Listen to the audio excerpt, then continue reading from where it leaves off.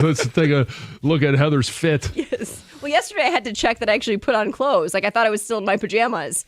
That's not where my mind went. No, me neither. As if she would have drove here completely naked. Oh, what? Where? Whoa, How'd that wait a happen? second. What? Wow, this is a like special show today. I was still in my pajamas yesterday because I was wearing like those like The joggers and a yeah. sweatshirt, and I was like, wait a minute. I know. I did change my clothes. When I wear my, I wear the Lululemon dress pants and joggers are the same material. Right. And sometimes I'll look down and be like, wait a second. Am I wearing my dress pants or am I wearing my joggers? Yeah. But today is a special day too. It is. Yes, it is. And it is opening day eve. So I know there's probably a lot of people already packing up the truck this morning, hey, getting things ready to go and making sure you got every single detail taken care of for opening day tomorrow. So just a quick message, be safe. Make sure you wear your Hunter Orange. Make sure you're doing, you're wearing your strap, your tree strap when you're up there, your safety harness, and just, hey, be safe and have a great time. Best of luck. I won't get a chance to hunt on opening day. I'll be in Chicago tomorrow. I actually may hear more gunfire in Chicago than, up north, but it will still have, hopefully everybody has a very safe opening day. Best of luck. How have you historically juggled football and hunting? Because they are at odds, right? Like you want to go up and you want to spend a weekend, but spend 2 weeks. Whether you're playing or now working, how do you juggle it? If opening day or opening weekend falls on a bye week, or if a bye week falls at any point, now it's usually the best opportunity I have is for it to be opening weekend because you typically don't have a bye week before you're playing the game. Mm-hmm. And this year we had 2. I was kind of hoping that maybe one would be a little bit later, but no, this is a conversation I have with the kids all the time about sacrifice for the job you do, or there's things that you want to do but you just can't. Mm-hmm. And so it's been a while since I've been out at opening day. In fact, it's probably almost been a decade. Brady Hoke, I think, was the coach. Wow. Last time we had a bye on opening weekend that I could actually go out and hunt. And that day, Ruby took her first deer. I was standing behind her. We were holding the shot or the rifle together. I let her pull the trigger and bam, knocked it down. Down goes Bambi. Yeah, I got a picture of her holding the deer heart in her hands. Oh, how old was she? I did not make her take a bite out of it. Oh gosh. Yeah, is that a thing people do? Oh yeah, sometimes your first one supposed to take a bite out of the deer heart. Oh yeah. And then vomit? If you disgusting. miss, then we tear your coattails and shirt tails and yeah. How old was she? We make fun of you. I think she was probably 8 or 9. Okay. Yeah. And so I was in one of those pop-up blinds, and I had 3, I think, of the 4 original, because Teddy obviously wasn't around at that point. Mm-hmm. And I had headphones, iPads, everything, trying to keep them entertained, just hoping and just begging for anything to come by. If it was brown, it was down. John, I got a quick question. Better opening day, baseball or hunting? Oh, it's hunting. I thought it would be. Yeah, no question. And you guys know how much I love opening day. But yeah, the opening day of hunt season, because the season's only 2 weeks long. You got 182, you get 162, hopefully 182, 162, and you got 81 home games. So I can go to any home game, but during hunting season, I only get 2 weeks of rifle season. Now I do bow hunt, I do black powder, so it extends that season. But yeah, this is and it's also, it's kind of very similar to baseball opening day because it's a tradition. And if you are that individual on opening day of baseball season that goes down with your buddies, hey, it's guys are coming from all over the state, your college buddies, high school buddies, it's that reunion. Father, son, sometimes, whatever it is. And this is that same reunion where you may not see these guys. You talk to them, you text them now, but you may not see them until, November 15th of next year. So we know it's an exciting day for a lot of you guys out there. Yes. Great message, John. Have fun. Be smart. Come back in one piece. Mm-hmm. Today's show, we always say this, I got a busy show today, big show today, loaded show today. Guys, we have our staples, the picks and the cookie jar. We got Mike Tirico joining us at 7:35. Setting the scene for Sunday night. Always a big game when we get Tirico on. JB Bickerstaff will make his first appearance of the season on our show. Get to him at 8 o'clock today. We have Red Wing tickets to give away. They won last night. They're playing again this weekend. You want to win some tickets? Be listening later in the show. We'll tell you how to do it. We're hitting everything today, but we are especially going to focus on Sunday night, Lions, Eagles. And John, you want to start with a very basic question. Yeah, and this is as simple as it gets. Fill in the blank. Lions win if. And then fill in the blank. Give us a call or text us 248-539-9797. We want to make this one simple. We want to have some fun with it. This is the biggest game of the season to this point, and some of it's just because it's the next one, but it is the defending Super Bowl champs. It is in their backyard. Lions win if. And I'll fill in that blank. Lions win if this offensive line dominates. Because there are still struggles that Philly has offensively. I think the defense will be fine. This offensive line, and especially Owosika and Glasgow, Ratledge, you have an opportunity to create a reputation for yourself. Not so much Glasgow because he's old, but the other two guys. You're getting a chance to play against a premier defensive tackle. And trust me, you don't want to block him one-on-one all game long, but when you get that opportunity, it's time to step up and stake that claim, plant your flag, and talk about the badass that you are. Let's go. Go to Lincoln Financial Field and bury him. That sound you heard was Heather cracking open a Red Bull. She's getting after it on a Friday morning. Sure was. Then I realized, my mic's still on. I'll turn that off. Yeah, it's a rough night last night. Yeah, it's like I said, it's deer hunting opening eve, and there's going to be a lot of that sound tonight. Cracking some beers. Just wanted to clarify if anybody thought we were really getting after it on a Friday morning. Let's go, baby. I don't get to go, but we're doing it this morning. Start partying for Sunday night today. The Lions win if blank. John, it does come down to what they do up front, but I think the result of that will be whose quarterback plays cleaner. And that will come from what is happening in front of that quarterback. Jalen Hurts on the season has 1 interception. 16 touchdowns, 1 interception. He does not make a lot of mistakes. For Jared Goff, well, the fastest way to get him into a mistake situation is if you pressure up the middle. If the Lions keep the pocket clean for Jared, if the run game is real to allow play action to open up, if Jared's getting the ball out the way he did last week involving all the playmakers, clean football on the road against Philadelphia, and you get Hurts to make a mistake. Whether that's Brian Branch doing Brian Branch things, it's Aiden coming off the edge, it's Aleem McNeil making a play in the middle. Who plays cleaner at the quarterback position? And you're right, John. I think that all starts up front. Yeah, and I can't remember if we were talking about it yesterday or if it was one of the other shows I was watching throughout the course of the day yesterday.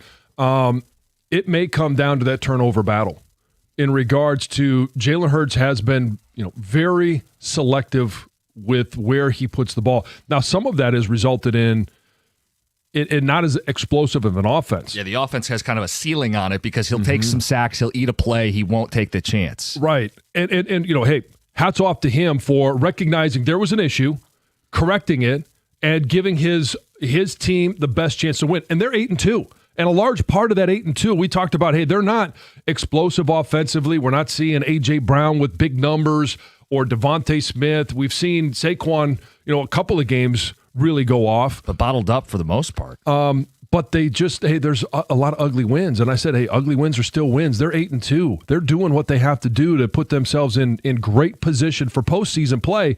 But it really may come down to if you could win that turnover battle. Yeah, look, I think the Lions will have the more explosive run game. That should open up Jared Goff to be a complete, balanced, under-control field general on the road in Philadelphia. I think Hurts is going to do much of the same.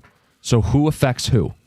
And it starts up front. 248-539-9797. Jay, you're next up. You're on 97.1. Hey, guys. Good morning. Good morning. So I believe that the Lions just need to have their defense man up and contain Jalen Hurts. Saquon's kind of having a down year. Both lines on the offensive lines are not as, I'd say, explosive as they were last year, but if they can contain Jalen and check that box and keep him contained, I think they'll come out victorious. And then, John, about that hunting, Yeah. I bleed it through and through, brother. I've hunted everywhere after I got out of the service, and then I instilled that in my kids. When I coached, I live in Newaygo. I'm in town working, and 78ers. I took a bunch of them bow hunting for a bow camp on weekends. And then my oldest, he graduated last year, but he hurt his back in football, and I had to freaking put his pants on for opening day last year to get him out there because he wanted to go so bad. So I'll hang up and listen to what you say. Okay, good luck tomorrow. Hope you have success. Yep. And I kind of with Jay, and I was going to ask him there, but I know we're up against it. If you could contain Jalen Hurts, that I think that will be one of the keys to this game. Yeah. Does it give you confidence the way that this defense played against Lamar Jackson and Derrick Henry? You faced a two-headed monster and a mobile quarterback.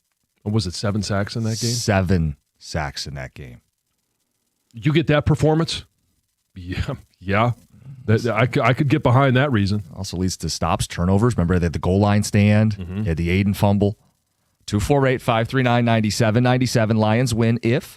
We'll get to the picks coming up at 6:35. I've got the 5 most important players in the game on Sunday night. We'll do that at 6:50. It's 97.1. Hey, FanDuel Friday is turning it up with NBA Happy Hour. Every Friday from 6 to 7:30 p.m. Eastern, FanDuel is dropping limited time specials to get you in the zone. Boosts, bonuses, surprises, all designed to bring that Friday energy. We love Fridays. This isn't just another promo. It's your weekly pregame. NBA Happy Hour every Friday, 6 to 7:30, and that's Eastern, only on FanDuel, official sportsbook partner of the NBA. All you have to do is visit FanDuel.com/971 Detroit to grab your reward before the clock expires. That's FanDuel.com/971 Detroit. Just as a reminder, that's Eastern time, and it is 6 to 7:30 tonight. Must be 21 or over and present in Michigan. Opt-in is required. Rewards are non-withdrawable. Restrictions apply, including bonus and token expiration, leg requirements, and max wager amount. See terms at sportsbook.fanduel.com. If you have a gambling problem, call 1-800-GAMBLER.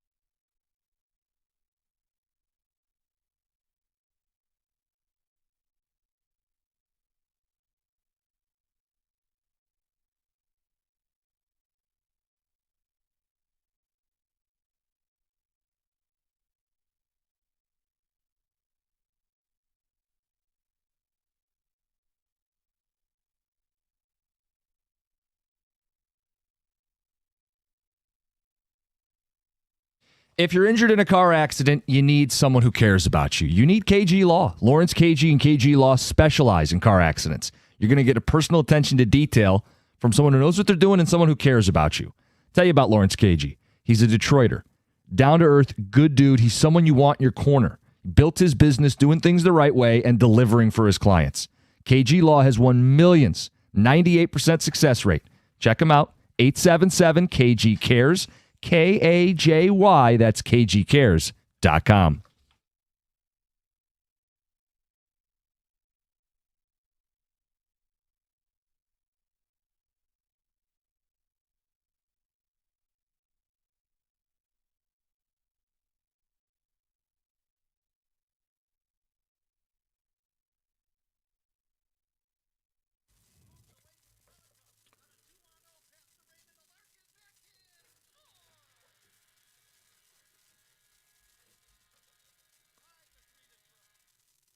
Finally got a little separation last night. Dylan Larkin, great effort. 2-0.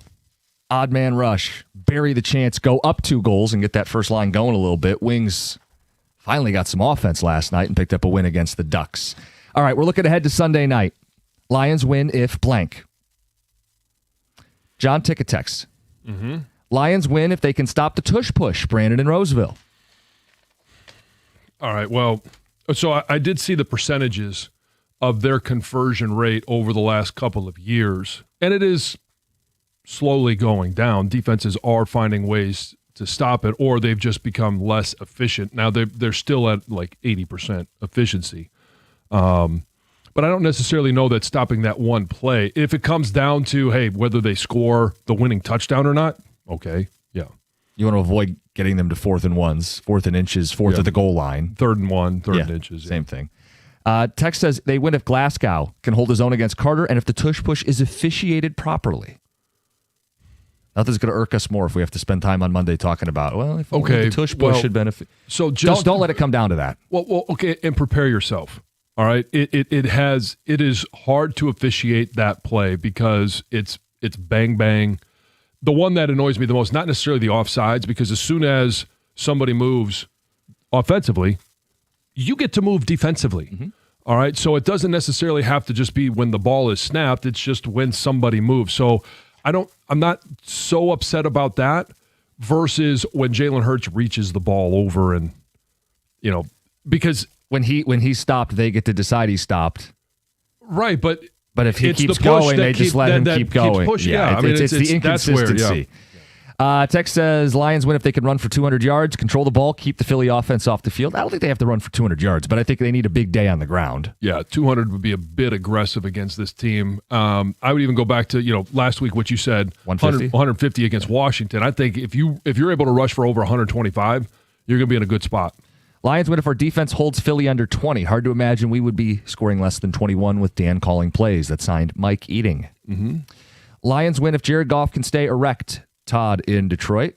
Yeah. Got to keep him upright. I think the Eagles are going to make an effort to get A.J. Brown more involved this week. The key is keeping him quiet, Tom, in a car. Let that fester. And, I mean, you look at all the stupid things that he tweets or says. Like, it can't. I know that the guys, they've all said that they love him in the locker room. But at some point, when he keeps needling, hey, if you've got me on your fantasy, then bench me. He called it an S show, and then he said he wasn't going to apologize for his comments. Okay. Yeah. I much prefer what we got going here. Total buy-in, even if you don't get the football. Let's get to James in Richmond. You're on 97.1.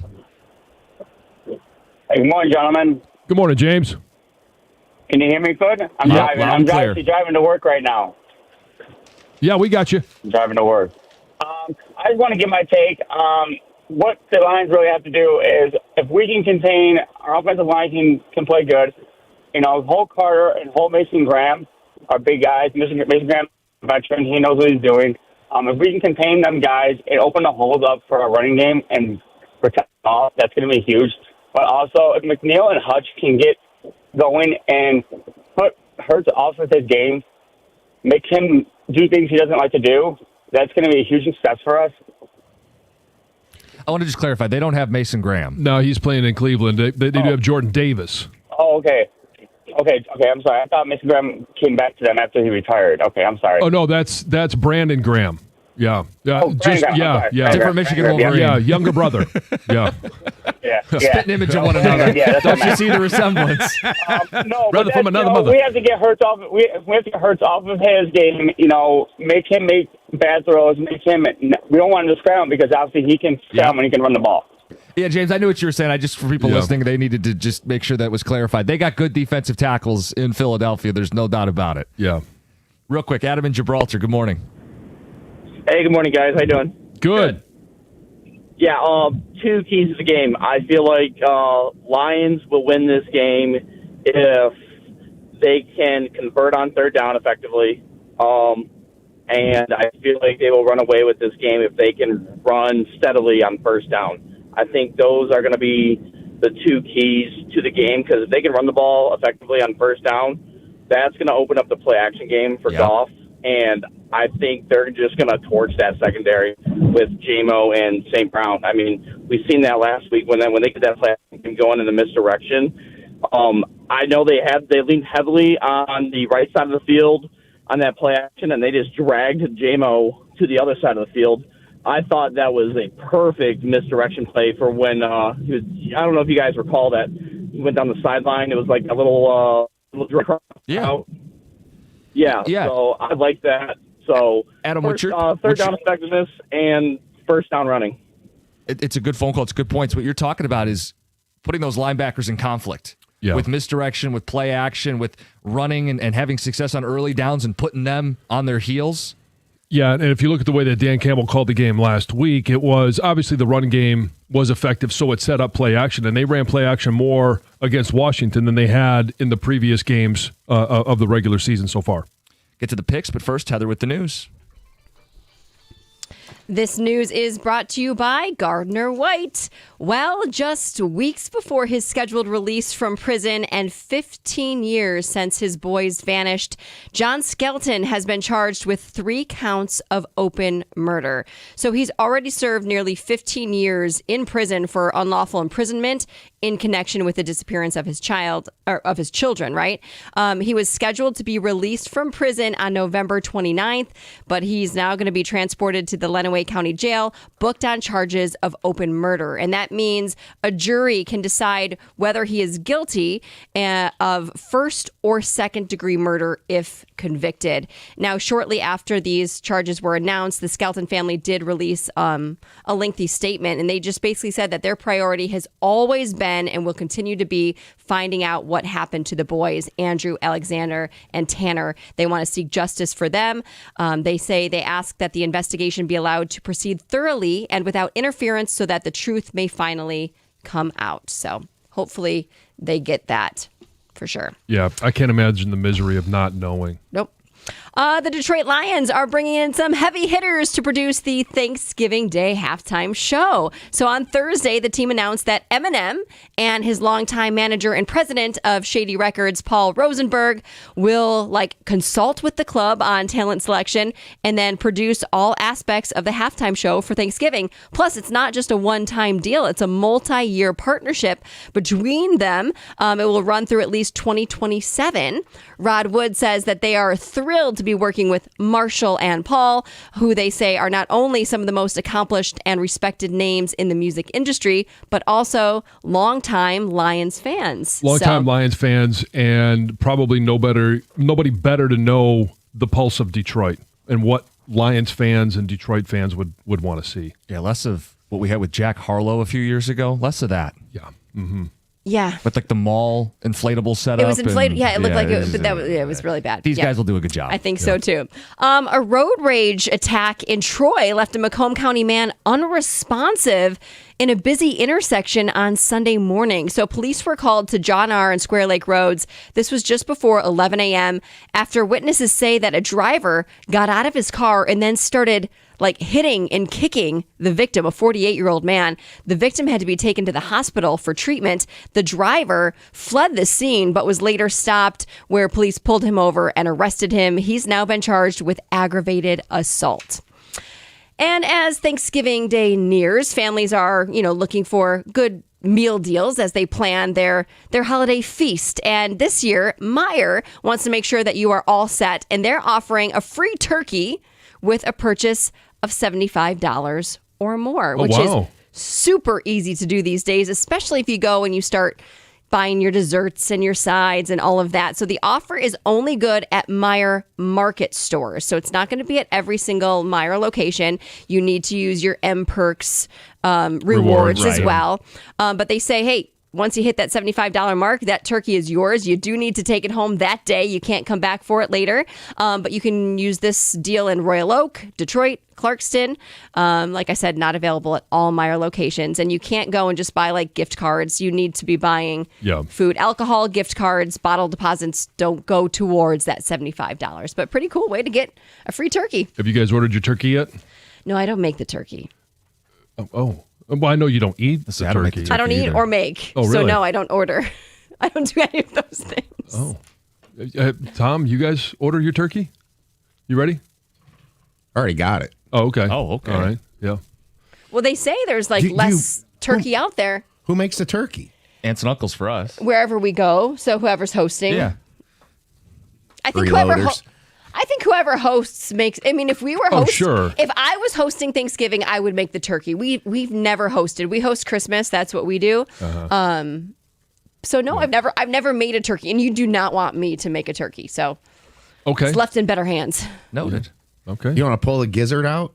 Oh no! I told you my experience just cutting a one of those chickens. What are those? The rotisserie chickens. Like I was like screaming as I was. Even Just the fully cooked rotisserie chicken. Yeah, like you gotta Even go that like. freaked you out. Yeah, Okay. Really? All right. I'm better at it now because my kids eat it. But Yeah. the first time I had to do it, Colin was like, "Are you okay?" I'm like, "No, there's a rib Wow. cage. You gotta." Dad, it's cooked. Ah! It's great. Anyway, that's Heather with But the you gotta news. take it off the bones. Yes, there are bones. These I are just an know. animal, Heather. Yes. John had a great week in the picks last week. 6-1, our boys heating up. There you go. Better late than never. Got some work to do next. 97.1. Hey, we all know, we just talked about, the holidays are right around the corner. What comes with the holidays? A lot of stress and some indulgence. How about the best way to handle both of those is to get a great workout in? Planet Fitness offers you that opportunity right now. $1 down, $15 a month gets you in the door. And if you like what you see when you're in there, you can always upgrade to their Black Card membership. And I highly recommend it because the Black Card membership allows you access to every single location. So there's one right around the corner, pretty much wherever you are in Metro Detroit. They got 50 of them and still expanding around the country. Same thing. And you can also take a guest with you every single time. So it's kind of like splitting one. And hey, there's so much that Planet Fitness offers. That Black Card membership, you can use their hydro massage, other innovative amenities, and I already mentioned some of the other great things. They've got all the equipment. If you like to lift weights, they've got it. You want cardio, they've got it.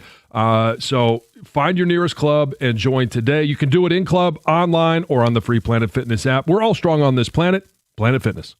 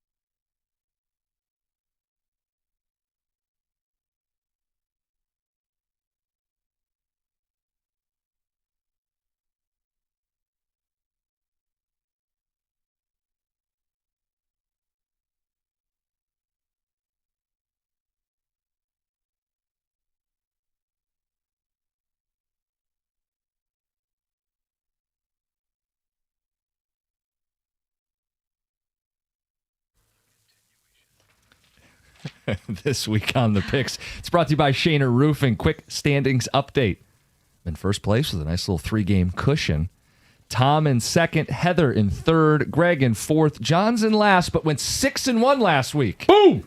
Let's get after it. John was tired of hearing everybody talk trash about his record, so he went 6-1 last week. That was a great job by John. We're going to start this week in Athens, Georgia, where the Bulldogs are favored by 5.5 over the Texas Longhorns. Jim. There are some people that believe Arch is finally hitting his stride. I will point out that Texas on the road this year has struggled. Columbus early, at the Swamp. They nearly got out of Lexington and Starkville. I love the Dogs at night to roll. I just don't know what I believe about either of these teams. Is Arch starting to find his stride? Better late than never. Is this Georgia team just kind of middle of the road? And I think that they are. I don't know that their offense can really just go out there and outscore you. And I do like Texas's defense, so I'm going to take Texas to not win the game, but at least cover. I'm going to go with Georgia.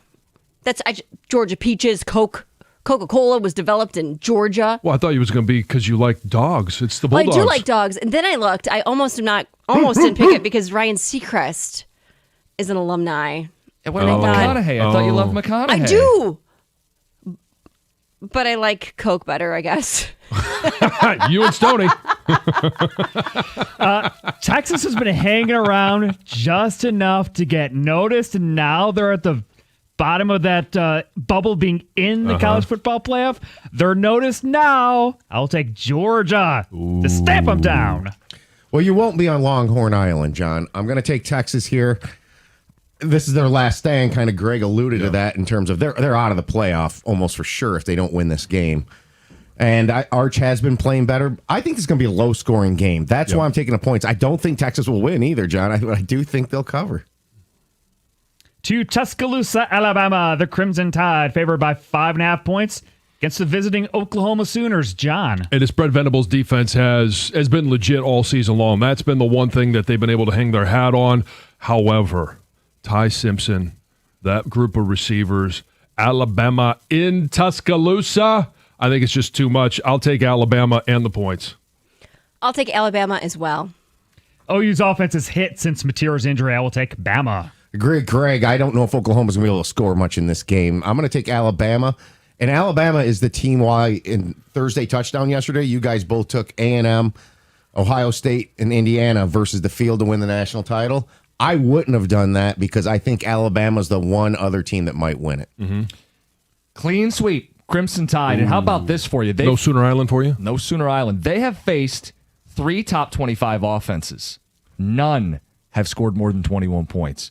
Yeah, Oklahoma can stop the run. Here's the deal. Alabama doesn't run the ball. They're more than comfortable slinging it in the intermediate, shallow, and deep shots down the field.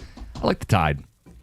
The team that refuses to be left off of the pick sheet because of their head coach, a great leader of men, Jonathan Smith. Michigan State, 7.5-point home underdogs to Penn State. Heather. I'm going to go with Penn State. Even though you're wearing green today? Yeah, but did you know that their So it's certainly original for the Eagles. colors, John, were pink and black?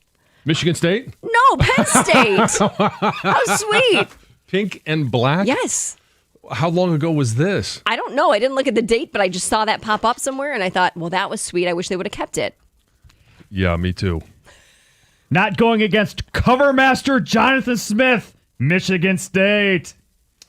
Yeah, I'm going with the Spartans here, too. They are a covering machine. Can Penn State bounce back after just an absolutely devastating James Franklin-like loss last week? I'm going to take the points here. Penn State got up to play Ohio State for a half. Penn State got up to play Indiana for a full game. Is Penn State going to get up to play Michigan State? Look, the Spartans aren't even good at cheating, but they're good at covering. I'll take Michigan State. So we got... Oh, you're the only one that took Penn State? I am. Well, I hate to do this because I just want to beat Heather. I am going to take Penn State. I do think that they are able to, this is a very prideful team. And I don't know what's going on in East Lansing. I don't know the issues, don't really care. But I do think that Penn State wins and covers. Michigan is 11.5-point favorites as they travel to Chicago the North Side to take on Northwestern at Wrigley Field. John will be there. You know With what? his My ball wife gloves. was Yep, with my ball glove. when my wife was applying to colleges. She did not want to go to Northwestern because at that time it was just quote a football school. Michigan's the better football school. I'll take Michigan. Yeah, I'm surprised that this spread isn't more like 14.5. I don't know what the reasoning is behind that. Northwestern scored 110 points in 6 Big Ten games. I think Michigan's going to cover here. I think they're going to hold Northwestern's offense down, and I think Michigan will start ramping up, and you'll start seeing a few signs for the Ohio State game. You know, Sharon got them ready last year, and with the bye week, I like Michigan in this spot. It's an opportunity week. Look, Michigan doesn't score a lot of points either, Tom. That's I why. know. That's why 11.5 is a good number. Well, that's why I'm going to take Northwestern. 11.5. I'm with Jim on this one because I just the inconsistencies of this Michigan offense, and the thing about Northwestern, they got up to play Penn State, and this is a team. I think Michigan wins the game, but I think it's going to be much closer. Northwestern doesn't make a lot of mistakes. They're a very disciplined team. Their time of possession, they possess the football, puts the pressure on Michigan to be able to make big plays, and I just don't know that they're going to be consistent enough. So I'll take the Cats. Go Cats. Yeah, I'm going to go with Northwestern too. Very different reason because it made me think of Jamie, and he always used to go with his Go Cats. He'd do the claw. The Claw. Yeah. To the NFL, Seahawks travel to Los Angeles, He takes did on every the time. Rams. Go Cats. Rams are favored by 3.5, Tom. This is a great game. I'm going to look forward to watching this one. Actually, you know what? This is a regional game, by the way. It's not America's Game of the Week. I'm going to go with the Seahawks here and the points. Mike McDonald, 11-1 overall on the road as a head coach. That's an incredible stat. He's done an incredible job. Look, you got to know who you are as a person and be unapologetically yourself. I am someone who doesn't believe in Sam Darnold. Give me the Rams. Hey, Mike. You look at this Seattle defense, and yeah, they've looked really good against the Jags, the Texans, the Commanders, the Cardinals, but none of those teams you would look at and go, wow, that's a good offense. I think it's a good defense, but I'm going to take the Rams. I think Matthew Stafford right now is 100% in a great rhythm. He's seeing the field, and I don't think the Seahawks can stop him. So give me Matthew Stafford, Puka Nacua, that offense, and the Rams. Yeah, I want the Rams too. I'll take the Seahawks, getting those 3.5 points. Chiefs are at the Broncos. Chiefs are laying 3.5 points. Jim. I want the points. I think the front for Denver can get after Patrick Mahomes. He may be running a lot of east and west. Points are a premium. Give me the home dog. Points are a premium, and the Broncos won't be able to score any of them. They've struggled against good defenses. Spagnuolo, I think, and I know this game is in Denver, but I think that it's just too much. The Chiefs are, again, backs against the wall, have to win. Give me the Chiefs. Give me the Chiefs as well. I'll take the Chiefs. I'm going to go Chiefs here, too. Andy Reid, 22-4 overall off bye weeks, and the Chiefs have got to win this game, I think, if they want to win the AFC West. So are you on Mile High Island? Apparently. Look, I think the Chiefs will win the game, but I'll take the points. All right, last game, right? Nobody calls Yeah. for the upset. They're always like, Couch it. everybody's like couches. Yeah. Like, oh, I don't think they'll win the game, but they'll cover. Everybody's stony. Everybody's got a little stony in them. Lions travel to Philadelphia to take on the Eagles. Eagles are favored by 2.5 points. Rumor has it Carrie Underwood will be waiting all day for Sunday night and be singing about it before the game. Let's start with John. Can't stand that song. It's just the singer. Anyway, all right, got off track. I think that the Lions find a way to run the ball, play action passes there. They do what they have to do to keep Jalen Hurts, Saquon Barkley contained enough. And Lions win. Lions take this one. I am all in, baby. Yeah, me too. Despite the fact that I'm wearing a green sweatshirt today, I'm choosing Sending the mixed Lions. messages. Yeah, it's typical woman. What? Mixed messages. Mixed messages. Yikes. Eagles. I think in the picks recap next week, typical woman will be one of the things that's said. In fact, that might need to be a drop for the rest of eternity. All right, I got some numbers here quick. Lions are 41-12 since Halloween of 2022. The Eagles are 39-14, 2 games worse. The Eagles have 1 Super Bowl appearance and a Super Bowl championship. the Lions have nothing to show for it. I think the Lions want to prove that they belong on the big boy field here. Eagles are 23-3 since September 29th of 2024. And I think the smoke between A.J. Brown, the offense, Kevin Patullo, is real. And I think this is the week that the Eagles kind of show that they have internal issues. And from that point on, they're going to have to decide if they want to correct that thing.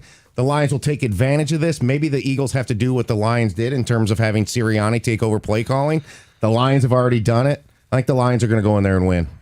Yeah, this is not what I have a ton of confidence in, but I'm going to take the Lions. Eagles are vulnerable. As much as you want to downplay, not you, John, but as much as people may want to downplay the Commanders win, it's the Commanders, it's how they looked in that game. It's unlocking a lot of the things they're supposed to be doing offensively. I think that translates. I think they come in with something to prove. Give me the Lions. And Dan Campbell, 13-3 in primetime games. Let's get fired up. Let's do it. It's the Picks, brought to you by Shana Roofing, 97.1. Hey, when it comes to an IRS collection or audit, Abraham and Rose has successfully specialized in resolving all types of tax problems for over 30 years. Their extensive experience means that when you're facing an IRS collection or audit, you can rely on their firm. Many firms come and go, but for 30 years, that's 3 decades of experience. It's a testament to their success. Their experienced team is ready to evaluate any underlying federal or state income taxes or payroll taxes. All you have to do is visit abrahamandrose.com or call 248-539-5040 so you never personally have to deal with the IRS.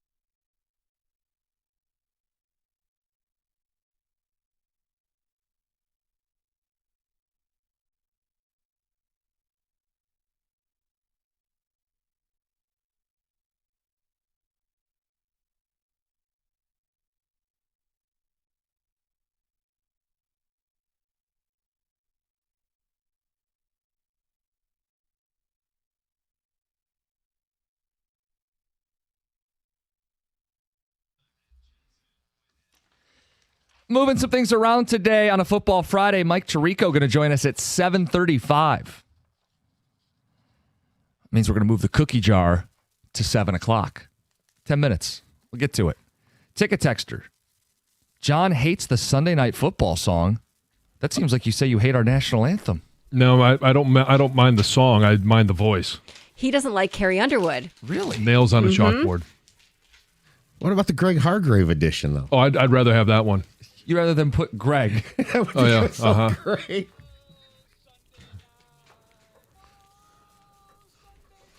At least that makes me smile.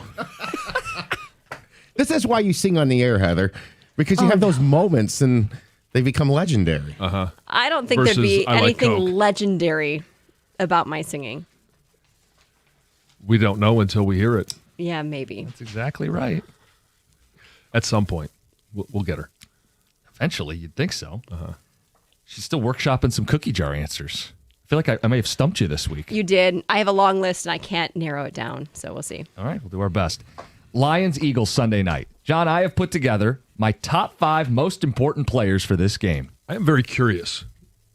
This has been something we've been talking about all week long, and I am curious as to what your top 5 are in this game. Did I get it right? Did I miss somebody? I'm sure I did. It's only 5 players from a game full of stars. Mm-hmm. Top 5 most important players for this game. Number 5, Derek Barnes. You want to follow the Baltimore blueprint? He was critical in that game. He had a sack. They used him as a spy.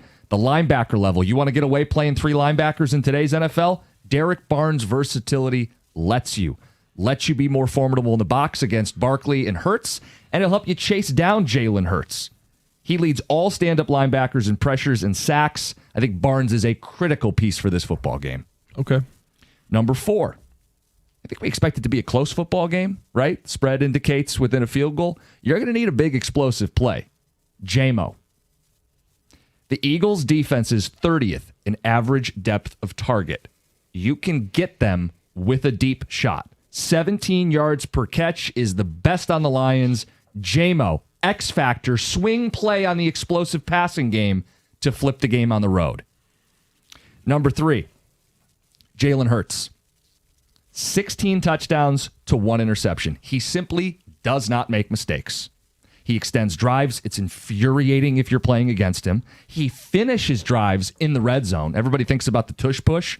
He's also the best passer completion percentage in the red zone. High percentage, get the tight end, the dump offs, pick your poison, and he seemingly always makes the right call. So you have to impact him. You have to force turnovers. And if he plays clean, Philly's going to do what they always do. Win. As ugly as it may be, win.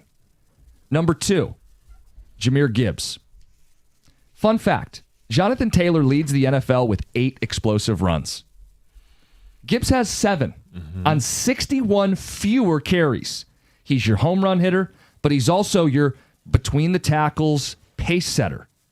He does everything for this offense. He unlocks everything for this offense. You want to put linebackers in conflict?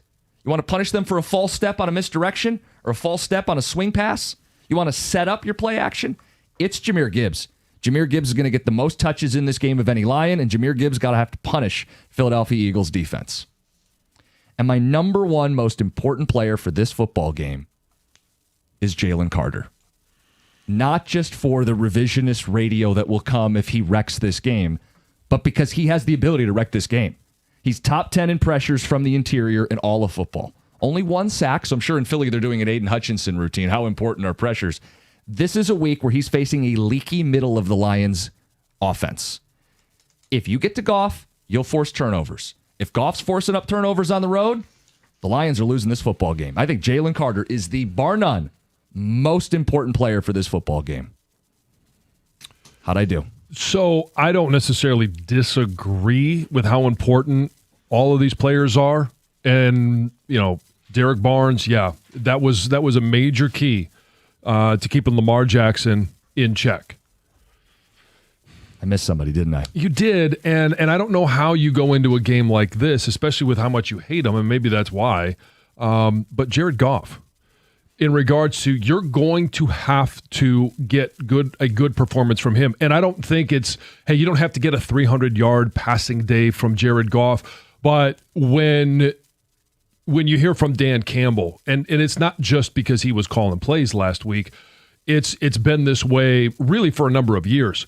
Getting to the line of scrimmage and putting this team in the best play possible. I think one of the things that gets underrated about Jared Goff, and we always talk about is, tiny hands in cold weather and, playing outside and, his propensity in big games to have some turnovers. It's the mental side of it for Jared Goff in regards to just how much he understands this offense. And it is this offense now that he is operating, because it's the offense from the last couple of years. It is Dan Campbell's offense. Dan even said it. Hey, there's times where he had my back in that game last week against Washington. Now, how much of that was just conversation? How much of it did he actually have to have his back because you're playing against a poor defense? When you're going against this Philly defense and you're looking at where those linebackers are, if they're going to be blitzing, he's really good against the blitz as long as he gets that ball out. And what happened last week? Less than 2.5 seconds, that ball was gone. Quickest release from snap to delivering the ball that the NFL has seen this year. That's where Jared Goff is going to excel on Sunday night. You're on the road, call breaks down, different play caller, right? He has to be the guy who doesn't get rattled. He has to be the calming influence on this offense. He has been. He has to be. It's a good note. Tom, did I miss anybody? I'm going to go just non-player. Dave Phipp.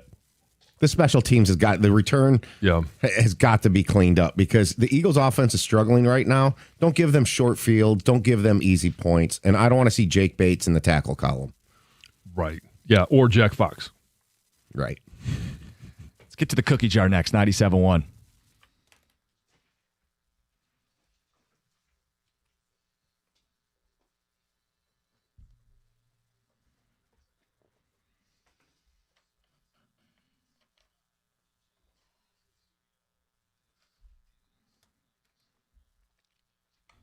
Brought to you by Marin Buick GMC. The Red Wings had 5 different goal scorers in last night's 6-3 victory over the Ducks. Todd McClellan was not only happy with the scoring distribution, but the distribution and style of goal as well.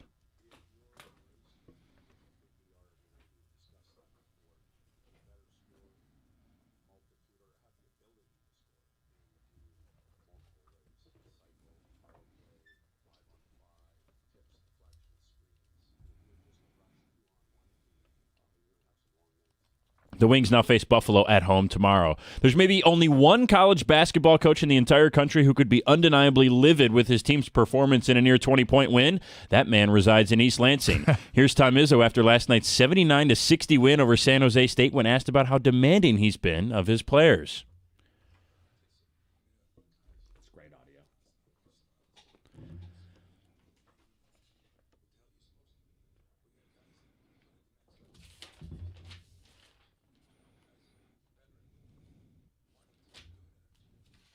Izzo went on to say Michigan State will get killed against number 9 Kentucky on Tuesday if it repeats last night's effort. At the Corewell Health Sports Desk, I'm Brendan Shabath. For more, go to 97.1 The Ticket or Odyssey.com.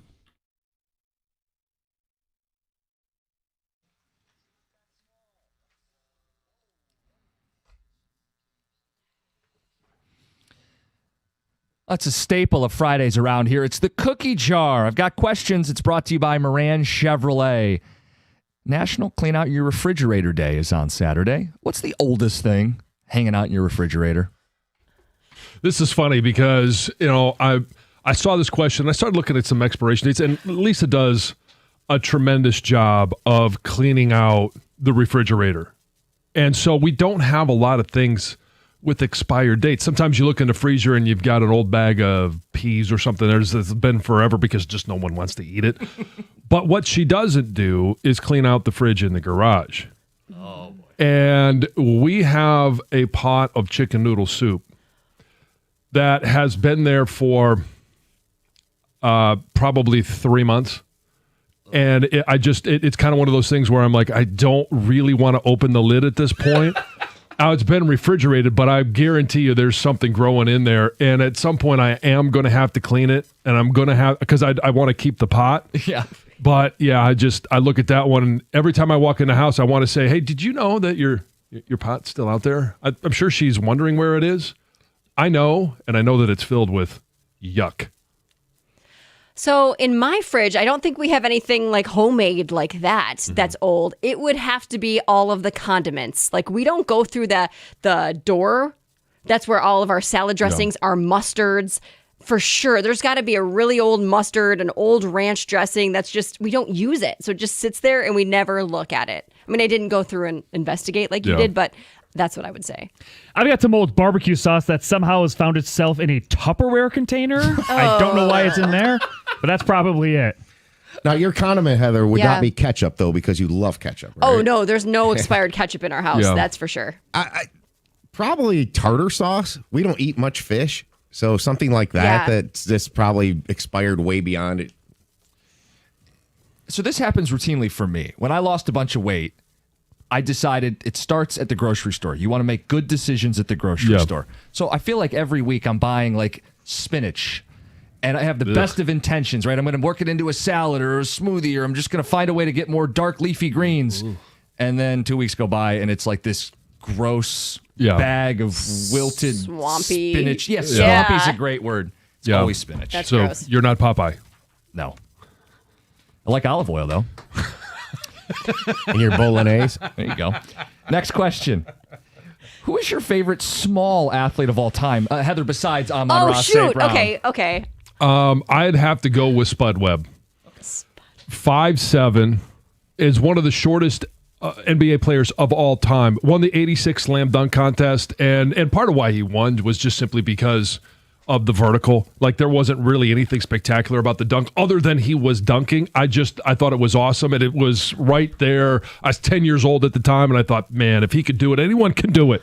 The picture of him dunking is pretty sweet. Yeah. Because there is so much room from his feet to the ground. Yeah, it's almost like the same amount of height that he is tall is what his vertical was. Wow. I've never heard of him before. I just Googled him. Pretty cool. I don't know a lot of small athletes besides Amon-Ra. Barry Sanders is the first one that I thought of. And it happened to be that he was standing next to Barry Sanders when I thought he was small. So. Yeah, Barry's 5'8". That qualifies. Yeah. Yeah. I'm going to say Darren Sproles. He's not much bigger than I am. And I've stood next to John Jansen and TJ Lang, and imagine a body my size next to bodies those size, and everybody's moving and flailing around, and appendages are flopping around everywhere. Oh boy. That's amazing that he could play as long as he did in the NFL. Yeah, 5'6". 5'6"? Yeah. Oh, he's a little man. Yeah. I'm going with Kirby Puckett. I loved watching Kirby Puckett play baseball. He wasn't the typical athlete. He was shorter, 5'8", but also stocky. Man, he always delivered when it mattered. I'm going to give you a guy that kind of gets forgotten about because Ed Reed dominated the era. How about Bob Sanders? Laying the lumber from the safety position at all of 5'8" to be able to lay people out at 5'8". Give me Bob Sanders. He won Depoy one year. Yeah, he did. All right, would you rather be a fan of an elite offense or an elite defense? Well, I'm an offensive guy, so I'd have to say offense. I can appreciate what's going on up front, and I fall into that trap too. Like I just want to see some excitement. I want to see the combination of a balanced offense. Those are always the most dominant. You can't stop the run, and then all of a sudden they go to the play action. That's why we love the Lions when it's operating as Dan Campbell's plan sees fit. Yeah, I agree with you. I would pick the offense just because I think it's more fun to watch. Defense. Defense. Defense for sure. Look at the Super Bowl last year. I mean, the clinic the Eagles put on, the clinic that the Bears put on in '85, the clinic that the Ravens put. Like an elite offense wouldn't beat that. I'm going to split the tie. Give me offense. Here's the thing with defense. You got an elite defense, you're always in the game, but you're never confident you're going to win it because you're always waiting for this offense that's not very good to find a way. When I have a great offense, I'm never out of it. And every drive is exciting. In the defensive defense, I think one of the greatest Super Bowls is one of the most boring Super Bowls, and that was Pats Rams. That game to me was it was a defensive masterpiece on both sides. That game sucked. Exactly. All right, the Pope ranked his top 4 movies of all time. What's your personal Mount Rushmore? All right, so I this was heavy discussion this morning, and I am venturing to say that there's probably only one on mine that maybe you guys have seen. Maybe another one, but you guys know I'm a big John Wayne fan. Are these all John Wayne No, movies? they're not all John Wayne, but the first two are. El Dorado, by far my first and favorite movie of all time. Whenever I'm in a bad mood, and this is how well Lisa knows me. If I'm in a bad mood, she knows it when I come home, El Dorado's on the TV. And it just calms me down, puts me back in the frame of mind. I become a better dad, a better husband. Rio Bravo is the other go-to John Wayne movie. John T. Chance. And so my third, John Wick, the second one. I knew it. I knew you were going to put that on there. John Wick, the second one. And I started thinking about this yesterday when we were talking about Lions fans going to Lincoln Financial.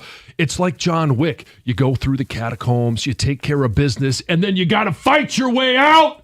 Exactly what we're looking for. And then my fourth, Hoosiers. Gotta love Hoosiers. At one, just it makes me smile every single time, and I get just excited when they measure the basket in Indianapolis, and I'm just ready to go. Have you seen Hoosiers, Jim? Yes. Okay. My team's on the floor. I'm still struggling with this question because I have a list of so many of my favorite movies in front of me. And it's, do I want to pick the movies that are actually good movies, like well done, cinematic, like... No, this is just your four favorite what movies. you like. Yeah, don't know. worry about what the film critics say. Because Mixed messages again. this is really Yeah, make up difficult your for mind. me. Where are we going to go eat? Okay, so Dirty Dancing is definitely on the list. One of my all-time favorite movies. I think Home Alone makes the cut. Oh, wow. Also going on the list. A movie that I can always watch when it's on TV. It's not a good movie, but I enjoy it. Pitch Perfect. Oh, And then big fan of T.J. Lang. Yeah, exactly. He's in the sequel, yeah. Gosh. I don't know. Throw a dart, Just pick pick one. one. Yeah, yeah. My Where do you wanna Cousin go to Vinny. eat? I don't know. What? My Cousin Vinny. Okay. Okay, all right. Yeah. Star Trek II: The Wrath of Khan, Return of the Jedi, The Prestige, and Moneyball. All right, I'm going to give you my honorable mentions quick. Goodfellas, Departed, Seven, and Silence of the Lambs. And You know, right there's there- only 4 people on Mount Rushmore. Just give us I know, 4 so names. I'm giving my honorable mentions first. Who's the honorable mention of Mount Rushmore? Yeah. Be your next week's Trump. cookie jar. All right. My 4, Dark Knight, masterpiece. It's the one, it stepped outside its genre because the acting and the storyline was so good. Like, it's not a superhero movie. It's a great movie. It's a superhero I agree with movie. you. No, it's not. It is a very, John? very good movie. It's on It's my a- list. Batman is a superhero. Watch it. Watch Heath He did Ledger. watch He it. did watch I have it. watched it, yeah. And El Dorado's better. Yeah. Please. Infinity War is second. Now that's a superhero movie. It moved ahead of Empire Strikes Back, which was my favorite before that, right behind Dark Knight. And I thought it was better than Empire Strikes Back and holds up. And then the fourth one, or Empire's third, and then Endgame is fourth. Shawshank, Yeah. Inception, Yeah. Good Will Hunting, and Rocky 4. I'm a sucker for that cheesy Rocky movie. There you go. All right. Yeah. At least you have a dies. sports one in there. He dies. Yeah. He dies. Throw in the towel. You can't win. For Christmas, colored lights or all white? All right. So in the Jansen house, we do both. But I will say this. If it were up to me, it would be colored lights and there wouldn't even be an option. We do colored lights outside, and I just put them up, some of them yesterday. They're on this morning. I thought they looked spectacular. But on our Christmas tree inside, Lisa loves the white lights. Now, with Teddy, The because whites are much better. we have a new Christmas tree that has the button that you can hit for all that it can be blinking. They can, the little lights aren't twinkling. Yes, okay. Or they could be colored. They could be white. And Teddy prefers colored lights. So I might get my way this year. I have some rules about the lights at our house. Same kind of thing as you do. Inside, it's white lights. Outdoors, it can be anything. I like the colored lights outdoors. Yeah. Definitely colored lights. Colored is fine. Yeah. More than fine, David. Yeah, I'll take the David lights outside, and then the tree has got to be white. Okay. The whites are much better. You were just waiting for this, weren't you? This is great. The colors. I like the colors for the Christmas tree inside and outside the house, as David would say. Colored is fine. That's your cookie jar. It's brought to you by Moran Chevrolet. It's 97.1. Hey, FanDuel Friday is turning it up with NBA Happy Hour. Every Friday from 6 to 7:30 p.m. Eastern, FanDuel is dropping limited time specials to get you in the zone. Boosts, bonuses, surprises, all designed to bring that Friday energy. So you got to make sure you check it every single time. This isn't just another promo. It's your weekly pregame. NBA Happy Hour every Friday, 6 to 7:30 p.m. Eastern, only on FanDuel, official sportsbook partner of the NBA. All you have to do is visit FanDuel.com/971 Detroit to grab your reward before the clock expires. That's FanDuel.com/971 Detroit. Must be 21 or over and present in Michigan. Opt-in is required. Rewards are non-withdrawable. Restrictions apply, including bonus and token expiration, leg requirements, and max wager amount. See terms at sportsbook.fanduel.com. If you have a gambling problem, call 1-800-GAMBLER.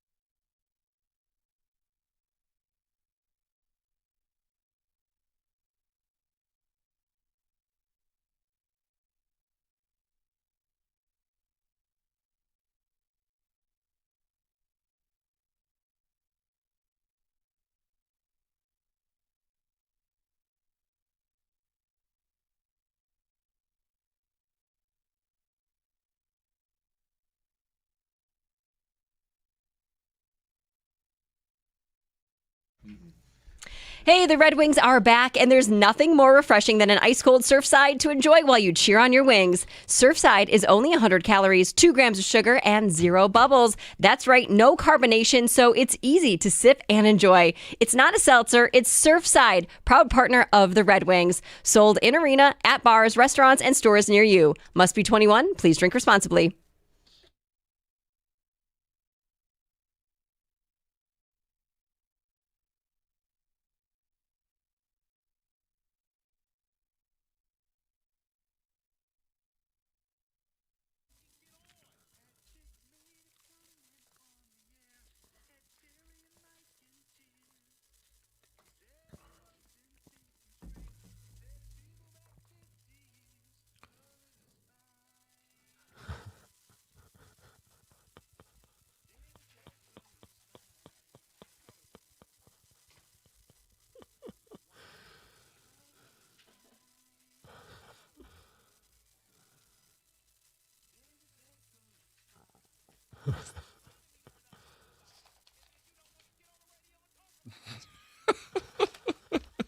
Good morning. I've not heard that one. You hadn't heard that one. No, that's good. It's only appropriate after Cookie Jar. Ticket Texter says, so white inside and colored outside? Is that really how we're doing this, guys?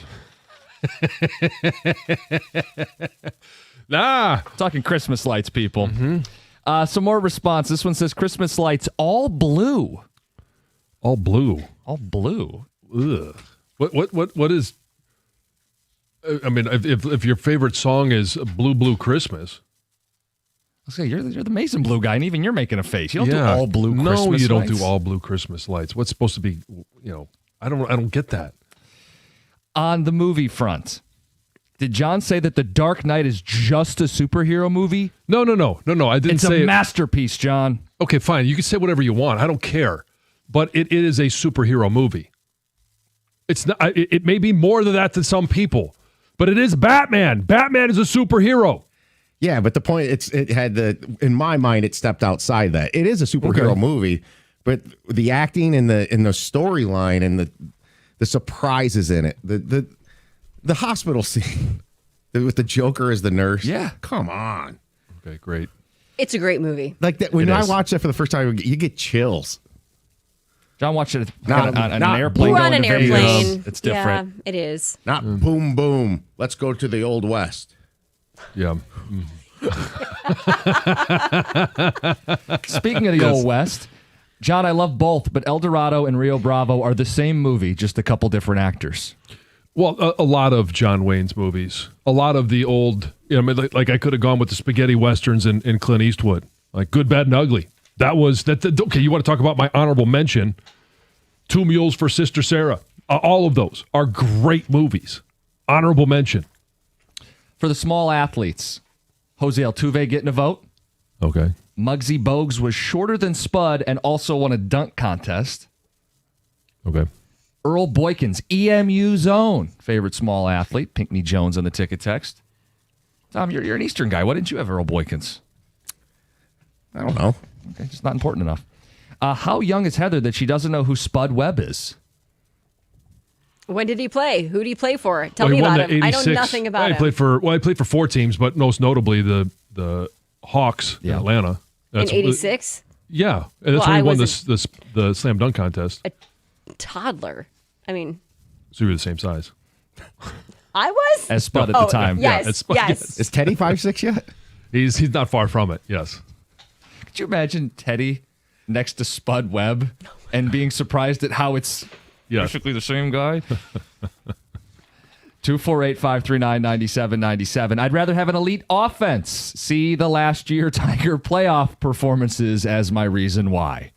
It is a helpless feeling when your defense is great, but your offense stinks or just isn't very good, and you're in these torturous games. Greg, I know you're saying it's the same the other way, but at least I'm in a shootout, and I feel like the next time I get the ball, I'm going to go win. I have to eventually go win. As many stops as I get, eventually I have to score. With the offense, I never have a doubt. I'm going to score. Yeah, but good defenses score too. Yeah. See Iowa football for 35 years. How'd that elite offense work in the NFC Championship game? Okay. Got him. All right. I mean, the gave you the Eagles same- didn't have an elite offense too. Yeah, I mean, Yeah, I mean Saquon Barkley was what 2 or 3 in MVP voting. I'm talking about the Lions one. No, I know that. Yeah, but he just brought up the Eagles. The last year the team against that the won the Commanders? Super Bowl. Yeah. Yeah, Okay, I think we're having two different conversations here. yeah. Anyway, our football conversations are brought to you by Paramount Plus. Sorry, Paramount. You can't count on much. You can always count on Sundays with the NFL on CBS and Paramount Plus. Watch your local NFL game every Sunday with CBS and Paramount Plus. Visit ParamountPlus.com/NFL to get started today. You got a couple other movie ones you should read. Oh, okay. You brought these in. What do we got here? This one says Big Four. 4 movies: Big Trouble in Little China, Mallrats, Super Troopers, and From Dusk Till Dawn. Super Troopers is great. Shawshank 7. 7 was just off the list for me. Yeah. Shawshank 7, Good Will Hunting, and Shaving Ryan's Privates. That's the one you wanted me to read. Yeah, to get that. There you go. Let's go to news. Let's get to news. Hey, by the way, We can ask Mike Tirico about as I that. say, we will not be asking Tirico about that at 7:35. He will join us, JB Bickerstaff, at 8 o'clock. What's going on, Heather? Well, this news is brought to you by Gardner White. So, what's believed to be a human skull was discovered by workers in the woods in Wayne on Thursday. Police say that the skull was found in the afternoon in a wooded area near Michigan Avenue and near Newborough Road. Police do believe that the skull is actually connected to another adult skeleton that was found in the same area back in March of this year. Apparently, those bones, a skull was never found for that body, but the skull is going to be sent to the Wayne County Medical Examiner's Office for lab work. Police have not said how or when it's believed the person died. John Skelton, the father of 3 Michigan boys who disappeared back in 2010 and were never found, has now been charged with murder. 3 counts of open murder and tampering with evidence were filed against him on Wednesday, and the charges come just weeks before he was actually set to be released from prison for unlawful imprisonment of his sons. He's served nearly 15 years for that charge. So, and it doesn't go into detail if there's new evidence Right, that that's what I was was trying to found, figure right? out. Because it's like, okay, after all these years, did you find something that you can actually pinpoint this, or is it just new eyes are looking at this case and think that he should have been charged in the past? So the family is obviously hopeful that the truth will finally be unveiled.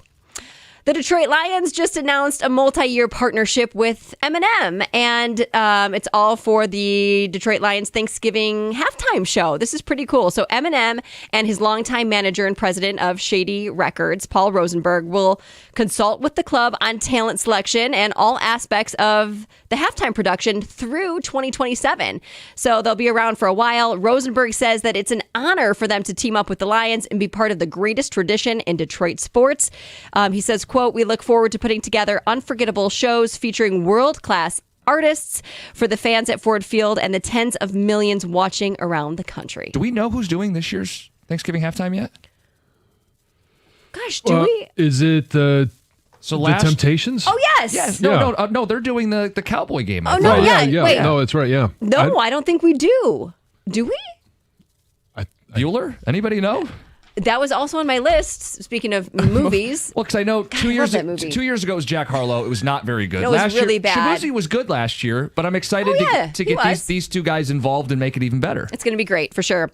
You guys, there was a crazy road rage attack in Troy. It actually left a Macomb County man unresponsive. This guy, a driver who was clearly upset about something, we don't know the details, got out of his car. This was at John R. in Square Lake on Sunday and started beating this man, a 48-year-old man, kicking him over and over, hitting him. The victim had to be taken to the hospital for treatment. The driver fled the scene, but thankfully was spotted later on, pulled over, and arrested. He's now facing charges of aggravated assault. This is a story you guys might, semi-relate to. There's this guy. He's actually from Russia, or in Russia, and he's facing 2 years in prison because he staged a carjacking. And he did it, apparently, all because he didn't want to go shopping with his wife. Oh, come on. Because it is, I don't know if you guys enjoy shopping or not, but I know Colin, after one story, is like, I'm done. Like he does not There's enjoy a fatigue factor. Yes, definitely is not his favorite thing to do. Probably not with me. If I'm going to shop for clothes or something, it doesn't have to be clothes. Like could be anything, I guess. But if I go grocery shopping with Kelsey, like our pace is so different. I'm like, Oh, really? we're going here, get Yes. everything, get out. And she's like, well, let's go down this aisle. Let's take a look over here. yeah, Yes. So When I get it. We usually go shopping at different times, and if I'm going shopping, I'm in and out. Yeah. And Lisa sends me a very detailed list because she knows I'm not going to pick up anything that's not on the list. yeah. So I can relate to this. I can understand where this guy was coming from. Not as far as to stage a carjacking, but it happened back in April. The cops are just releasing a detail, but apparently he said the car was stolen. It was found to be tampered with, and police believed it until the husband kind of said this is what's going on. So. It's Heather with the news. Lions on Sunday Night Football. Mike Tirico next, 97.1. Hey, Dr. B at Michigan Hair Restoration is celebrating 30 years of helping men across Michigan restore their hair and their confidence. He's helped thousands look younger, feel better, and get back the confidence they thought was gone for good. A board-certified surgeon, Dr. Berkowitz is a true pioneer in modern hair restoration, and he's the only Detroit area physician offering both SmartGraft and NeoGraft, performed entirely by his own in-house medical team. So there's no traveling techs, no assembly line, just precision, safety, and results that look completely natural. And because of a rare schedule opening next week, Dr. B is making it possible to save thousands on select procedures, but only for those few available spots. Once they're filled, regular pricing returns. And this Thanksgiving, don't be a turkey. Skip the overseas gimmick and trust your hair to a board-certified surgeon. The sooner you call, the more options you'll have, and the sooner you'll see results. Visit MichiganHairRestoration.com. That's MichiganHairRestoration.com, where your confidence grows back.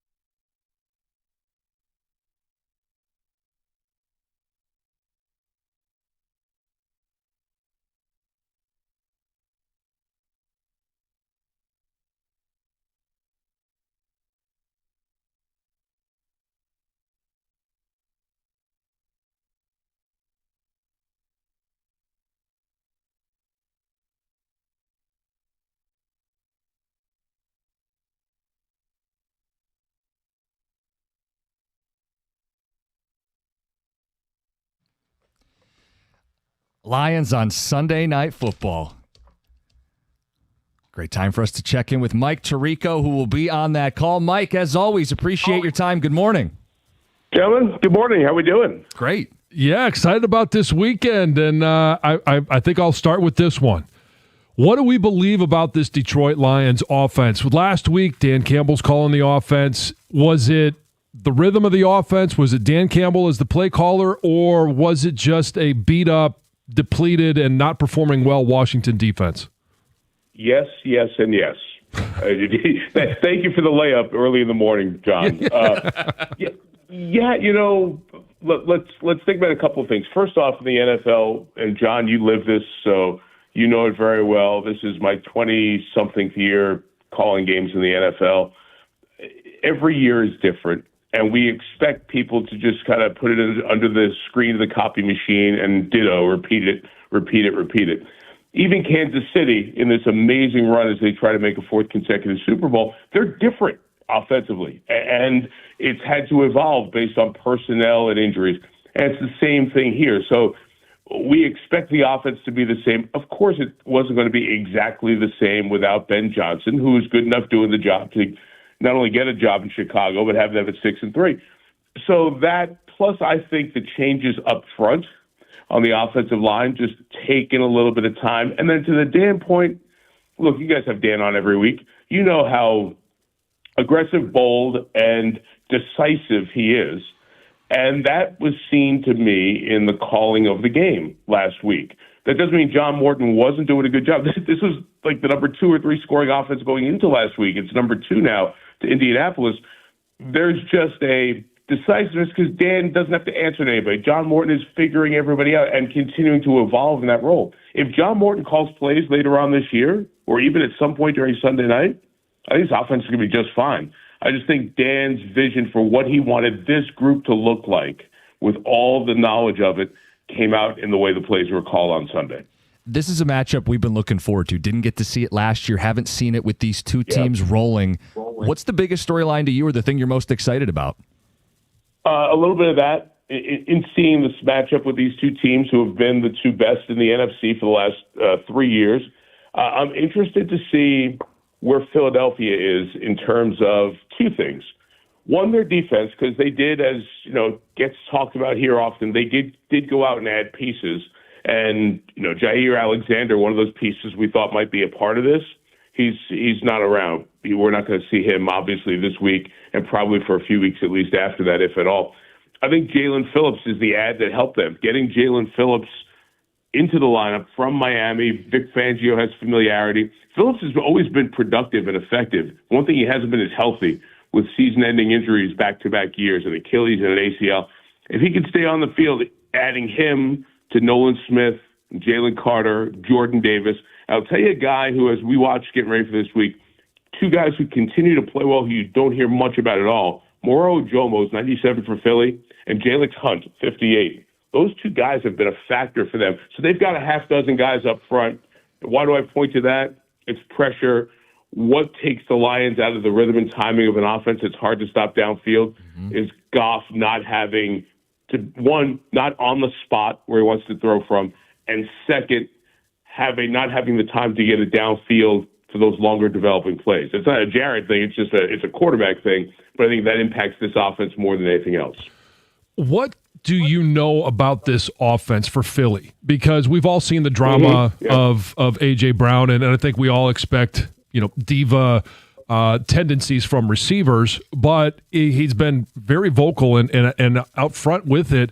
But we've also seen Jalen Hurts address the issue of turnovers. 16 touchdowns, 1 interception, but they're also not taking as many shots downfield. Like, what do we know about this offense?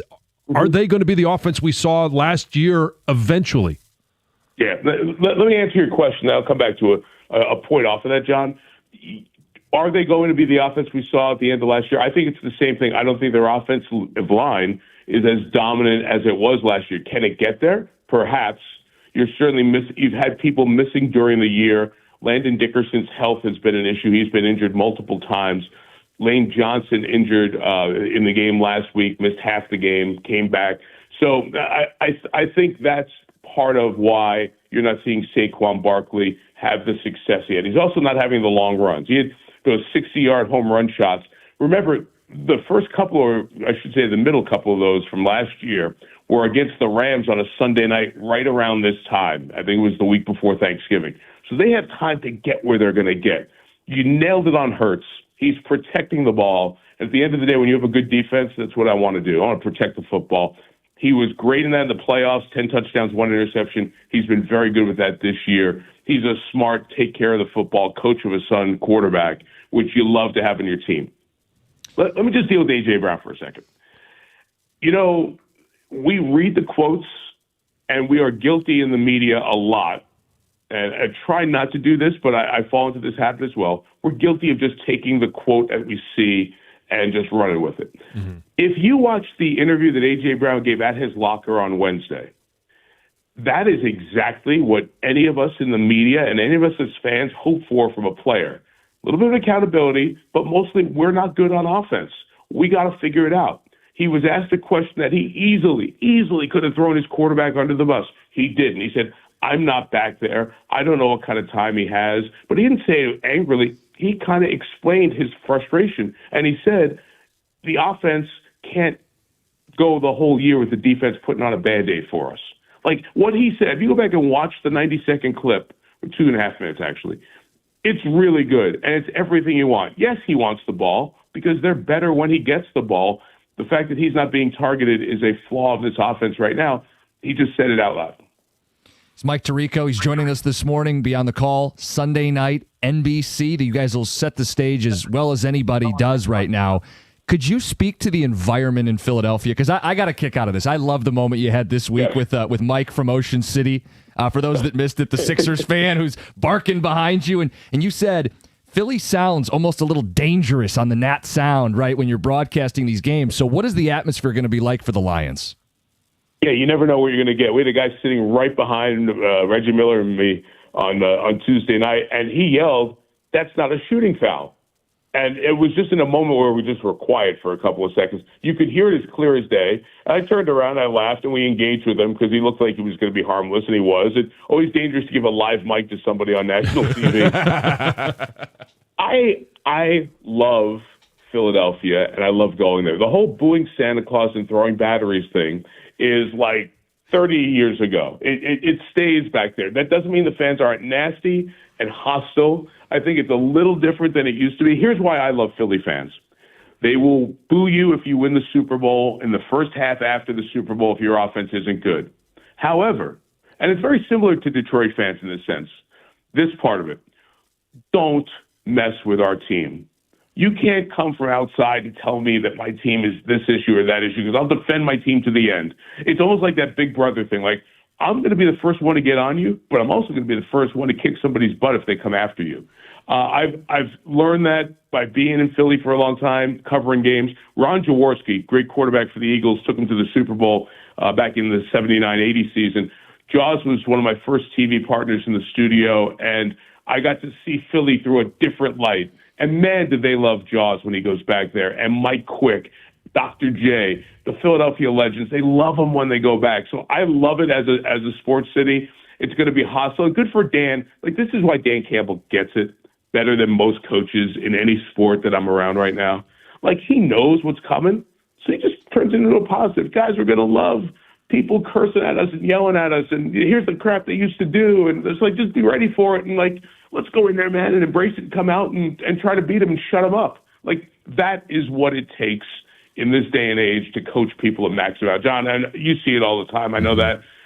You've been around coaches your whole life. Like, you would have given anything, I know, to play for Dan. That's the kind of thing that I know we love as fans and media, and I think players love as well. So we asked our listeners this earlier to fill in the blank, and I'll ask you the same thing. Lions win if, and then fill in, like, what is it that they've got to do? Shut down the run and control the game offensively. And that doesn't mean scoring 32 points or whatever they're averaging at the moment. That means control the game with, when they want to run, they can run the ball, play action being effective as it was last week. Continuing to, when the Lions' threats get going downfield and you have to cover them downfield, this team becomes really impossible to stop because the two backs in the offensive line are so good that they'll just bludgeon you with runs.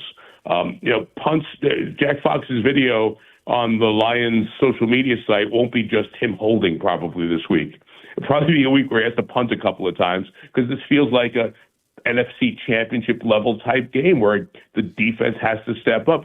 I am still amazed the Lions have played as well as they have, considering that, if you go into camp, their top four corners are out again in all likelihood this week, right? With the injuries. They still have hung in there. They've still played well on the back end through injuries. And they're getting people back. I think the headline for Lions fans is this is not the product you're going to walk into January with. You got to get to January. You got to stay healthy. There's no guarantees. But with the people who are coming back, I think this feels a little different. But they win if they don't let Barkley get going, can get some stuff going downfield early, and then dictate the game offensively on their terms in the second half. So I'm going to go off the board on this one and ask you a question here in regards. Tomorrow's a big day in the state of Michigan. It's opening day of rifle season. And I know you're busy. I know you're a transplant, but you've been here long enough. You know what that day means. And I got to ask, have you ever been hunting? No, not a hunter. I'm a city kid. I grew up in New York City. The grass backyard for me was about 8 by 6. I was a concrete kid, never hunted. Totally know I got friends who know. I have a neighbor who just kind of lives for all this stuff and has all the animals up on his wall and all that. And he'll be off, I'm sure, for the first day tomorrow. John, I'm focused tomorrow on where you're going to be on Wrigley Field. I can't wait. I love those games. I got to do a Syracuse Notre Dame game at Yankee Stadium a couple of years ago. I love those games. I know so many Michigan fans who are heading to Wrigley. I think if you ask me where any sporting event could be played that I would love to call, one is where I grew up going to sports at Madison Square Garden. Two is my alma mater, Syracuse, just because that was so formative in my life and still is a big part of my life. But then it's Wrigley. I love going there. My daughter and I went to go see Springsteen there a few years ago. It was the best of the 20-something Springsteen shows I've seen. I'm so excited for the Michigan fans that are making the trip down 94. Just be safe this weekend because that is going to be just the best. So I'm jealous of you, John. Our game's great Sunday night, but I would switch places with you Saturday. Deal. Okay. I don't want to miss out on Wrigley either because Doug and I are going to take our baseball gloves and we're going to play catch down on Wrigley Field just to say that we did it. That's tremendous. That is I love that idea. That is so cool. The whole deal used to be drink around Wrigley. There are enough bars if you go all the way around to have a drink everywhere around Wrigley. So if you since it's a noon start, you may want to do that as post game activity for those going. But start at home plate, make the circle, get to Murphy's out there. It's just such a great spot, and I love that Northwestern's done that. I have a kid who's a Northwestern alum, and their new stadium is going to be really cool. They were in a terrible stadium, but the fact that they've done this for the last two games, the last couple of years, is just off the charts good. It'd be a great memory for anyone going. So I'm not partaking in hunting season, but I will partake in watching season at Wrigley with the game tomorrow. Thanks, Mike. Appreciate it. It's always a treat for us to have you on. Thanks for making time for us. Our pleasure, guys. Have a great weekend. If we'll talk all, happy holidays. Yep, you too. It's 97.1. Hey, there's nothing like Michigan. The pride, the grit, the game day energy. There's a beer that gets it. It's Founders Michigan Pilsner, brewed right here in the heart of Michigan. It's crisp, light, and built for those who go all in. So whether you're tailgating in Ann Arbor or in Wrigley, you're kicking back after a long day is another great option. As proud sponsors of Michigan Athletics, we're raising a cold one to the maize and blue. Founders Michigan Pilsner, brewed for Michigan, built for you. Find Michigan Pilsner at a store near you. Founders Brewing Company, Grand Rapids, Michigan. For 21 years old or older, please drink responsibly.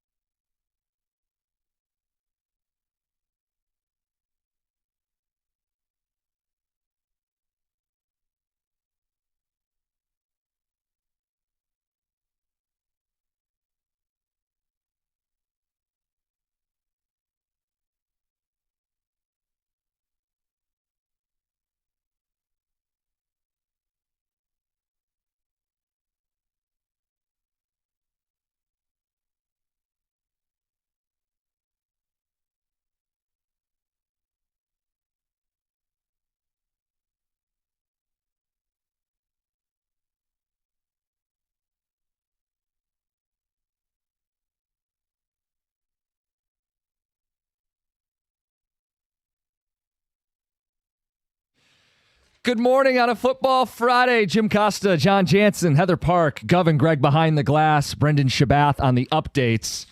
JB Bickerstaff is going to join us at 8 o'clock. Pistons head coach, his first check-in of the season with us. Love having JB on and love the way this Pistons team is playing.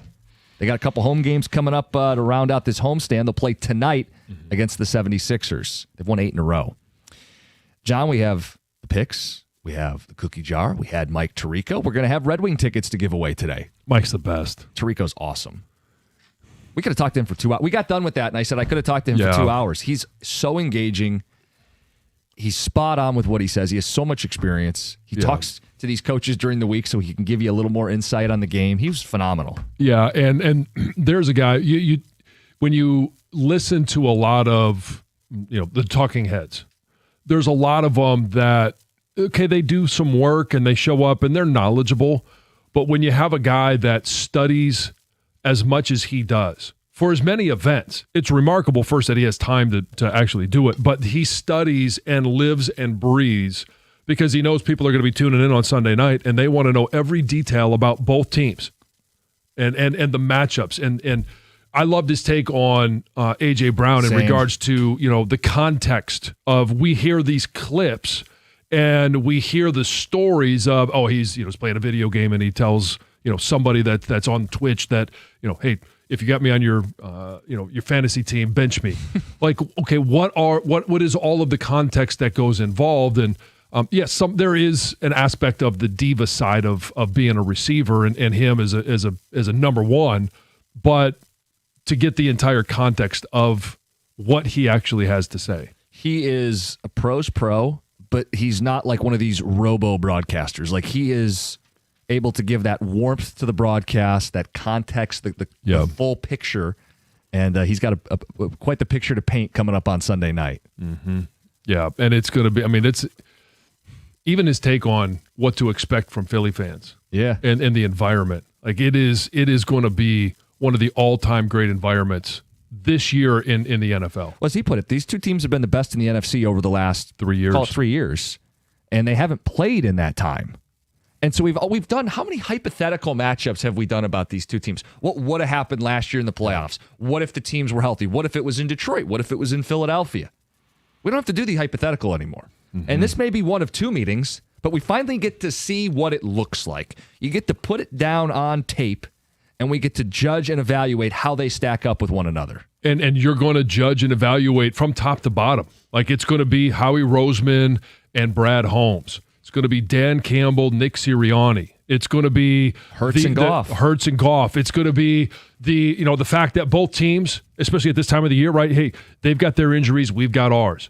How, what's the depth of these rosters? How are both teams going to be able to manage the injuries that they have and next man up mentality? The loser of this game is going to rightfully say we're not a finished product. The loser of this game is going to point out that this game is in November and not in January. But the winner of this game may host the second meeting. And that's a big deal. Yeah.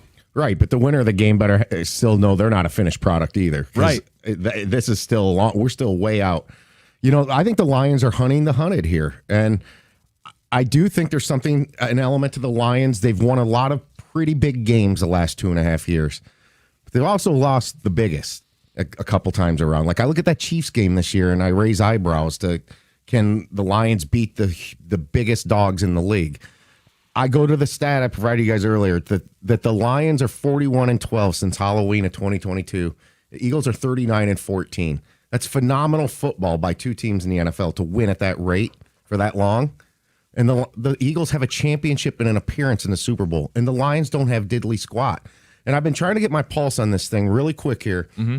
I think there is starting to be a little bit of a growing frustration by Lions fans that they haven't gotten there yet. Like it's different than the frustration of 60 years. Yeah. It's like, and I don't think the window's closing yet because you got these guys under contract, but it's like they've done so well, the Eagles with this phenomenal record, and we haven't gotten anything. Put it this way. Feeling is it's our turn, right? It's our turn. Well, if you want it to be your turn, you got a great opportunity on Sunday night to grab the steering wheel. Yeah, it is. Is this that game that we'll look back on and say, finally got over the hump? Yeah, and that's not to say, like, Tom, I think you made a good point. Like, it's not to say they haven't won big games. Like, I think Baltimore this year, they came in as bigger underdogs on the road against a team that many thought was a Super Bowl team at the time. And they went in and put one of their more dominant performances they've had of the Dan Campbell era. It's there. It's within them. You got to harness it. Mm-hmm. And you have to do it consistently. Right? Because even to Tom's point, the winner of this game is still going to have more work to do. For Detroit, they're going to have Thanksgiving Day. They're going to have at LA, who may be playing better than both these two teams in the NFC right now. Yep. I want to see the Lions compete with them toe-to-toe, but still, it's not going to matter because the second time around is going to matter if they face again. I mean, that's what's really going to matter. Put your best foot forward. It's what the Pistons have done. We'll talk to JB Bickerstaff next. 97.1.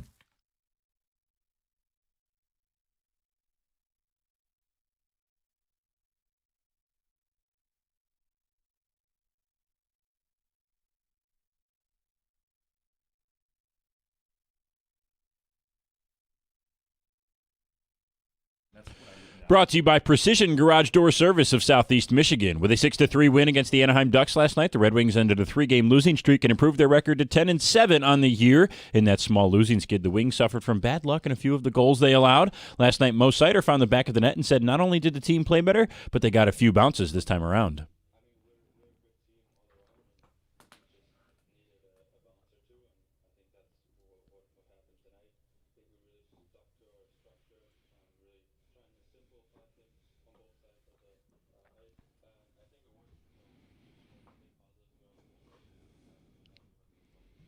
Michigan State basketball improved to 3-0 with a 79-60 win over San Jose State last night.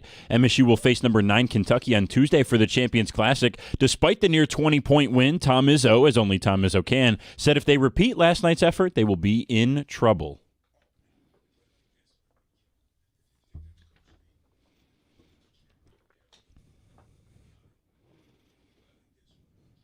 That showdown in New York against the Wildcats is set for Tuesday at 6:30. And JB Bickerstaff will join the morning show in moments here on 97.1. The Pistons on their 8-game win streak host the 76ers tonight for more NBA Cup play. Tip-off at 7:30 right here on The Ticket. At the Corewell Health Sports Desk, I'm Brendan Shabath. For more, go to 97.1 The Ticket or Odyssey.com.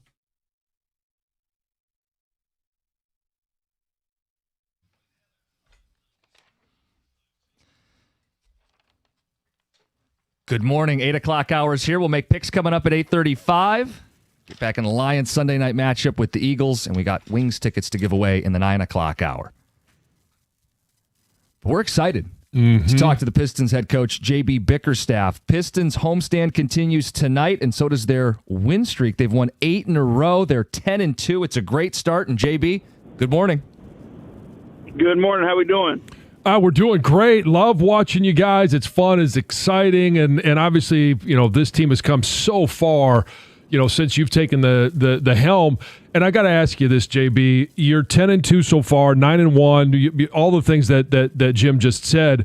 The pace that you're on, now I know it's really early in the season, but is a pace that would get you to more wins than the Pistons have ever had. Is this pace sustainable? I mean, we try to take it just day by day, excuse me, and that's our focus. Is we've always been process driven, and if we do the right things, then the results will go our way. But we're not focused on a final outcome or a last number.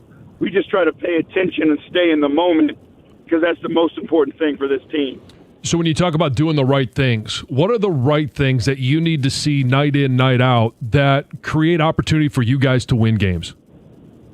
It starts with our defense. That's when we're at our best. When we're defending at a high level and paying attention to all the details, limiting our mistakes, being physical, doing the things that, other people just don't want to do, all the gritty things, all the nasty things. When we're doing that at a high level, we're going to give ourselves a chance because that creates offensive opportunities for us to get out and run and be fast and where our guys thrive in the transition game. So the more stops we get, the more we excel on the offensive end of the floor, and that all comes down to the details and paying attention to all the small things. Jalen Duren taking a big leap to start this season. Where have you seen the biggest improvement from him through 12 games? Honestly, it's just his confidence. He's always had the skill set, But once you have the belief in your skill set, and that came from the work that he put in this summer, I give him a ton of credit. You know, this summer he was working. I mean, he was working hard. He was being diligent. You know, he was with our coaches. He was in different places with different people, learning different things. But he worked his tail off this summer, and you know, now he's got an opportunity to go out and show what he's capable of. But you watch how he's able to create now. He puts the ball on the floor, attacks other big guys. Defensively, he's improved. You know, he's a great rim protector now. He's early to his spots defensively. He's communicating. So I think there's been a growth in a lot of areas for him, and we kind of see that's why his game has kind of rounded out really well. I'm going to go to the next guy, the guy that everybody is going to, you know, show up to watch. A lot of them on the team, but obviously Cade Cunningham. And we saw what he did last year in taking this team to the next level, getting to the postseason. And now it feels like he has taken another step. He was All-NBA last year. What is it that he's doing this year that really excites you about his leadership of this team and his play? Well, I think it's the fourth quarter play. You know, his ability to understand winning time and what it takes to get it done is, you know, has taken a huge step. You know, when all of our games, for the most part, have been really close games, and it's been decided, you know, by certain stretches in the fourth quarter.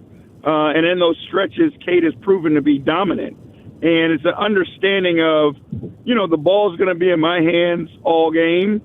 When do I pick my spots? And I think he's done a great job of picking his spots of, okay, it's time to take over, it's time to step up, and then being able to do it. And that's what the superstars do. They understand the moment. It might not always be the fourth quarter.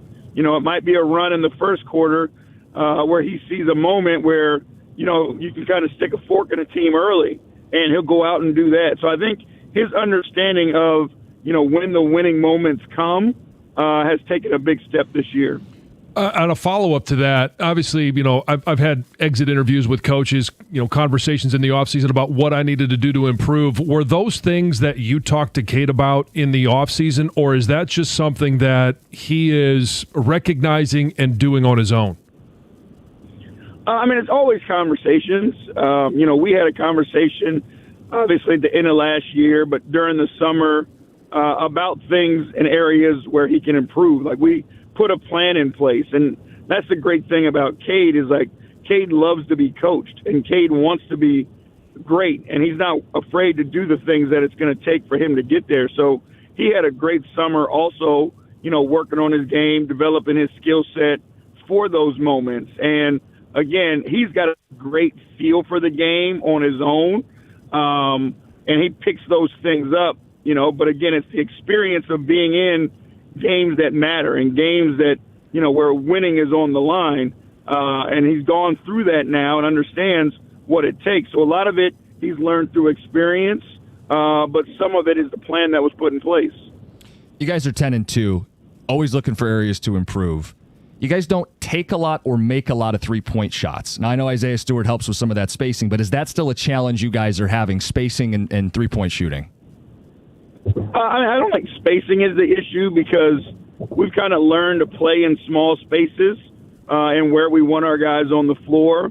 You know, you'll always look to generate as many, you know, open threes as you can, but I think we're built different than most teams in the NBA. And what we try to do is play to our strength, and our strength is, you know, dominating the painted area and being physical and driving the basketball, you know, creating paint opportunities because those lead to layups, they lead to free throws, those lead to getting in the bonus early in the quarter, and then they lead to, you know, those open threes. So, you know, we're not going to play a game that everybody else might play just because that's the way, you know, everybody's doing it. We try to play the game based on our personnel.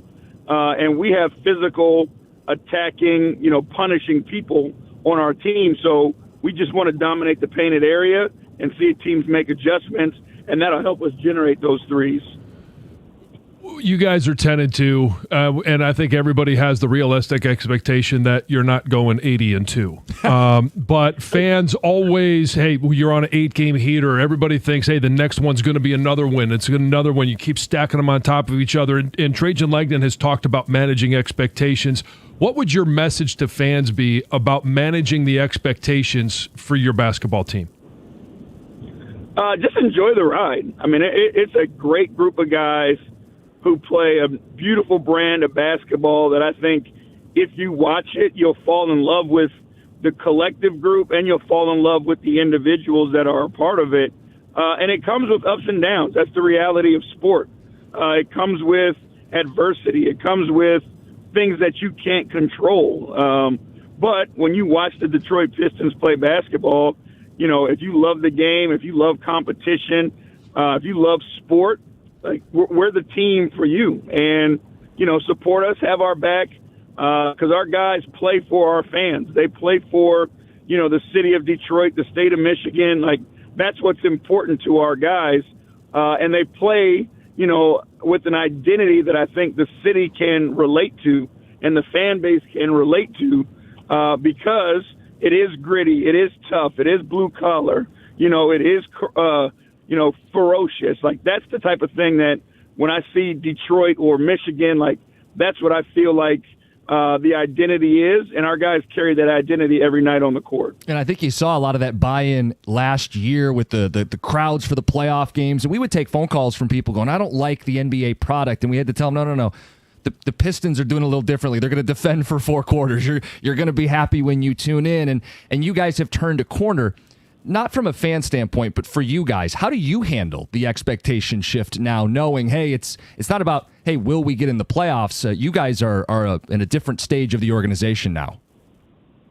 Yeah, I mean, expectations, you know, can be a distraction, and we try to eliminate those distractions because what we want to do is hold ourselves to a standard, and we want to go out and perform to that standard every night and every day we practice.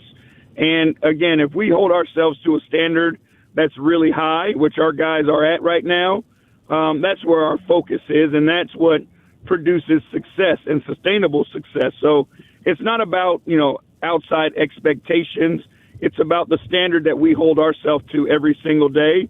And if we do that, you know, we'll stick with the process and we'll continue to get better, which is the most important part. Talking to Pistons head coach J.B. Bickerstaff. Got a fun one for you, maybe a tough one for you. On this run where you guys keep winning, what's more satisfying for you as a coach? The OT win where you guys come back, or the other night where you're missing Cade, you're missing your star players, and you guys find a way to win anyway? I mean, they're both awesome wins, no matter how you look at it. I think, you know, the other night versus the Bulls, you know, where we're so down with so many bodies missing, and you get to see guys who don't get the same opportunities throughout the year, but you get to see where the identity and the character of the team stands. A lot of times when you have guys who don't play, you know, they can be upset, they can be frustrated, you know, they can not buy into what it is that the team is doing. But, you know, our guys prove that 1 through, you know, 18 right now, including the two-ways, they love Detroit Pistons basketball. And they play a brand of basketball that is about the team, that's selfless. But it's great to see them get opportunities that they may not get when everybody is healthy and still go out, compete at a high level, and win. As best you can for tonight, can you give us an idea of who's going to be back? I know fans are, you know, looking to see, hey, is Cade going to play? When are we going to see Stewart or Asar back? What's the thought going into tonight's game? We got shoot around here in a couple of hours, and then we'll see how that goes. We got guys that got to test some things out, but, you know, that's as far as I can go on the injury front. All right, JB. Appreciate it. Good stuff as always, and we look forward to checking in with you a bunch this season, all right? Perfect. Thank you, guys. Have a good day. Pistons head coach, JB Bickerstaff, 97.1. Hey, Detroit, it's Heather here with some big news. Verizon, America's best 5G network, wants you to bring in your AT&T or T-Mobile bill, and they'll give you a better deal. If you think Verizon is expensive, well, think again. Not only does Verizon let you lock in your low price for 3 years, everyone in the family can mix and match their plans with My Plan. And everyone can get the same great phone deals when they trade in an eligible phone in any condition on My Plan. That means new and existing customers. That's more reasons to save, more reasons to switch. Bring in your AT&T or T-Mobile bill to your local Detroit Verizon store, and they'll give you a better deal. Rankings based on Root Metrics United States Root Score Report dated first half 2025. Your results may vary. Must provide a postpaid customer mobile bill dated within the past 45 days. Bill must be in the same name as the person redeeming the deal. 3-year price lock applies to then current base monthly rate. Additional terms apply to promotional offers. See www.verizon.com/switch-2-verizon/.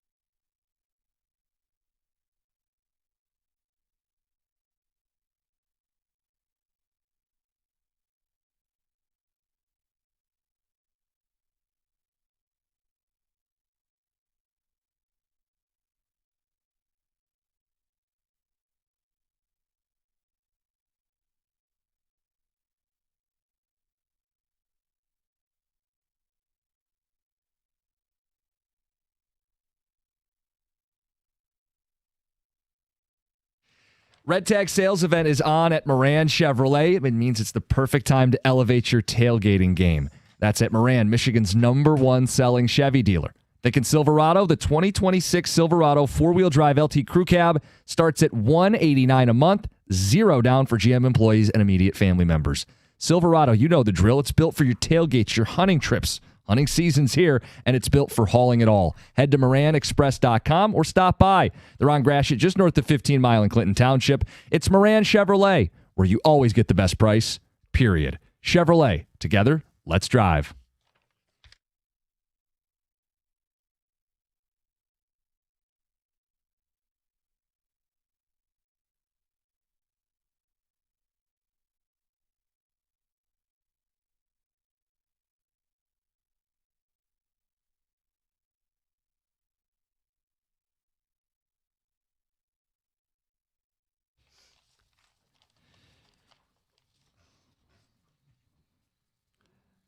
How about these Pistons, man? Yeah. I know it's football season. We're going to carve out a lot of time for the Lions. We got picks coming up at 8:35. Lions win if blank. Can't deny what the Pistons have done, though, and I'd like to spend even a couple more minutes after JB just kind of breaking down what they're up to, John. Yeah, I mean, it's obviously 8 in a row, 9 of the last 10, 10-2. They're 2.5 games up in the division. It just feels like, this team is all the parts seem to be coming together, especially after the disaster of the opening game. Like, that wasn't what we've witnessed since then. They're number 3 in defensive rating. That's huge. Last year, they won a lot of games simply by playing defense for 4 quarters when teams in the NBA aren't interested in playing it for 1 quarter. And I think you've seen in the face of injuries, Cade continues to lead, but he's not dragging a dead body. Like, they've got other guys who are in the fight, who are buying in, who are contributing.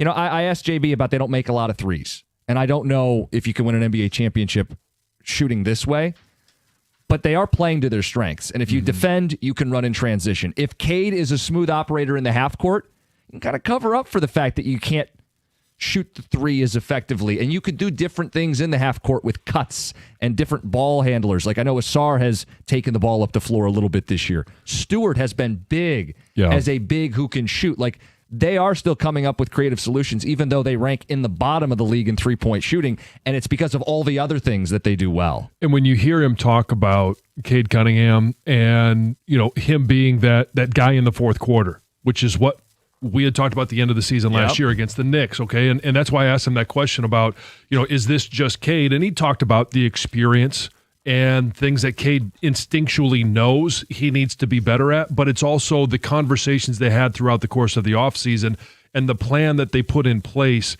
for him to work on some of these things.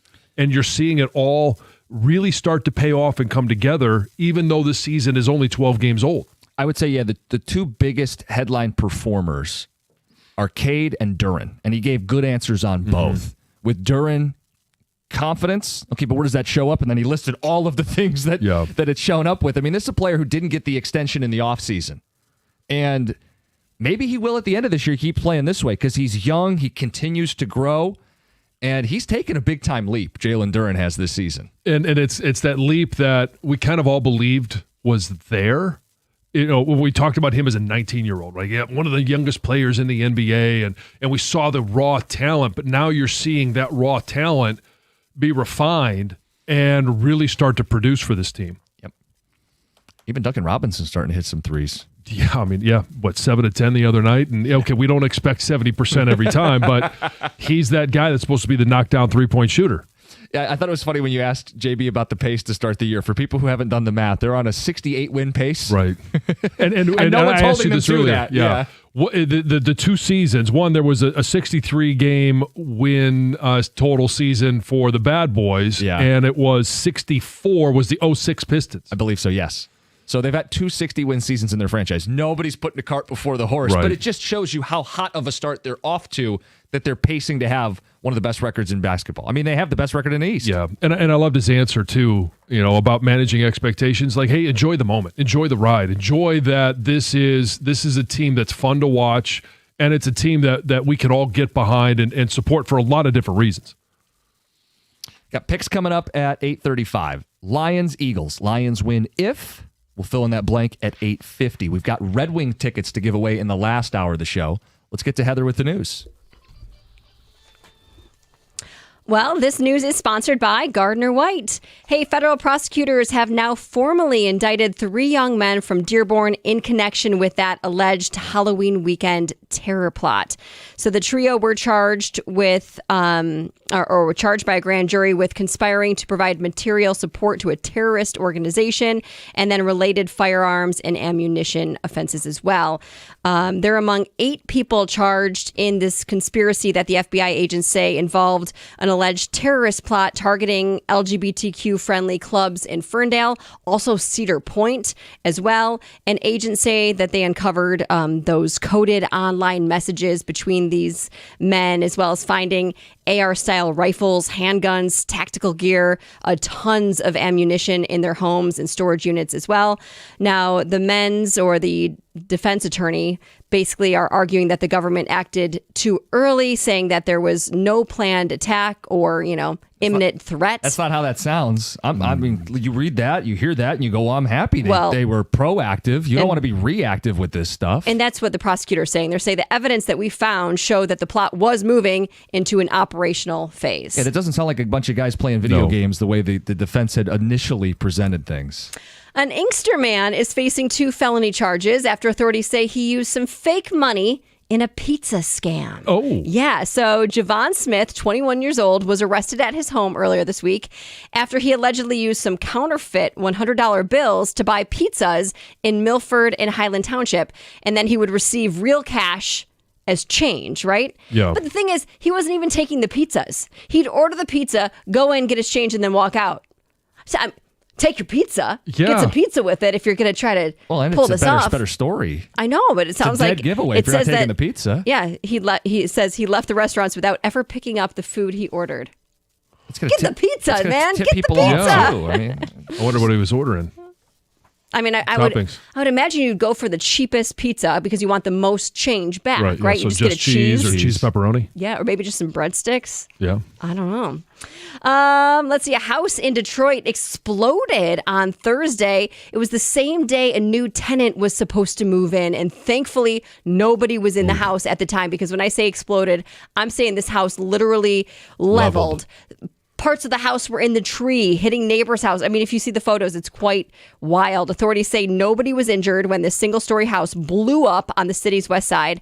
Their rental home was supposed to be getting new tenants, and they were actually in the process of moving in. Oh, boy.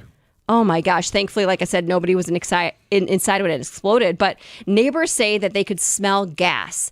And DTE did confirm that there were crews out there earlier in that same day turning the gas lights on, or the gas lines. I said lines on. But they say that when they left, there was no known issues. But John, it definitely sounds like something was going on there. John, have you seen the photos of this? Yeah, it's pretty wild. Unbelievable. It's wild. And miraculous that nobody anywhere was injured. That like a neighboring home, somebody inside their house or in their driveway or in their front yard wasn't hit by debris or fire. Like, it's pretty crazy.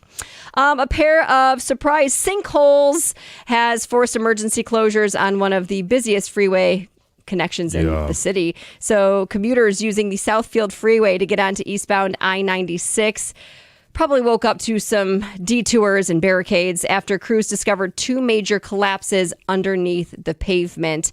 MDOT says the problem started deep underground, where there was this drainage pipe that failed, which is then washed out the soil beneath the roadway.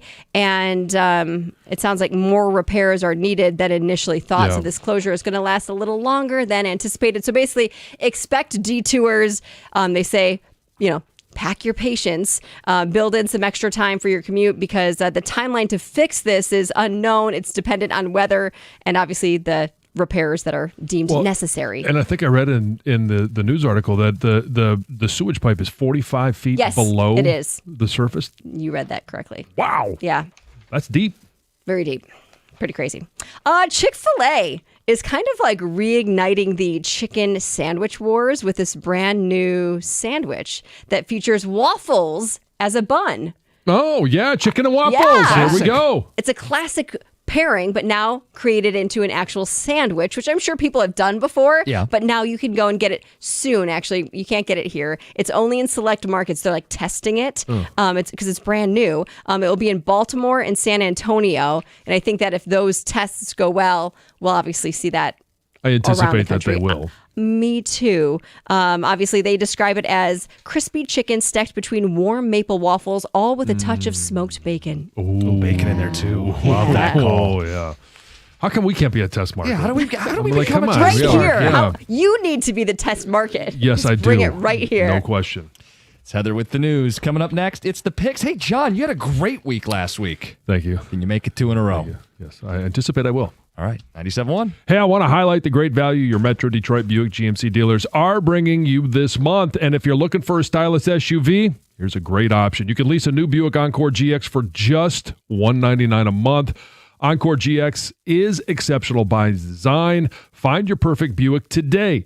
This deal is happening right now at any of your 20 Metro Detroit Buick GMC dealers. Tax, title, license, dealer fees, and optional equipment not included. Dealer sets the final price based on due outstanding amount of $3,849. Must be a current lessee of a 2020 model year or newer Buick or GMC vehicle through GM Financial for at least 30 days prior to the new vehicle sale. No security deposit required. Mileage charge of 25 cents per mile over 20,000 miles at participating dealers only. Residency restrictions do apply. If you want more details, you can visit gmcofferinfo.com. That's gmcofferinfo.com.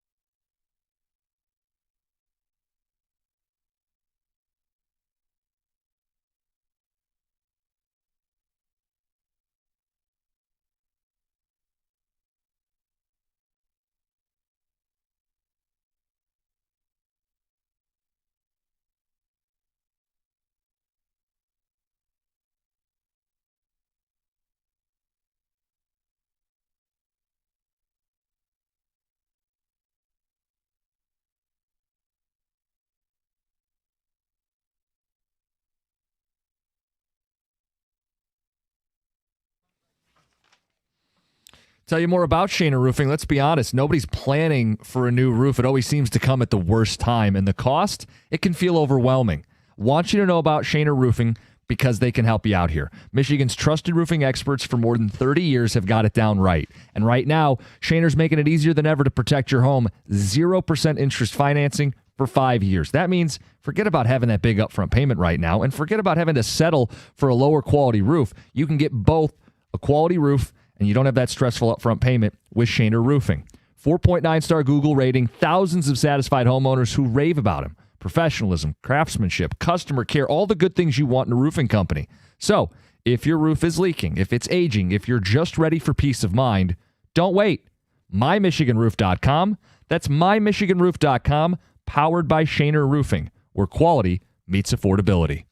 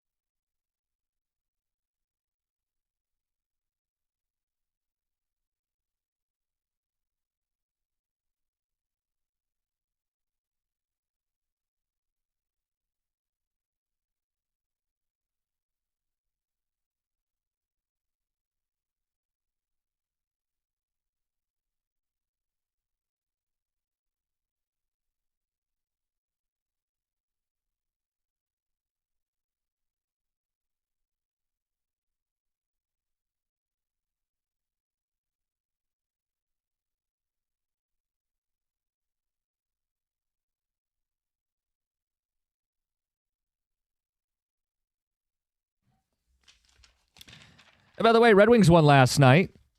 Put up 6 goals. Needed to see some offense, a couple power play goals. We have tickets for their next game against the Sabres tomorrow, November 15th. You can win them with us in the 9 o'clock hour. Listen for the goal that Dylan Larkin scored yesterday. When you hear Ken Cal's call of Dylan Larkin's goal from last night's game, call in. Win a pair of tickets. We've got tickets for every Red Wing home game for their centennial season. I did look up Heather's Penn State history lesson. Yes. I couldn't tell it to you, so I'm glad you can. So Penn State did, once upon a time, wear pink and black. Yeah. And you wanted to know when, John? That was James Franklin was hired? Yes. Well, when? You got to go back to the 1800s. Okay. Well, a lot of these schools... 1887 to 1890, Penn State wore the colors pink and black. Does it say why they chose those colors? I would be happy to tell you more about them. I got into a rabbit hole of whether or not color photography was around, and it was. It was, but I don't think there's any photographic proof of this. Well, a lot of the universities, like their original colors, do date back to the 1800s. Michigan's was set in 1867. Standardized, I think it was in 1912. Oh, I know why they switched Oh. from pink. It said that the pink faded to white after being exposed to the sun and with heavy washing. Okay. So here's the thought. So they changed. There were no college colors for Penn State in 1886. There was a story that the colors blue and white had been established earlier and then forgotten. They wanted something bright and attractive, but we couldn't use red or orange as those colors were already used by other colleges. So we chose a very deep pink with a black that made a very pretty combination, end quote. Aw, very pretty. I like that. Fits. It's very pretty. Why I chose him. Anyway, history lesson aside. John, you have a very simple question for Lions fans as we approach Sunday night. Yeah. About as simple as they come. I just want them to fill in the blank. It is Lions win if. And fill in the blank. What do the Lions have to do to come away with a win? And I'll start. Not surprising, I would say the offensive line, and specifically the 3 interior offensive linemen, because they're going to be going up against Jordan Davis, who's a good player, but he's not the impact player that Jalen Carter is. He's a game wrecker, and there's an opportunity for Tate Ratledge and Coyote Awosika to create a name for themselves. Whenever you get a chance to play against the best that the NFL has to offer, and Jalen Carter is certainly one of those, you get a chance to stake your claim as to what you can do against an opponent like that. I've talked about this for the last couple of weeks since Awosika was, vaulted into a starting role due to the injury to Mahogany. He is in a contract year. If you want to make some money, this is the perfect opportunity. You had a chance to get your feet wet last week against Washington, and now you're throwing into the deep end of the pool. You're going to go against Jalen Carter, and you're not going to have one-on-one opportunities all game long. But when you do, hold up. Hold up your end of the bargain and fight your butt off. And that's the type of player he is. I think he will do a fine job. And there's going to be some times where Jalen Carter gets a win. But that interior, that 3 offensive line, if they can win against those guys, because, hey, when you're talking about Penei Sewell and Taylor Decker, I like Penei Sewell matchup with Jalen Phillips. I'll take that matchup 17 weeks out of the year. But it's that 3 interior offensive linemen. The Lions win if they can control the line of scrimmage, and it comes down to being able to win those matchups. Double teams, single, doesn't matter on the interior of the offensive line. Similar. My answer is the Lions win if they win on early downs, because everything is set up from winning on early downs. Last week, they avoided a lot of third downs altogether.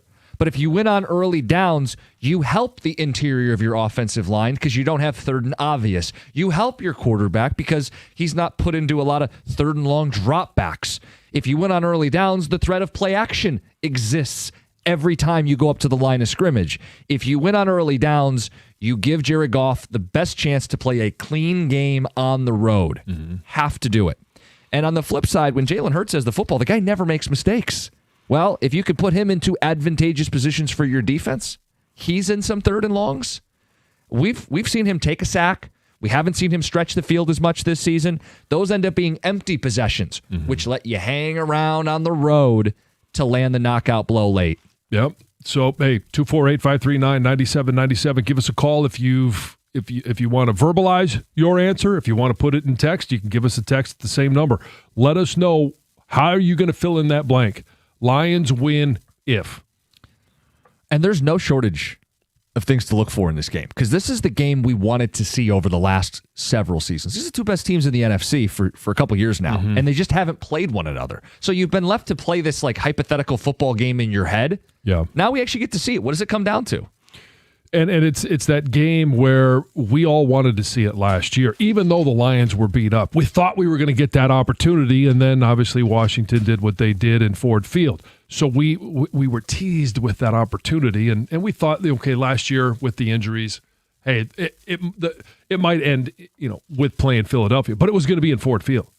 Now this matchup is finally going to happen. It's going to be in Philly, and it's time. And we've talked about this all week long. It's Dan Campbell 13-3 in primetime games. He's got a great record, gets his team ready to go. I think this Lions football team knows what's at stake. They've been waiting for this opportunity as well. All season long, it's what are the Lions really? Who are they? Now that Dan Campbell is calling plays, do we believe it's Dan Campbell and his offense that will vault them to beating Philly? We don't know, because we liked what we saw, but it was a depleted and a bad Washington defense. Are you the team that went into Baltimore, faced a 2-headed monster and a mobile quarterback, sacked him 7 times, and forced stops, takeaways, and the like, and dropped 38 points? Offensive line manhandled. Are you that team? Or are you the team that played Green Bay week 1? And okay, that's week 1. What about the team that played Kansas City? Right? I mean, the Eagles have a habit of, as vulnerable as they are, just eking it out. Yeah. And how do you rationalize what you saw against the Vikings? Right. Where it was a Detroit Lions team that literally got manhandled at the line of scrimmage on both sides of the ball. 248-539-9797. Some early ticket text, then we'll hit up the phones. The Lions will win if they control the trenches. Trenches. Go Lions. One pride, Jim and Romulus. Yeah. I mean, I don't think you can underestimate the importance of being able to win up front. The Lions win if... Oh, come on. The Lions win if they score more points than the Eagles. Mike in a football laboratory. All right. Thanks, genius. You know we get something. Don't even bring that in. Why even bring that ticket text in? For this? Come on, I know my role around here. I know. We'll do better after the update. 97.1. No, what's Tom's role around here? Go ahead and tell people. No. All right, get to the update.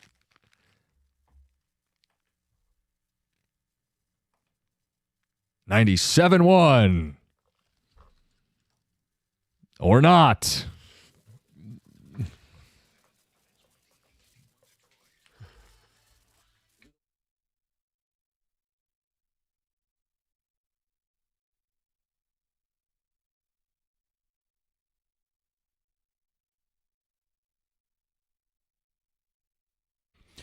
Brought to you by Northville Lumber. It's a very busy weekend in sports coming up. The Pistons have more NBA Cup group play tonight when they host the 76ers. As of the most recent injury report, Cade Cunningham, Isaiah Stewart, and Jalen Duren are all still questionable. Tobias Harris and Asar Thompson are still listed as out. However, J.B. Bickerstaff spoke with Costa and Jansen in the 8 o'clock hour and said the team will know more after morning shoot-around in a couple hours. On an 8-game win streak and at 10-2 right now, Bickerstaff also said his team will just take it day by day and not focus on trying to go 80-2.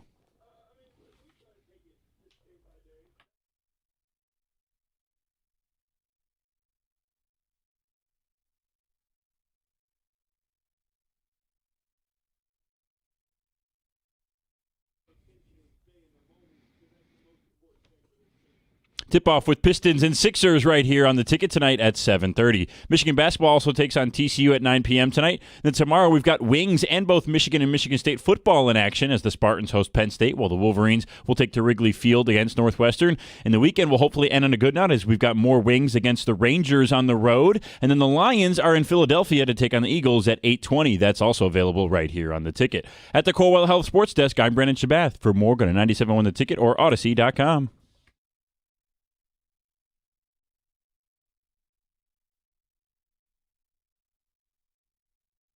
We've decided on this fine football Friday, sun's out, good morning, to ask you guys a very difficult question. Very highbrow. Lions win if, fill in the blank. It's meant to be easy. Jump in 248-539-9797. What decides this football game? We've spent a lot of time hyping this up, really even going back to last year and even a little bit the year before, hyping up what it would look like when the Lions face the Philadelphia Eagles. Well, okay, now it's about to happen. Sunday night, Lions win if blank. 248-539-9797. Some of the responses. The Lions win if they win the turnover battle. Kyle in Pinckney. Yeah, and it may just come down to, a win might be no turnovers on either side. It just play a clean game because Saquon Barkley's not a player that turns the ball over as a running back. And obviously receivers are going to have the ball in their hand as well, but they haven't done that. And I think I saw they've only turned the ball over 4 times to this point this year. It's remarkable. 1 interception thrown by Jalen Hurts. And you're looking at it going, okay, well, why is that? And they're not throwing the ball downfield as much. He's taking a couple of more sacks, but he's making better decisions because even at the beginning of last year, what was the one thing about Jalen Hurts? It was the amount of times he was turning the ball over. They go on to win a Super Bowl. He takes a look and says, how can I be better? And it's making better decisions with the ball. Lions win if the defense can make the Eagles' offense one-dimensional. Jordan in a van. If they game plan Goff with short, quick passes, they'll win. He gets happy feet after 3 seconds.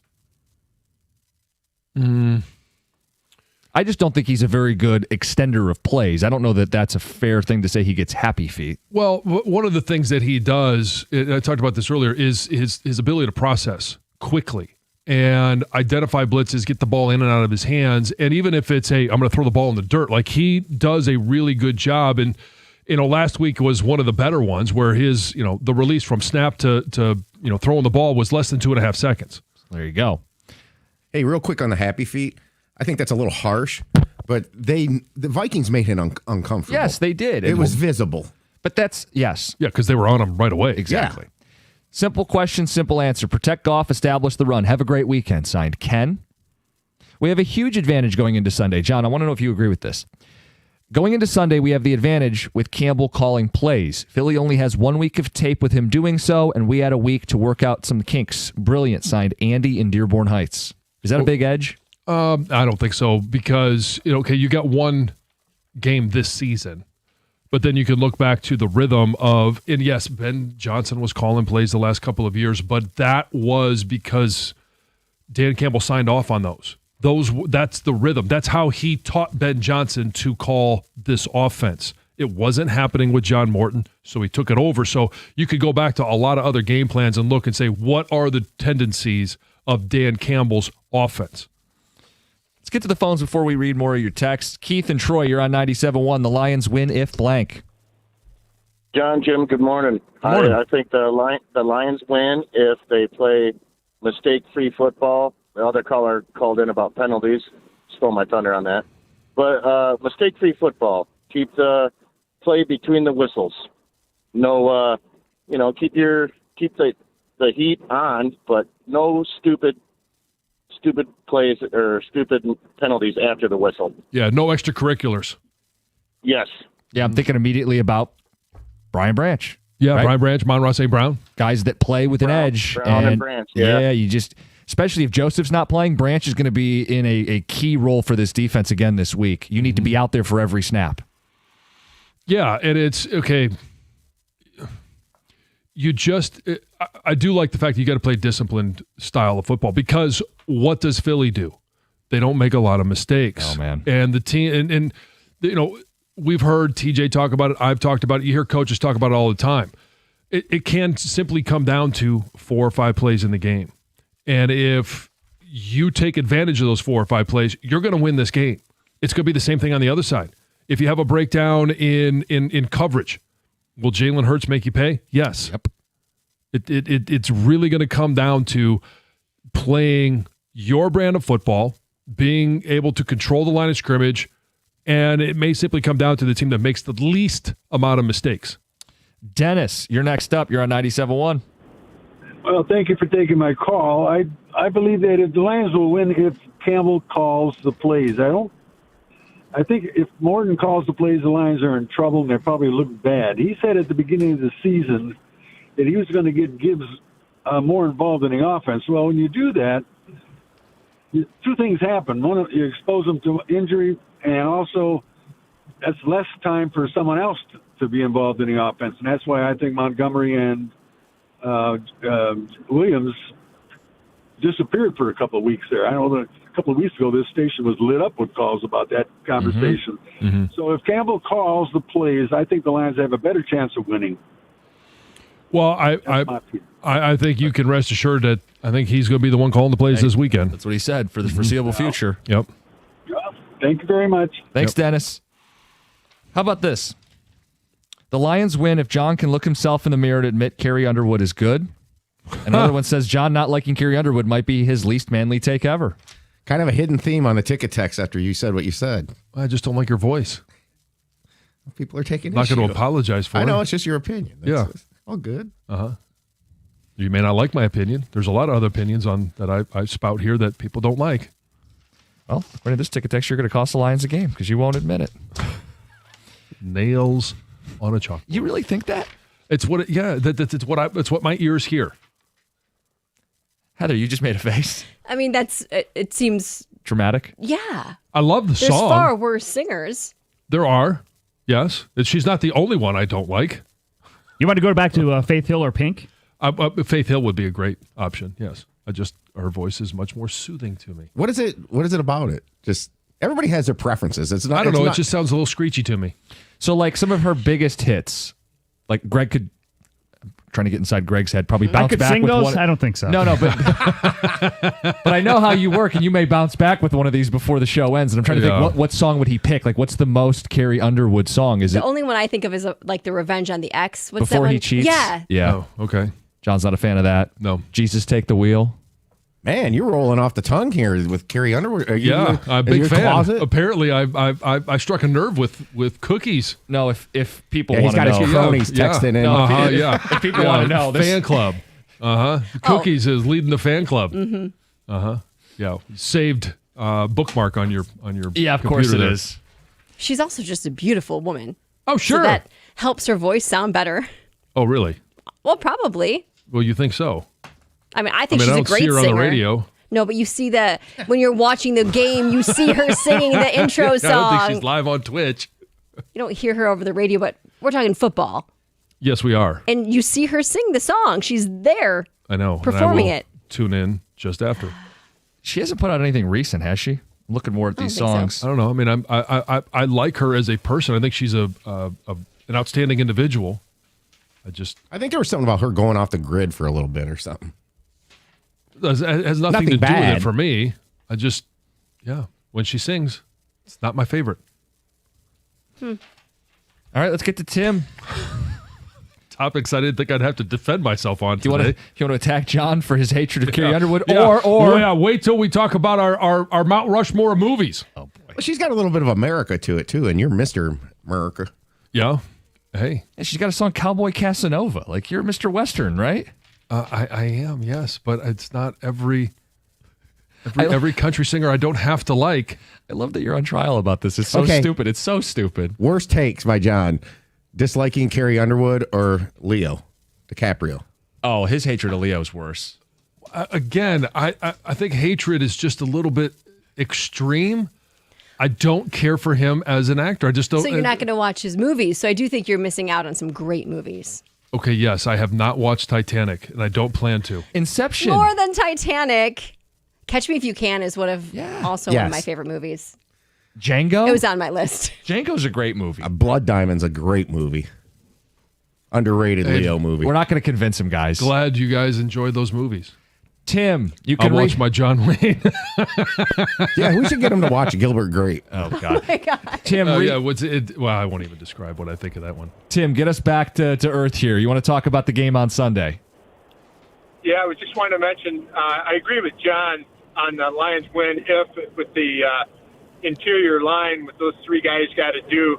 But then the other side of the ball, I'm always concerned with Hurts if he gets in a long third down situation, 8 yards, 9 yards, whatever the case might be, that he beats us with his legs. And we just got to contain him and not over, run by him. And let him get out and do something on us. But if we can contain him, I think that's a big plus too. Yeah, obviously. I mean, that's a huge challenge. Tim, let me ask you this question: does it give you confidence because they were able to do it against Lamar Jackson? It really does. And you brought that up. It's like maybe it's like past history that we were struggling for a while with that, and we've gotten a lot better. So I think that's that was creeping into my head. Well, and there's a lot of revisionist history about that Ravens game. The Lions were bigger underdogs in that game than they are in this game. So but the Eagles, heart of a champion, and they're so good. The book's saying you got a better chance this week than when you went into Baltimore. And the book doesn't decide the game, but just if we're going to talk about perception, you shouldn't be afraid of Philadelphia. And this is a discussion about levels of excellence where, Jalen Hurts, yes, Super Bowl winning quarterback in the clutch. He is a guy that has come through for the Philadelphia Eagles. But I would argue that Lamar Jackson is a bigger threat as a mobile quarterback than Jalen Hurts is. I could listen to Carrie Underwood read a phone book, Landon in Waterford. Carrie Underwood is smoking hot. Just like Heather, Mike in a truck. Oh, wow. Whoa. Oh. Smoking. Yikes. Thanks, I guess. Smoke show. Costa definitely has Carrie Underwood on his Alexa all the time. Yes. Yeah, I kind of feel like that's true. I rarely agree with John, but he's spot on with the Carrie Underwood take. There you go. Did they sign their text there? I want to know who I agree with. Fellow John. Oh, fellow John, yes. John's going to stick together. Uh-huh. Hey, Mike Tirico, we'll talk to him 9:35 this morning. Great perspective on this matchup we've all been waiting for. Coming up next, I've got my list of the top 5 most important players for Sunday night. It's 97.1. Hey, what's up, Detroit? It's your girl, Heather, and I'm always looking for ways to stay on top of my game, right? So listen, you know how much I rely on my phone for everything. That's why I've got to tell you about this insane deal from Verizon that'll help you be your best self, too. We're talking a low price on the best 5G in Detroit. Seriously, whether I'm blasting my favorite tracks in the morning commute or snagging those last-minute tickets to the hottest new flick, check this out. You can switch today and pay just $50 a month for a single line. You heard me right, $50 a month for the best 5G in Detroit when you bring your own phone on the unlimited welcome plan with autopay plus taxes and fees. That's a no-brainer, people. Visit your nearest Detroit Verizon store today to lock in this incredible deal. $20 monthly promo credits applied over 36 months with a new line on unlimited welcome. In times of congestion, unlimited 5G and 4G LTE may be temporarily slower than other traffic. Domestic data roaming at 2G speeds. Rankings based on Root Metrics Root Score report dated 2H 2024. Your results may vary. Additional terms apply.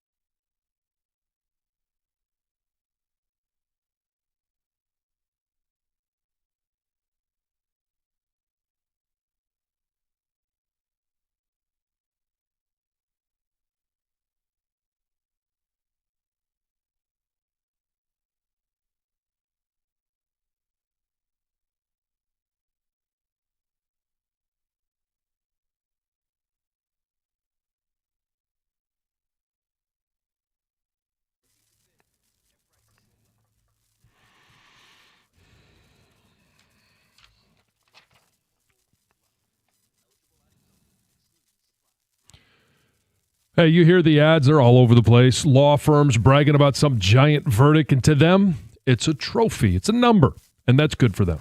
But if you've just been in a car accident, what does it really do for you? Here's the truth about David Femininio. He wins big, of course, but he knows it's not about the headlines. It's about you. That money pays your medical bills. It keeps your family steady, and it matters only because you need it. That's the difference. With David, it's never about showing off. It's about fighting for you. Call David at 855-65-CRASH, or you can visit him on the web at getdavidgetpaid.com. That number again, 855-65-CRASH, or on the web at getdavidgetpaid.com.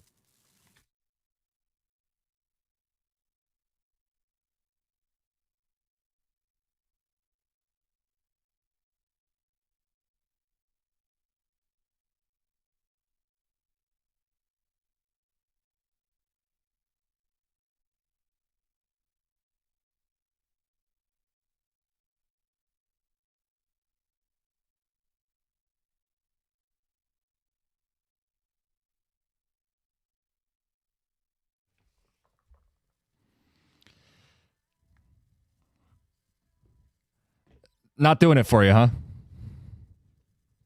No. Okay, then. I mean, I'm not going to sit here and continue to throw her under the bus. I'm not going to ask you to. We'll get you a different Sunday Night Football voice coming up at 9:35 when we talk to Mike Tirico. This always comes up whenever the Lions are on Sunday Night Football. John, not a fan of Carrie Underwood. Always sets people off. Anyway, that is a small part of today's show. Right. We spent a lot of time Not talking a new take either. No, I know. But it always surprises people. They're like, what do you mean? She's an all-American, American Idol, and country music. And you say nails on a chalkboard. Either way, not a huge part of our show today. Lions-Eagles, massive part of the show. If you missed anything, go back and rewind.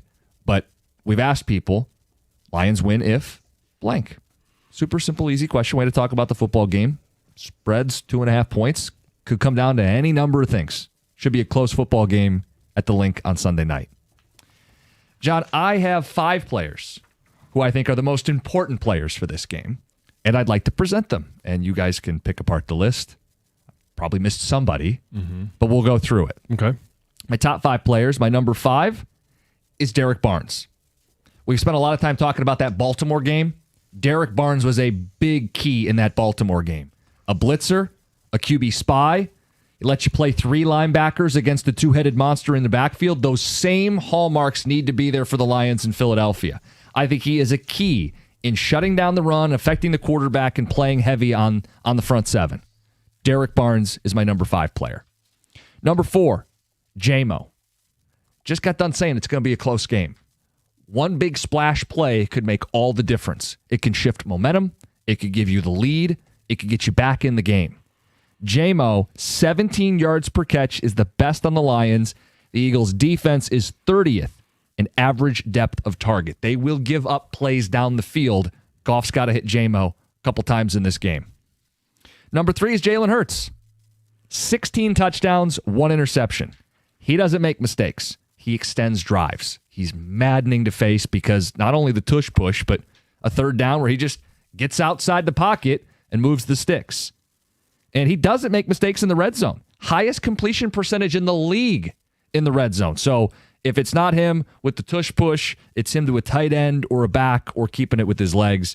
Jalen Hurts is a difference maker, and the Lions have to account for him. Number 2 for me is Jahmyr Gibbs. Jonathan Taylor leads the NFL with 8 explosive runs.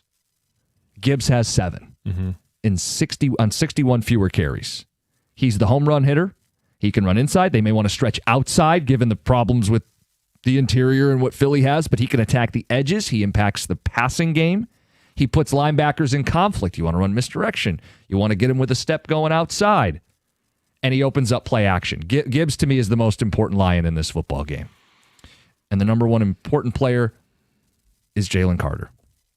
Top 10 in pressures from the interior, only 1 sack on the year. He draws a Lions leaky middle. It's how the Eagles would turn Goff over. It's how the Eagles would collapse the pocket and get stops and get their offense back on the field. Jalen Carter is the most important player. He unlocks the Eagles defense, and if you're Detroit, he's the one player you have to contain if you want to win this football game. Who would I miss?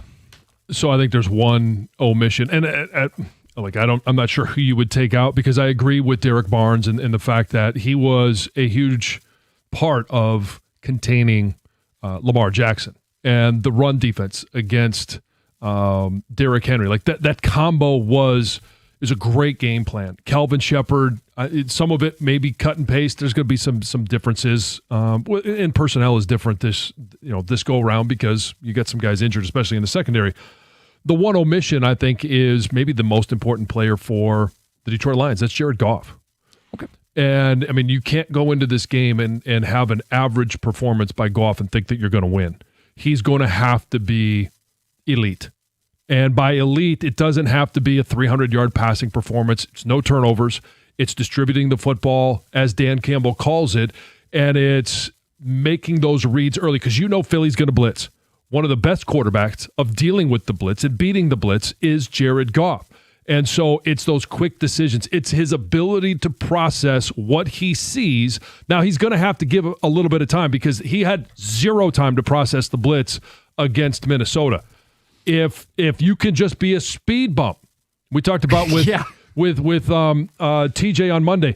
Sometimes all you got to do is be a speed bump. Slow down Jalen Carter. Slow down that defensive front so that Jared Goff has the chance to process what's going on and be able to get the ball out quickly to tight end, to Amon-Ra St. Brown, to any number of individuals. I think he is going to be the key to this game. He's got to be clean. He's got to be made clean by his offense, and he has to play clean when he has windows to throw the ball down the field. And he did, and Campbell said this, he bailed his head coach out from a play calling standpoint with communication and getting personnel groupings or play calls in. They're on the road. If something goes wrong communication-wise, your veteran quarterback has to fill in the blanks. Yes, he does. And you know what? When you looking at Jared Goff and his ability to beat the blitz, his ability, and maybe that pulls Philly out of some of their blitzes, and they're just going to sit there and say, well, we need to win one-on-ones up front. They have the personnel that can do it on the interior. I don't believe Jalen Phillips can beat Penei Sewell one-on-one. I'll take that matchup every single week. Get to Mike Tirico first. Heather with the news. Well, a 33-year-old scientist from China associated with the University of Michigan has pleaded guilty to smuggling a regulated pathogen into the U.S. and then lying to investigators about it. So she was given no additional time in jail beyond the 5 months that she has already spent in custody, and she will be quickly deported. A judge called it a very strange case involving an incredibly accomplished researcher. So she's accused of conspiring with her boyfriend to study and nurse this toxic fungus at a campus lab. And this fungus can attack wheat, barley, and corn. But instead of going through the proper permits to bring in this fungus, she basically smuggled it in a book and then lied to authorities about it. I wonder if her boyfriend is a fun guy. Have you been waiting for that all show? No, when is Heather going to get to the story? Just hit me. Oh my gosh. All the best ones just hit me kind of at the last minute. Federal officials did say, hey, we don't have any evidence that she intended to cause harm with this, but we also don't have any evidence that she was doing this for the betterment of mankind. So anyway, she's gone. She's out of here. Yep. An investigation is underway after a home on Detroit's west side exploded Thursday afternoon. This blast just completely destroyed the home. It shook nearby houses, left debris in trees and covering the road. Pretty crazy. Somehow, nobody was injured in this blast, but it did occur on the exact same day that new tenants were actually going to move into the house. The cause of the explosion is ongoing, but DTE says they were there that same morning to turn on the gas. Apparently, the house had sat empty for years, so they were there to turn on the gas. They said when they left, there was no known issues, but neighbors say that they could smell gas, and within minutes, the house boom, exploded. The photos are wild. It's all that's left is some 2x4s. It's crazy. It's really crazy. A federal grand jury has indicted 3 Dearborn men on terrorism-related charges in connection to that alleged Halloween weekend terror plot. The trio is among 8 people charged in a conspiracy that FBI agents say involved this plot targeting LGBTQ-friendly clubs in Ferndale, also Cedar Point as well. They've been charged with conspiracy to provide material support or resources to a foreign terrorist organization, and having firearms that could be used to commit terrorism. So the gun charges carry a maximum of 15 years, and the material support charge is a 20-year felony. So they face lots of charges. Let's see. This is pretty crazy. There's a popular TikTok influencer that has been ordered by a North Carolina court to pay a massive amount of money to a woman after a jury found her liable for interfering with the woman's marriage. Oh, boy. So this influencer, she's Brene Kennard, is like this lifestyle content creator, and she was sued by the now ex-wife of Kennard's manager. I don't know if it was for another job, just described as her manager. And the lawsuit alleges that she had an affair with the manager, and obviously it broke up a marriage. A home, the happiness of this woman, had to go to therapy, all of this stuff, right? Well, and on top of that, she shared the affair on social media. This ex-wife was receiving death threats from the woman's followers. Oh, wow. Like, a lot going on. Anyway, listen to this. On Monday, a jury ruled that Kennard has to pay the ex-wife $1.75 million. Wow. And it get just that so number? happens that North Carolina is one of only a handful of states that acknowledges alienation of affection as a law. Right. So, Whoa. yeah, an affair would. Yes. Yeah, I was going to ask you what Alienate. law Don't mess was around in North Carolina. broken, but that's the answer. Yeah. Yikes. Yeah, that's a lot of money. All right, Heather with the news. Mike Tirico setting the scene for Sunday night. Always a treat to talk to him. He's next. 97.1. FanDuel Friday is turning it up with NBA Happy Hour. Every Friday from 6 to 7:30 p.m. Eastern, FanDuel is dropping limited time specials to get you in the zone. And it could be boosts, bonuses, surprises, all designed to bring that Friday energy. So, hey, stay tuned. You never know what's going to pop up. This isn't just another promo. It's your weekly pregame. NBA Happy Hour every Friday, 6 to 7:30 p.m. Eastern. Only on FanDuel, official sportsbook partner of the NBA. All you have to do is visit FanDuel.com/971 Detroit to grab your reward before the clock expires. That's FanDuel.com/971 Detroit.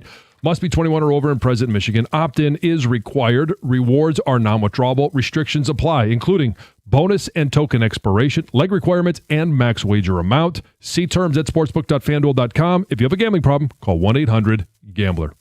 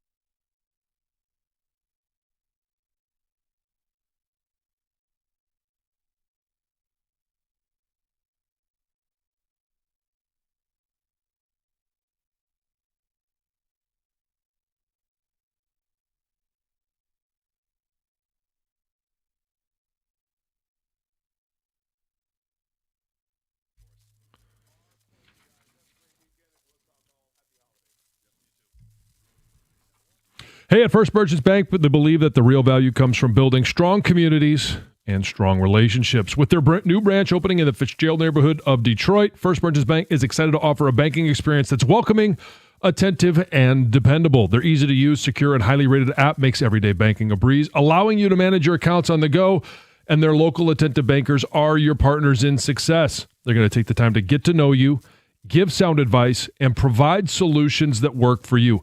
That's exactly what they've done for me over the years and my family, so that's why they're my personal financial partner. With a passion for fostering community development, their team is committed to helping you and your neighborhood prosper. Experience the difference of banking with an award-winning bank that truly cares about your financial journey. All you have to do is visit firstmerchants.com/Fitzgerald to learn more about how they can help support you as well. That's firstmerchants.com/Fitzgerald. First Merchants Bank, helping you prosper. Member FDIC.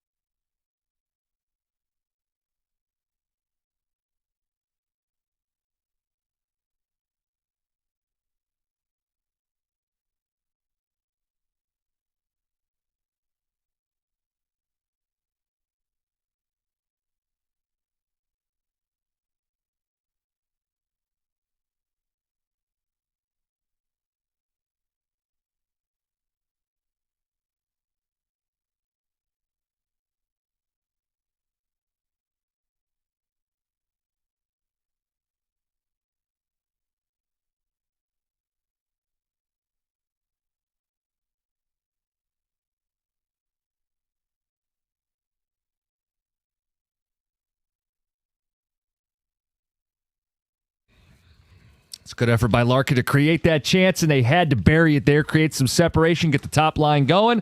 6-3 win for the Red Wings last night. John, cookie jar. For those that missed it, we moved it around today with all of our interviews. Cookie jar is brought to you by Moran Chevrolet. You can go back and listen to the whole thing, but the best question, the Mount Rushmore question. Yes. Inspired by the Pope, who gave out his 4 top movies. Yeah. What TJ had to say about the Pope? Didn't he have something to say about the Pope? I don't have it on the drum roll. Oh, man. You should have told me. I would have set it up. That's all right. Yeah. TJ so- used some foul language in describing the Pope. Not very Yeah. Catholic of him. No. Especially coming from the Catholic upbringing that he has. It's just disappointing. Yeah. The 4 movies that you have on your personal Mount Rushmore. What were your 4? I said Inception. I said Good Will Hunting, Shawshank Redemption, and as cheesy as it is, Rocky 4. Oh, it's not cheesy. I'm a big fan of Rocky 4. It's very I'm a big 80s. fan of most of the Rocky. It's very movies, 80s. There's the montages. It's the Cold War. If he dies, he dies. Yeah. Living in America, Apollo James Creed. Yeah. Heather, I know yours was a very tough decision. It was because I came in with a list of like 15 movies, and we asked for 4. And lists would be different if I'm going for like, it's a really well-made movie. The acting was great. The directing. I just went for movies that I could always rewatch. Movies that I will watch over and over and over. And they were Dirty Dancing, Home Alone, Pitch Perfect, and My Cousin Vinny. Okay. Yes. If we let Heather chisel Mount Rushmore, it'd have like 11 more presidents. Yes, yes, there would. My 4, have not shied away from the fact that I'm a huge John Wayne fan. So Really? Yeah. Heavy influence here by John Wayne is El Dorado, my all-time favorite movie. I have watched that one. I can't even thousands and thousands of times. Rio Bravo, also a nice John Wayne movie. And then I went more modern with John Wick, the second iteration. And then number 4 is Hoosiers. So I did Got a sports movie in there. Got a sports movie in there, yeah. And Hoosiers is one of those movies. Every single time I get excited when they play the finals. Not a surprise that Heather had a Christmas movie in her bunch. Yeah. That Home movie Alone. shaped my childhood. What do you mean by that? Like I was obsessed. Me and my best friend Dylan were obsessed with Home Alone. We would try to recreate what was going on in the winter. We would spray our porch steps with water. We wanted to be the creators of Home Alone 2. Like we wanted to direct that. Like As a kid, you're saying. that's what we. Yeah. Well, I was in 1st or 2nd grade when it came out, so I was. Would I you was going put to say, Right tell, there. tell us more about Dylan. Oh, we grew up together. I was the only girl on a whole street of all boys. We were all born within months of each other. Okay. It was an awesome place to grow up, and Dylan and I guess we're Two a peas in a fan pod. of of Home Alone in particular. Not Dylan and Royal Oak? Yep. No. So my top 4 are The Dark Knight is number 1. Infinity War is number 2. Empire Strikes Back is 3. And Endgame is 4. Pretty much all superhero or fantasy, whatever, sci-fi. Yeah. I think Dark Knight. By the way, the bad guy wins in a bunch of those. Yeah, I. What does that say about Tom Milliken? His favorite movies where the bad guy wins. Guess what? That's life. No, I know. They're real. That's one of my most hated things about the movies is that the bad guy doesn't do good well enough. Yes, the documentary Infinity War. Oh, taking shots. All right. Shots that I don't even understand. And Infinity War passed Empire for me. That's how good I thought of that. I thought Thanos was better than Darth Vader. By the way, we did have a Red Wing winner. Matthew and Macomb called in, won a pair of tickets to see the Red Wings take on the Buffalo Sabres November 15th. For tickets and game info, NHL.com/Red Wings. He heard the Dylan Larkin goal, called in and won his tickets. We will have tickets for every Red Wing home game on the Centennial season. Do you think we should extend the question? I want to hear Greg's here first, but should we extend this question to Stoney? Yes, absolutely. And Karsh too, because I don't know if he has he 4. seen 4 movies? Yeah. Yeah. Okay, I went. Not you, Doug. Oh. The Pope gave his Mount Rushmore, so in Cookie Jar, we wanted to know, your 4 top movies. Stoney, before you give your answer, you should put your headphones on. Greg's going to give his 4. Okay. Well, I didn't know. I'm going to combine Star Trek II, The Wrath of Khan, Return of the Jedi, The Prestige, and Moneyball. So I don't even think I've heard of The Prestige. What is that? Is that Christopher Nolan It's a movie? Christopher Nolan movie. I think I've Good. got a lot of the 4 food groups that we have here. We have the 2 major sci-fi franchises between Star Trek and Star Wars. We got a Christopher Nolan movie, and we got a sports movie. Okay. Stoney. Moneyball is infinitely quotable. I agree with you. Moneyball is one of the great 4 movies of all time. It's Your my personal Mount favorite Rushmore. 4 movies. Okay, well, we won't judge you at all, Stoney. No, so I go know. ahead. Please judge me. There's so many when you've been around so long. Yeah, yes, all right. yes. I got to go Blazing Saddles, Godfather, Goodfellas, In Diner. and to the Diner. And I'll you know what? I'll go Diner. Diner's Okay. great. I was going to go Animal House, but either one is fine. Classics. All right. Yeah. Doug, the Pope gave out his top 4 movies. It was in the cookie jar. Have you seen 4 movies? I have, yeah. Yes. How many movies has Denzel Washington been in? My number 1 is Shawshank Redemption. Okay. Absolutely love It's a great Shawshank. call. Say what the nail. Probably Pulp Fiction. Now we're really starting to test the depth of my movie. Yes. Now we're at the 3. Now we're here we go. Top Gun and Big Trouble in Little China. There you go. All right. Underrated, that Big Trouble in Little China. So Okay. What's Friday with Stoney sound like? chaos. You know, Chaos. It's like I said, I on a daily basis, I get breaking pitches all day. And now I just get different. It's like going from righty to left, facing a righty to facing a lefty. I just that chair is always occupied by somebody. I never know what's going to happen next. We did the Big Old Tub of Pretzels, and we predicted it was going to get awkward, and it did. And then he out awkwarded it with a story about something he did in college. He didn't. Oh, do I it. love the college It was stories. his friends did something. There was a guy. That, Oh, yeah. It was the most awkward thing ever said on our show. I thought. Nah, it Oh, pales in boy. comparison to anything that has been on That this happened. air. Yeah. But It was about a guy who. The question had to do with moisturizer. yeah, it was a guy who used Oh, Nivea boy. in college, and some people he knew.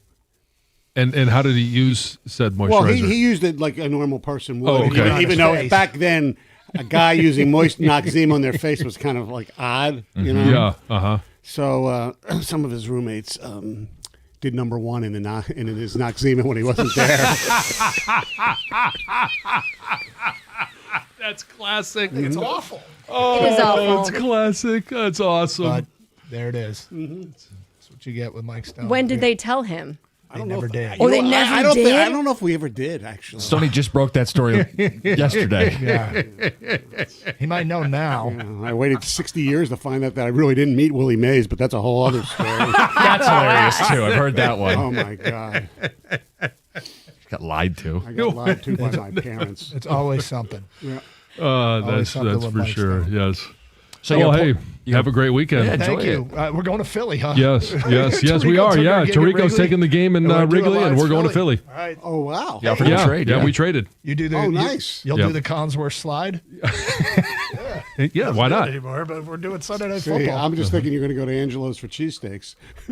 Yep. I'm That'd be. not. Yep. I know. Believe it or I know not. you're not. They have chicken Yeah. cheesesteaks. Let's go. Okay. All right, Carson Anderson with Stoney in next, 97.1.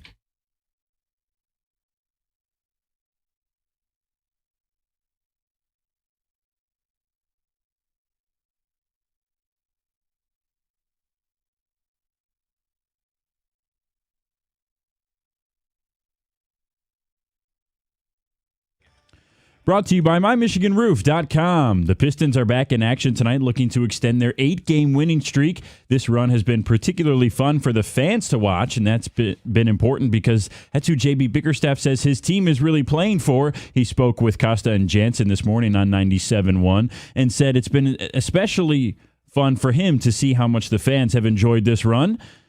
He also said in regards to the laundry list of an injury report that Detroit has, that he has no updates as of right now, but that could change after morning shoot-around. As of the latest, Cade Cunningham, Jalen Duren, and Isaiah Stewart are all questionable for tonight. Tobias Harris and Asar Thompson are still listed as out, as are Marcus Sasser and Jaden Ivey, who have yet to play this year. We'll keep you apprised to any updates after morning shoot-around, or you can listen to the call of the game tonight right here on the ticket at 7:30. Mark Ryan will surely provide any injury updates when pregame coverage starts at 7:05. It's a busy football weekend in the state at all three levels. The MHSAA state playoffs resume tonight with the regional finals. There's two huge Division I games tonight between Catholic Central and Clarkston and Cass Tech and Saline. Both of those games kick off at 7 o'clock. Then tomorrow, college football is back. Michigan State hosts Penn State in East Lansing in their first time taking the field since receiving a boatload of penalties from the NCAA earlier this week. Then Michigan football will be in the Windy City and take the field at Wrigley Field against Northwestern. And of course, on Sunday, the Lions will kick off against the Eagles in Philadelphia. Dan Campbell is set to speak with the media at 11:45 today. We'll bring you sound from that in the afternoon. From the Corewell Health Sports Desk, I'm Brendan Shabath. For more, go to 97.1 The Ticket or visit Odyssey.com.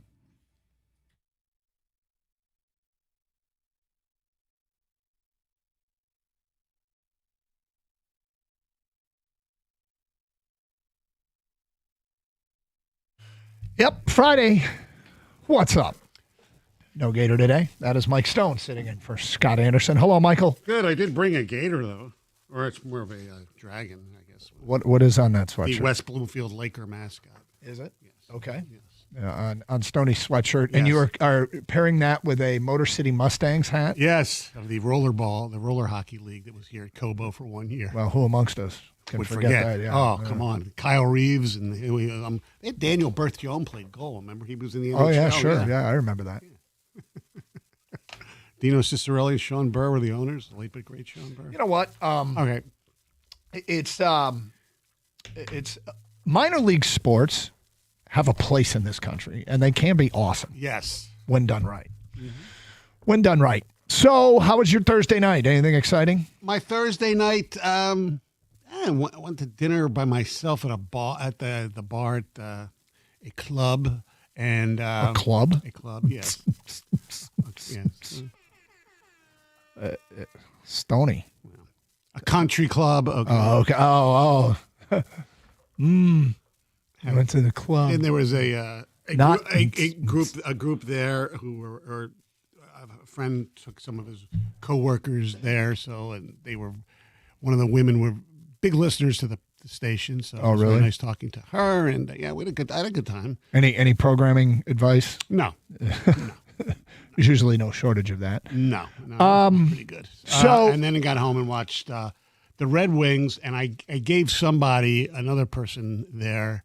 They asked, "What do you like tonight?" I said, "I don't know." Like they were asking you for betting advice? Yeah, which is really, really bad because I am awful. Except when I actually don't bet, like last night when I said, "Well, take the over on the Wings game because Anaheim scores a lot of goals." Look at you. Yeah. I don't know what the number was, but there were 9 goals in the game. I think it was like 5.5 or 6, something like that. Well played. Yeah. Nice job. Yeah, but I didn't bet it, so who cares? Yeah, that's a good point. Yeah. Well, you got some credibility with some rando at the club. That's right. So college hoops last night. Michigan State fended off San Jose State. Alabama and Purdue went into Alabama.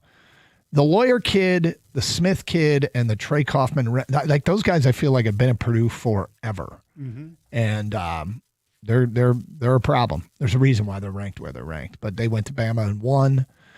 Michigan and Michigan State are going to be. I mean, Michigan State are going to be really, really good this year, and Purdue is the juggernaut. Yeah, in the Big Ten this year. So Yeah, well, I think Michigan, depending how long it takes them to figure each other out, because it's basically Portal City, with a few exceptions. They should be damn interesting. Last night, I mean, I know Izzo, he's never happy, but he was not 100% pleased. But you know what? I should have gone into that game and bet on that game and just bet on the Spartans. I couldn't lose. Right, because San Jose State is also the Spartans. Mm-hmm. Good work, Stoney. Thank you very much. Good work, yeah. And then we had a Thursday night game. The Patriots. What do you think of the Patriots uniforms? Unbelievable. You liked them? I love them. Did you really? Loved them. Did you like them as much as I like the Pistons City Connects, which I want to make the permanent uniform? Pretty equal. Oh, really? Pretty You equal. like them that much? Yeah. I mean, they were pretty damn good. Okay. Because Kang? it's because it's something you would never expect. They almost look denim.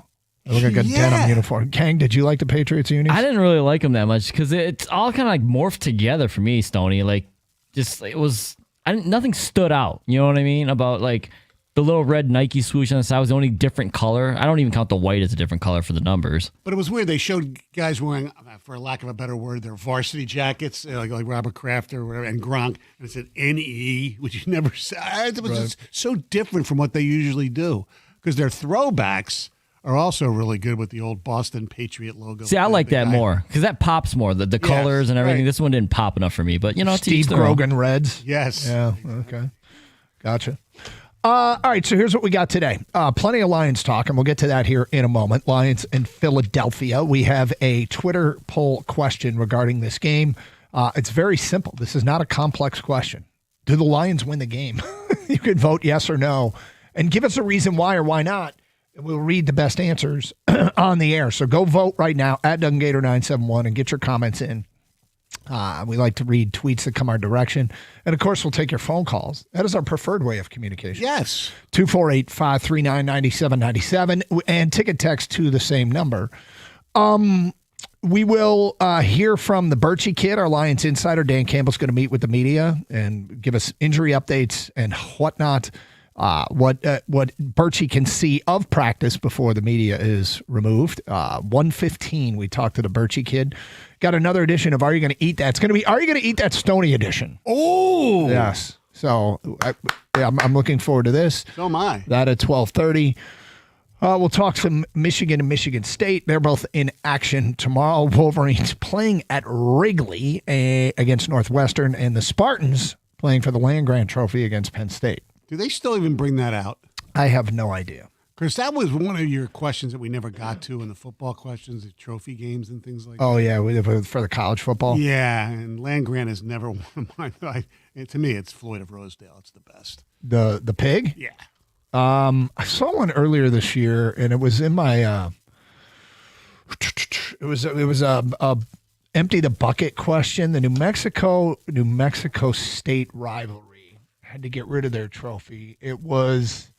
We called it the Rio Grande rivalry, and I think they played for like a shotgun or something. Oh, don't want to do that. Well, be politically correct. I don't quote me on that. They had a trophy, and they got rid of the trophy. I don't remember what it was. I'll see if I can figure it out. But yeah, college football trophies are always cool. Like Akron and Kent State, they're not always cool. I shouldn't say that. They add something. They often add something. Akron and Kent State the other night played for the wagon wheel. And it was like a legitimate wagon wheel, which I thought was hysterical. Is that a country song, Wagon Wheel? It's like a big song. Yeah, Darius Rucker. Yeah. I mean, it was a remake, but 248-539-9797. The coordinator spoke yesterday. Interesting. First of all, Kelvin Shepard said there's a player he literally never heard of, and he is now making an impact for the Lions. It was an interesting story that he told. And you'll hear what John Morton, the offensive coordinator, how he's handling this, quote, demotion. Plus, J.B. Bickerstaff said something on the morning show today that I found very intriguing. We will get to that all today here on the Carson Anderson program with Gator Out. We'll talk with start with some open lines, some Lions talk. It's 97.1. Hey, Sarah Chevrolet in Sterling Heights. They're in feast mode this month, so gobble up the savings on your new Silverado. Lease a 2026 1500 LT Crew Cab 4x4 for only $279 a month for 24 months with no money down. $279. Go now to 17.5 in Van Dyke and Sterling Heights. 87-SAY-SARAH or saysarah.com. Together, let's drive. With GM Employee Discount, Costco, and current lease in the household, 10,000 miles per year plus taxes and fees with approved credit. Offer ends December 1st.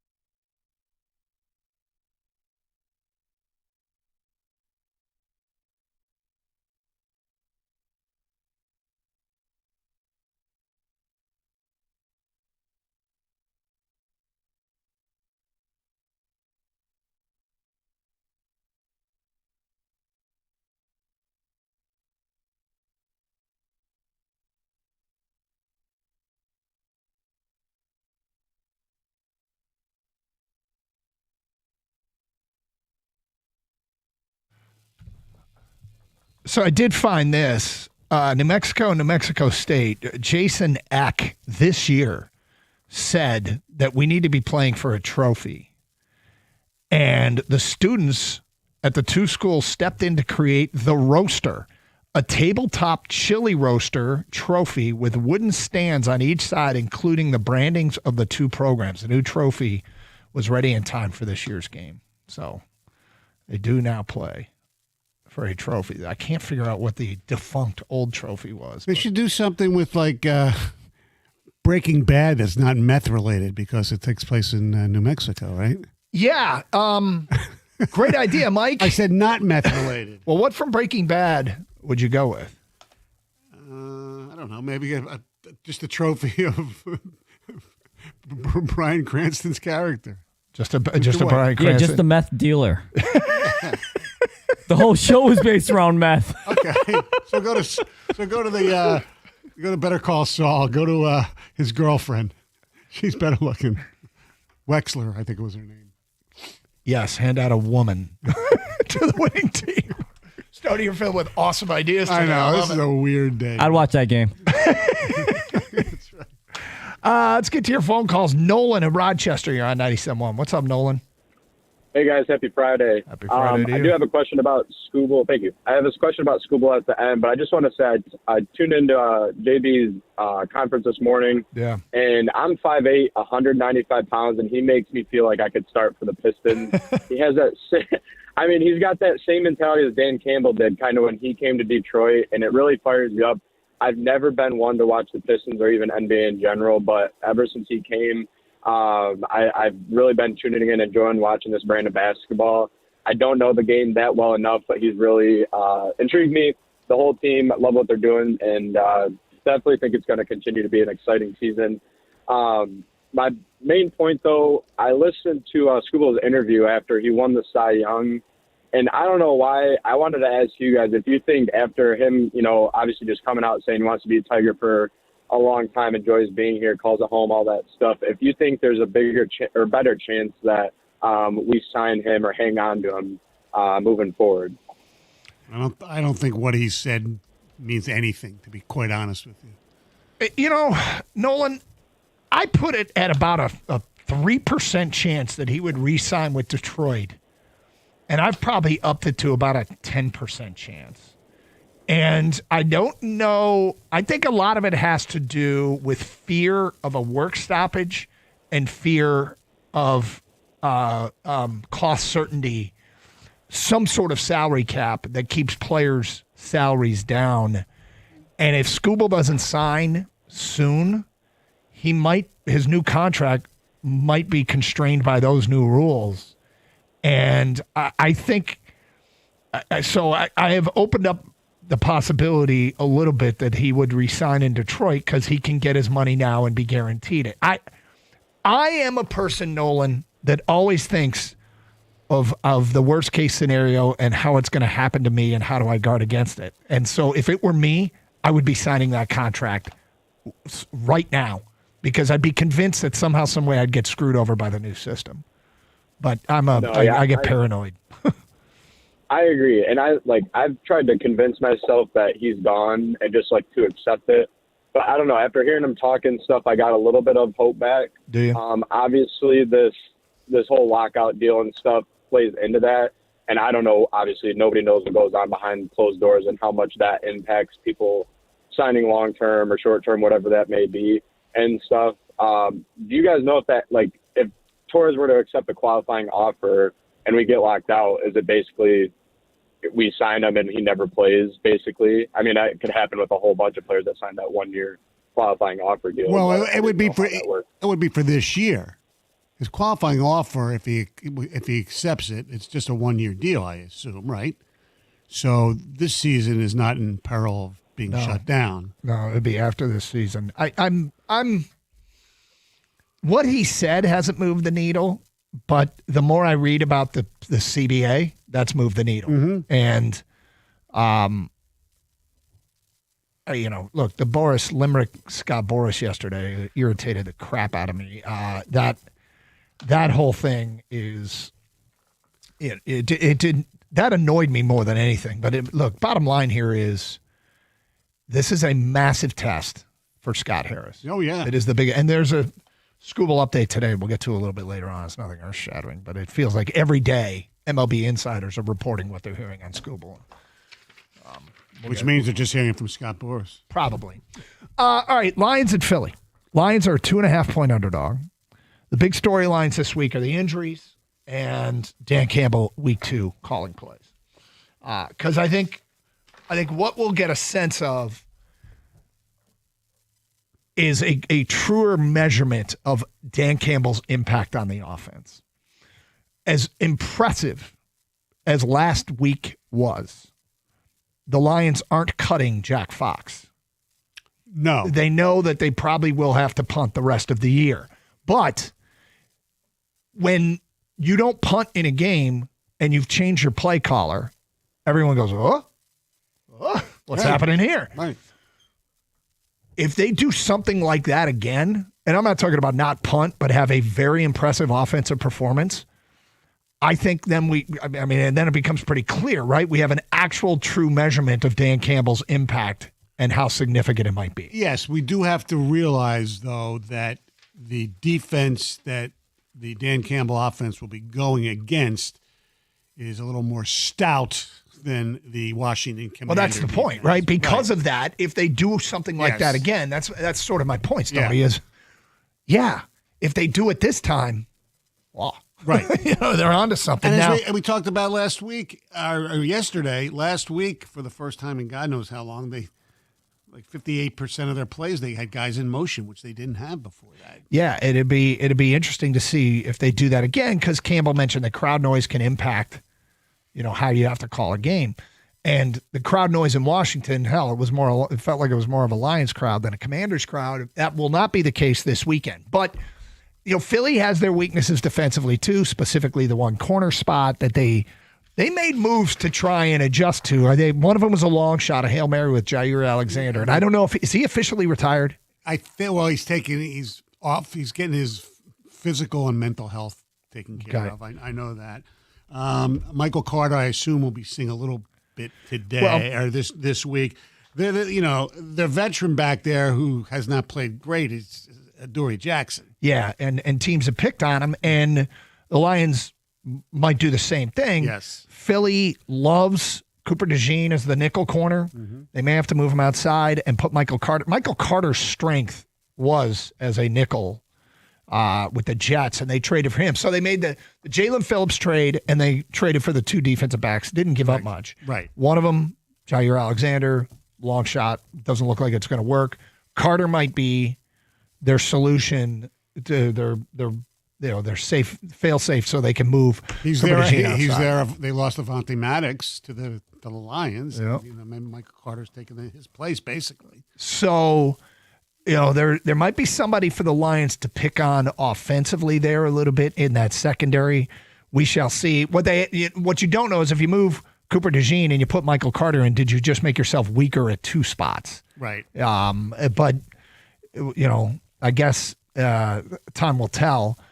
But I don't think the Lions will be avoiding going up against Quinyon Mitchell, but he's obviously their best defensive back. Yeah, and John Morton said yesterday that teams they've seen double coverage on Amon-Ra and on JMO, which is why a third receiver, and a great example of it was the 4th and 1, the 4th and 1 completion to Khalif Raymond in the Washington game. Yeah, they just didn't cover him. Right. They basically were so preoccupied by the other receivers. Khalif Raymond went completely uncovered. That was one. 2 is it could be a big Laporta game again. Well, Laporta didn't practice yesterday. Yeah, well, that's the thing. He still hasn't practiced this week. And you kind of feel because they signed Frisker to the practice squad, don't forget. So maybe there's something a little more serious with Laporta than we thought.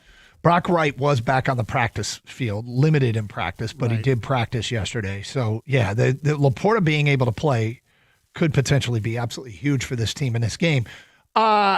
Stoney, the voting right now on our Twitter page, did the Lions win this game?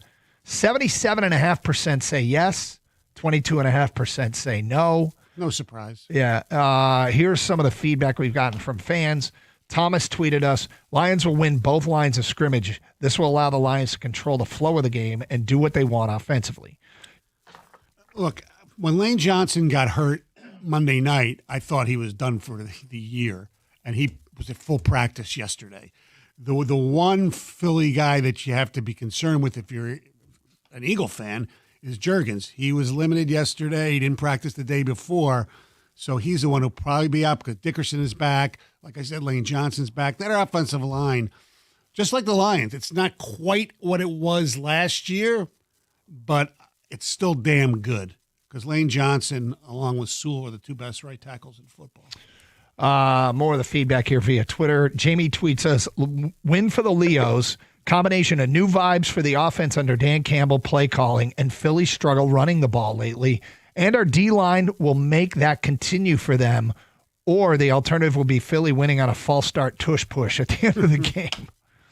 Dev tweets us, Lions win because the Eagles' offense is atrocious, and the Lions' offense is deadly, especially with MCDC calling the shots. Also, the Lions show up in primetime games. They beat Baltimore on the road. They will beat Philly on the road Sunday. I hope so. I do. We were talking about this in the office, and Kang still kind of can't believe something. We will get to that today at 10:32. Doug Carstonian for Gator 97.1.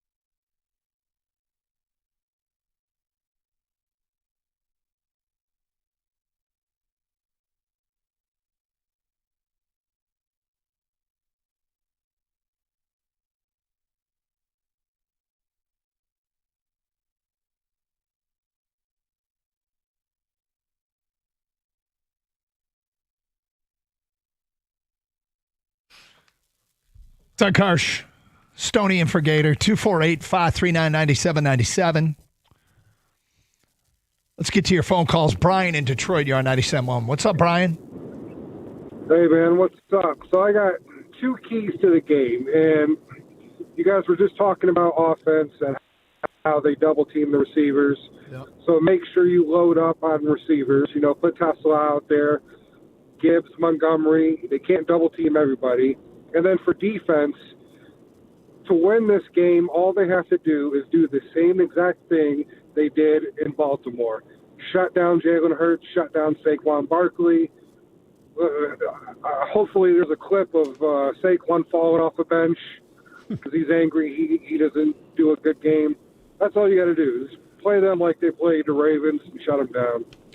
They did a really, really good job in that Ravens game. Yes, they did. That was a real feather in the cap. It's funny because they allowed 30 points, but it felt like they essentially Lamar got them through the air a little bit, but they were not going to let Lamar and Derrick Henry kill them. You try and take something away and make them fight left-handed, and what they ended up doing was limiting their rushing. And I'm just bringing up the stats here. Derrick Henry, 12 carries, 50 yards. That's, Lamar Jackson, 7 carries, 35 yards is pretty darn good. That was and they talked about it afterwards, some of the different looks they gave him. It was pretty effective. Yeah, just substitute one bird for another. Substitute the Raven for the Eagle. That's right. Play the same exact way and shut it down. Yep. Yeah. Win this game and then hope you play the Seahawks later in the season. Well, I who don't like birds, everyone on this show knows that I hate birds more than most, right, Doug? Yes, it's a paranoia. Yes. But with that being said, it's easier said than done. As just shut down Jalen Hurts, shut down Saquon Barkley. No kidding. Like how do they do that, right? Yeah. Shutting down the other team's best two players is a good recipe to win the game. and their and Philly's offensive line is better than the Ravens' offensive line. So yeah, but you follow the Eagles closely, Stoney. Like their offense hasn't been as what it was. Oh, And no. so I think what you got to do is keep them struggling. You're not gonna be able to just stop one thing fully and make it difficult. Make everything difficult for them. Make them work hard. Get them to third down. And offensively, whatever you doing last week with Dan Campbell and John Morton and Scotty Montgomery. I know they always say this. Everyone in the league knows they have weapons all over the field. Get the flow of the game going. Stay out of third downs, right? Pick up completions. Keep the offense moving, and you can see what that offense does. you would think that team not only wasn't the defending Super Bowl champion, but was 2-7 instead of 7-2 the way that town is. It's crazy. They are so flummoxed by their offense that they're, what do we do with A.J. Brown? We trade him, just chill out. It usually works You're out. telling people in Philly to chill out? It's impossible. It's impossible. Yeah, dude, it's in your DNA. It's in your bloodstream. I know, and I've, calmed down a little bit since I've been here for almost 40 years. Mm-hmm. But yeah, it's hard to explain. Yeah. Here because we've never won.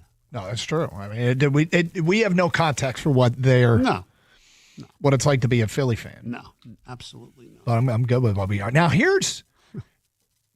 Kang, you made a point today, and I think we're just starting to take it for granted, but you're like, I still can't believe this. And it is? Yeah, that the Lions are so good, and they're always on prime time. We got another one this weekend, Sunday Night Football. And if you just stop and step back for a second and reflect, like, this is just a thing for us now. And it's not even just the primetime games. They're not even on at 1 o'clock anymore. They get pushed to the 4 o'clock game as much as possible because they're such a national draw. They're so fun to watch. Dan Campbell is probably the most likable coach in the league right now, I think. They are America's team more than the Cowboys. It's not even close. I try to tell people, friends from other parts of the country, and some of them who are going to be rooting against them this weekend, but everybody, it's like the Lions are people's B team because of the way they play and Dan Campbell. And people who watch quarterback, they say, is Jared Goff really that cool of a guy? Is he really that guy? I said, except when he calls, Carson Anderson, he turns into a jerk. No, I'm just kidding. I know he is. He seems like a really good guy. Doug, do you think if they polled American football fans who their second favorite team is, you think the Lions would win that poll? Yes. Yes. Yeah. I knew you did. That's why I asked Doug. No, I do you think there's so? a good chance. I don't have the swath of samplings. I just know my relatives in New Jersey to San Diego say your team's fun to watch. Yeah, exactly. And it's cool. Like the one thing that got me, and I didn't realize it, we're working into holiday scheduling and all that. And so everybody's mapping out December because, you guys know how this works. If you've listened to this show for the previous 18 years, although Gator's been out this week, there might be a time where Gator and I won't do a show together from like December 4th till January 5th, like because of the holidays and vacation time and how it gets used. So we're mapping out December, and I didn't even realize Lions play on Thanksgiving, right? I know that. Right. A week later, they play another Thursday night game. Another primetime game against Dallas. They're going back-to-back Thursday. And oh, by the way, they play on Christmas Day, another Thursday. Like they've been given we went from whatever scraps we could get in prime time to borderline oversaturation in prime time. I know that we took calls when the schedule came out going, that's one thing on Thanksgiving, but now they're taking our Christmas away. And I'm just like, well, it's. I know. We used to sit there, and Mike Greenberg went on this, cause about taking the Thanksgiving game away from the Lions. Why does America have to watch that? Not recently. No, I'm talking about, right. 10 years ago or whatever it was. Right. And now, the Lions are everywhere.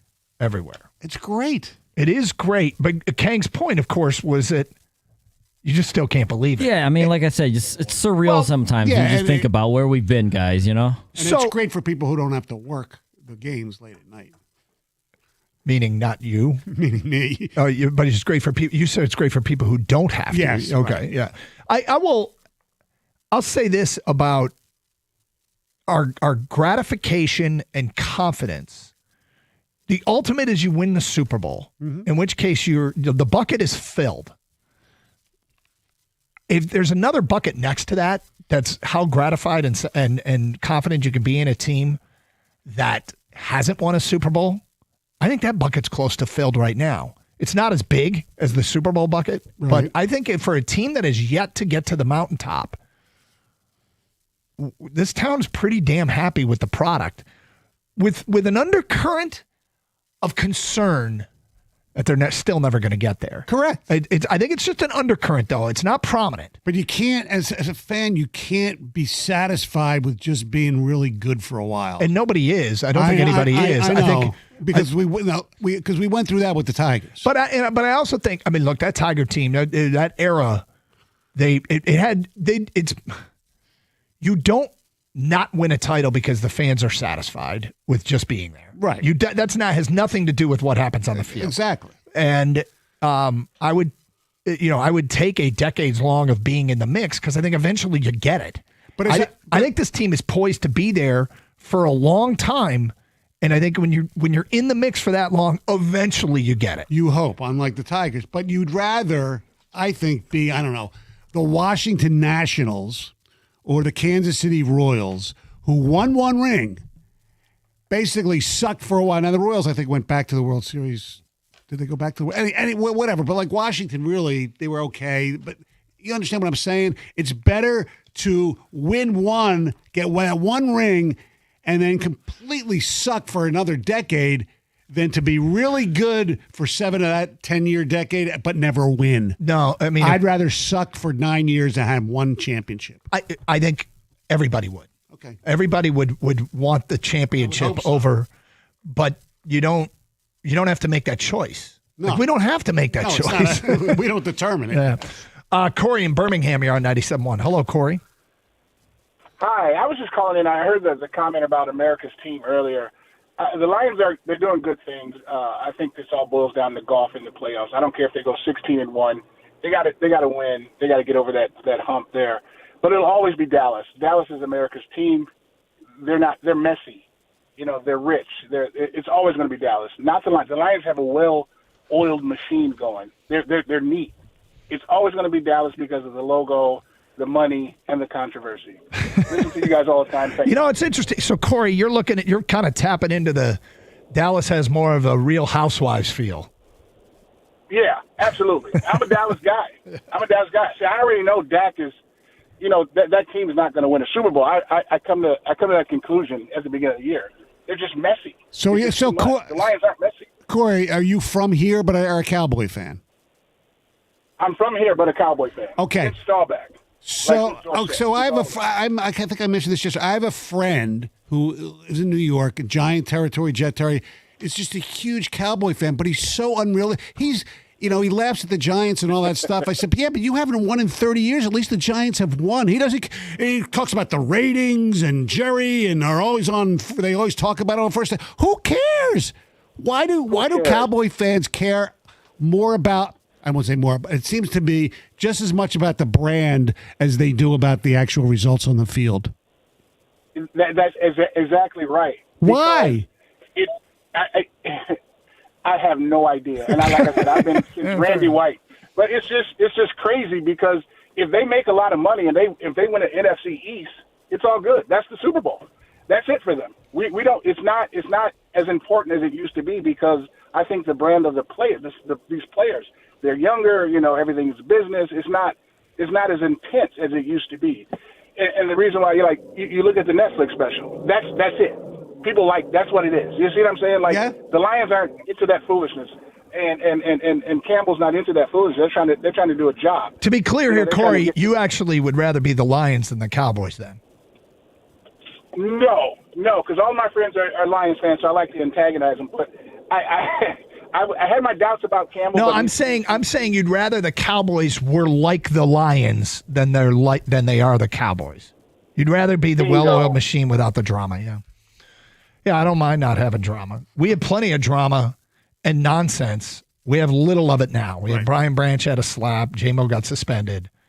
Things are going to happen, but it very rarely gets in the way of winning compared to the way it used to be. They keep the main thing here. Lions going to win this game against the Eagles. We'll get to the expert picks from ESPN and Sports Illustrated next here on 97.1. FanDuel Friday is turning it up with an NBA happy hour. Every Friday from 6 to 7:30 p.m. Eastern, FanDuel is dropping limited time specials to get you in the zone. Boosts, bonuses, surprises, all designated bring that Friday energy. This isn't just another promo. It's your weekly pregame.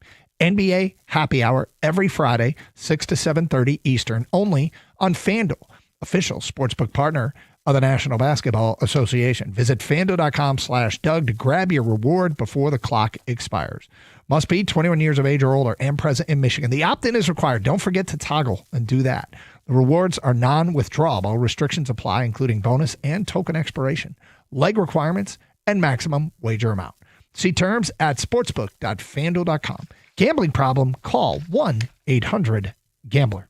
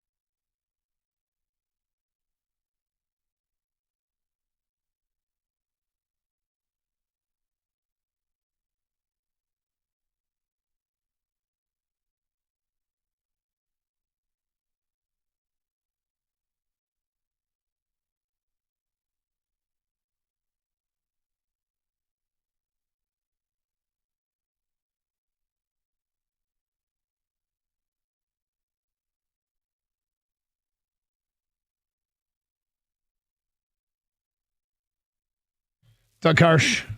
Gator out, Stoney's in. Get some college football stuff next hour. Michigan and Michigan State, both in action tomorrow as this college season starts to wind down. Talking Lions here, and big game against Philly.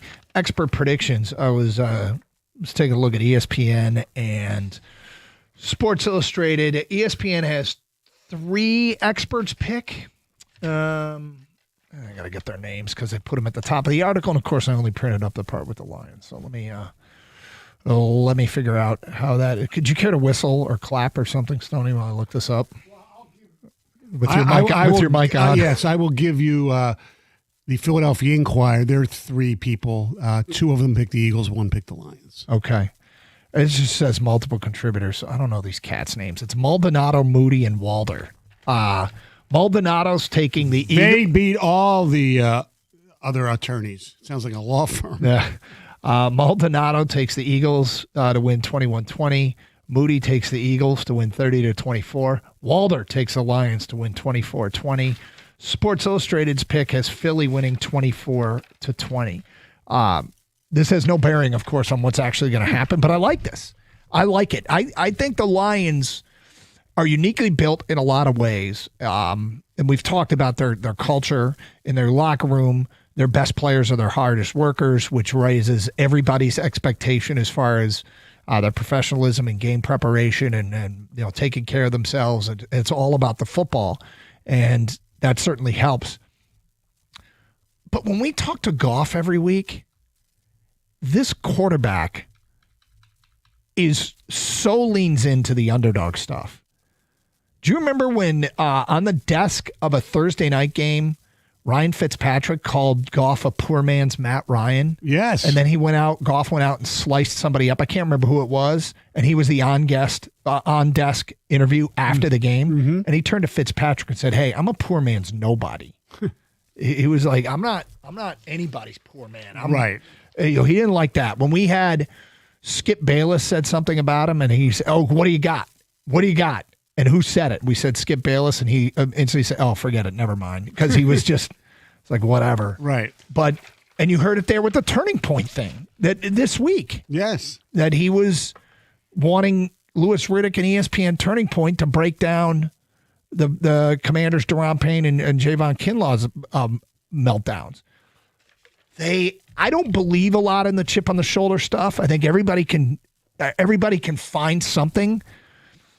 But I think there are some teams that really do it well. Mm-hmm. And I think this Lions team really does it well. I mean, that's sometimes when you hear those things, you scoff when a lot of times players say, "Oh, I never listen. I don't read the papers. I don't do this. I don't do that." Yeah. They know what's going on, whether they... Well, not all of them. I don't believe all of them do. Do you? No, I don't think all of them read their papers or listen. I don't think most of them actually listen to sports talk radio anymore, but I believe their friends, family do, and they know exactly what's being said and written. Well, I'm sure that if they want to find out, they can. Yeah. What's being said. Really? Yeah, the accessibility is there. Yeah. I think the wisest ones are the ones that turn off everything and just completely tune out the criticism and what's being said, because I think it can get into your mind and it can affect you. Well, we are lucky because a lot of if you had, for instance, A.J. Brown, okay, or another, like, quote, diva receiver who, like, had his own podcast, we'd be there, but St. Brown does it with his brother, and everybody seems to enjoy it. Yeah. Because he doesn't appear to be a diva. No, I mean, they say things, too. It's interesting. Yeah. Feedback coming in on our Twitter poll. The Lions going to win this game. Dev writes in, the Lions win because the Eagles offense. Oh, I'm sorry. I already read that one. My bad. From Road Game Sports, Lions win because of the offense. Eagles defense causes a lot of concern for us, and rightfully so. But when Campbell and the Lions are motivated, they win. It's simple. This game has been circled for a while now. I think there's some truth in what this guy said, and I'll tell you why. Everybody talked to the Lions people this week about, hey, big games. Campbell talking about big game. And they were like, they're all kind of big games. If you start doing that, you end up walking away from a game you have no business losing, saying, how did we lose? But I think they know, and they've got that gear. And I think that I expect this to look like a well-oiled machine, Lions. I would hope so, and I think so too. It's funny because St. Brown, I heard, told somebody, I don't know if it was on his podcast or somebody else, that they thought, and I don't know if this is something, a chip on the shoulder, they were looking forward to starting the season in Philly on the first game of the year against the defending Super Bowl champs. Oh, they thought they were going to get that game? I thought they were going to get that game. Yeah. And he wanted it. Dave writes in via Twitter, Lions win 33-10. The story of this game will be the defense, which includes a defensive score. The Lions' D-line will take advantage of a beat-up Philly O-line. Okay, I'm not going to debate that, but if Philly's O-line is beat up, what's the Lions' O-line? It's definitely hurting. And I think their D-line is a little better than ours. Not a lot.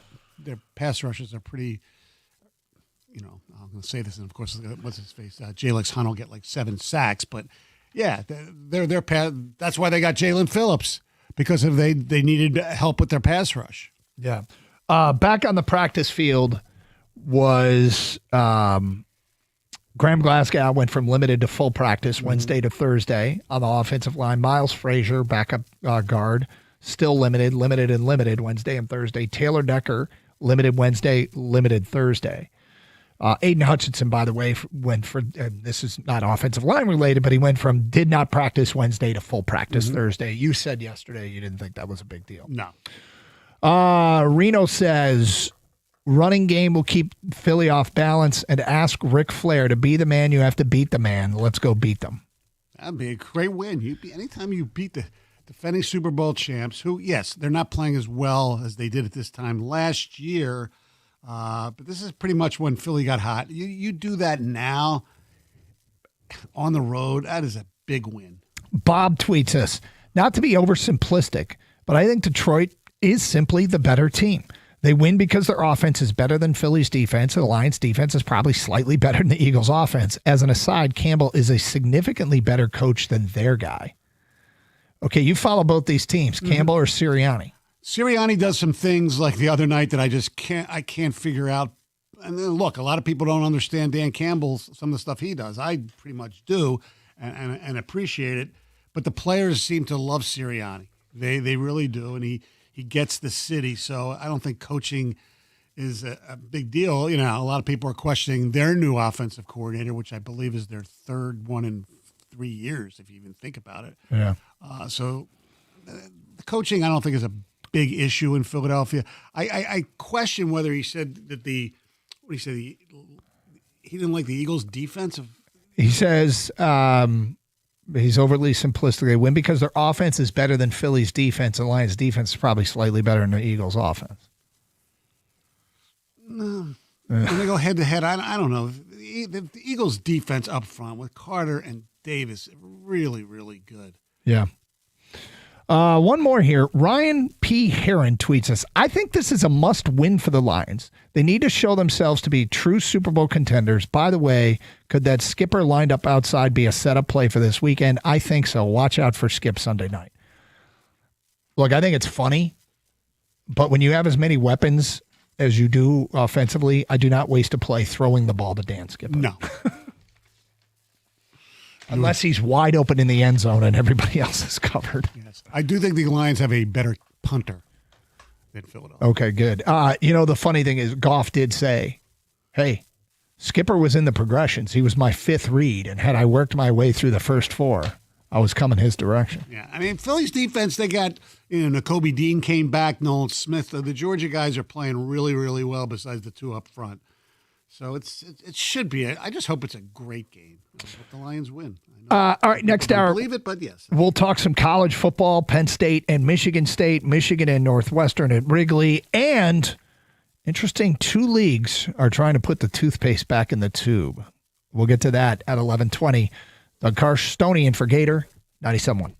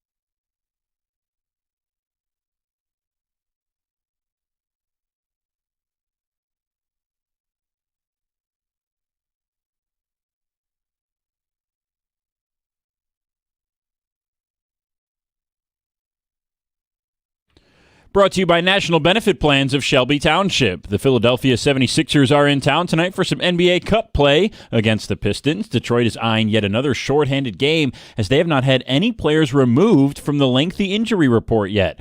One they are hoping to get back tonight is Jalen Duren, who appears to be having a breakout year, as J.B. Bickerstaff says, after a lot of hard work and effort this summer.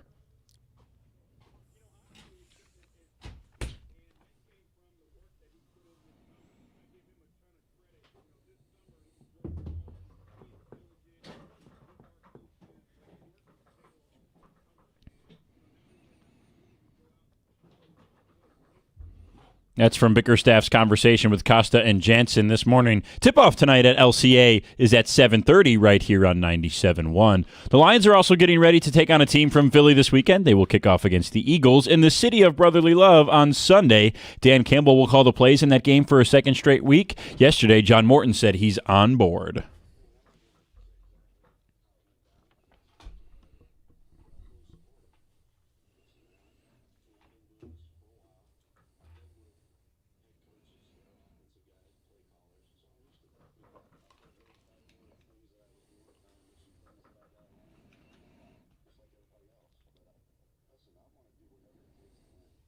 Kickoff on Sunday is at 8:20 right here on The Ticket. At the Corewell Health Sports Desk, I'm Brendan Shabath. For more, visit 97.1 The Ticket or Odyssey.com.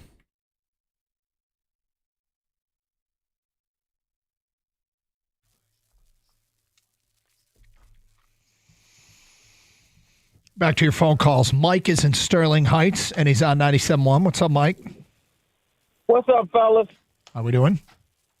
Pretty good. First of all, Stoney, I want to give you your props, man. Me and you go back a long time, 30 years. I'm Motown Mike, man. We used to fax and do all of that. We used to go back like crazy. Just the facts, Mike. Just the facts.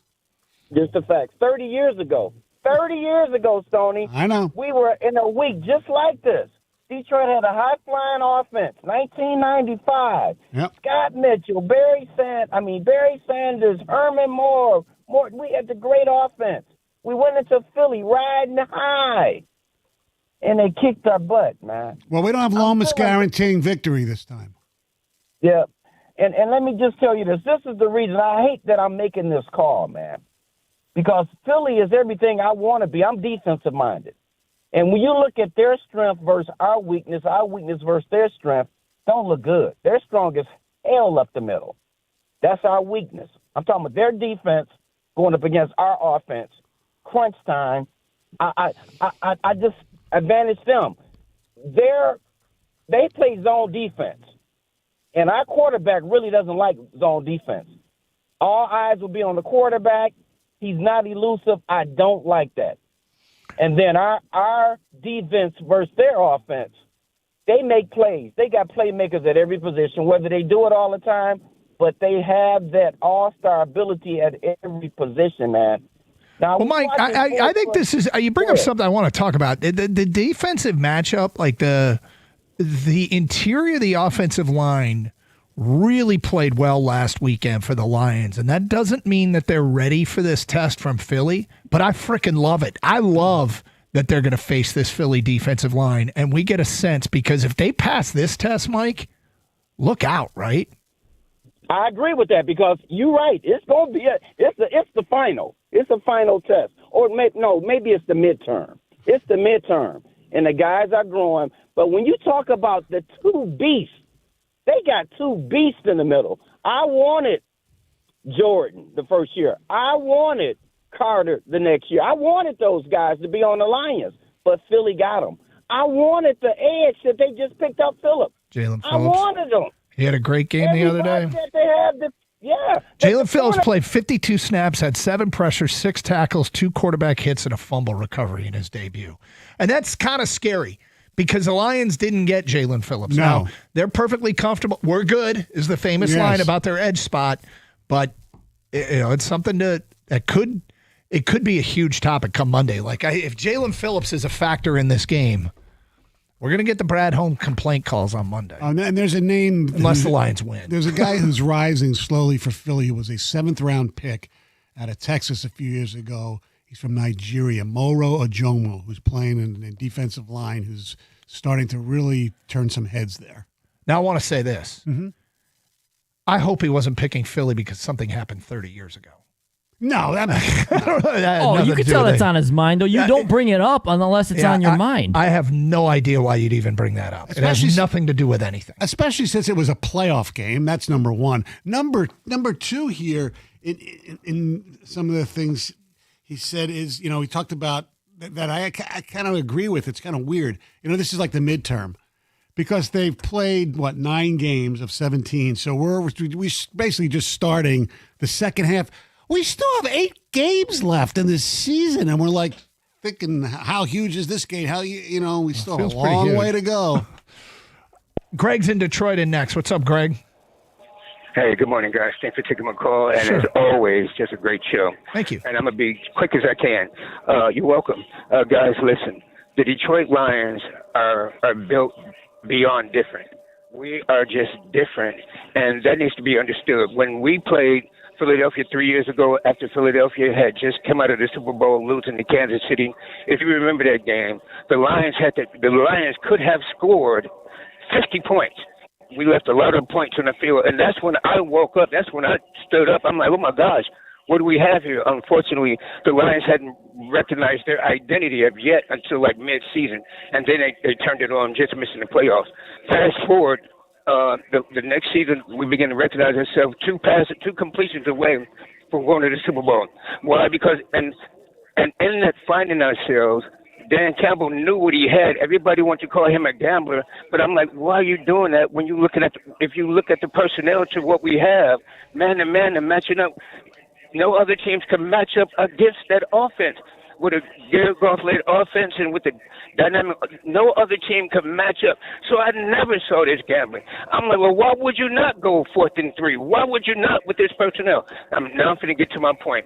Guys, here's another thing that the team is maturing to, and I don't think it's fully understood, is that our passing game with the personnel, with J-Mo, who's one of the fastest receivers in the NFL, we're not making that a dominant aspect of our team. That the offense is, the running game is profound. But I'm telling you, who we have in the passing game is just as profound, and one is not predicated on the other. Greg, predicated on the passing game. All right, take what the defense gives you kind of offense. And Goff talks about it every week. And I feel redundant asking him the question, and it's because it's like after every game we go, yeah, it was good, but where was Laporta?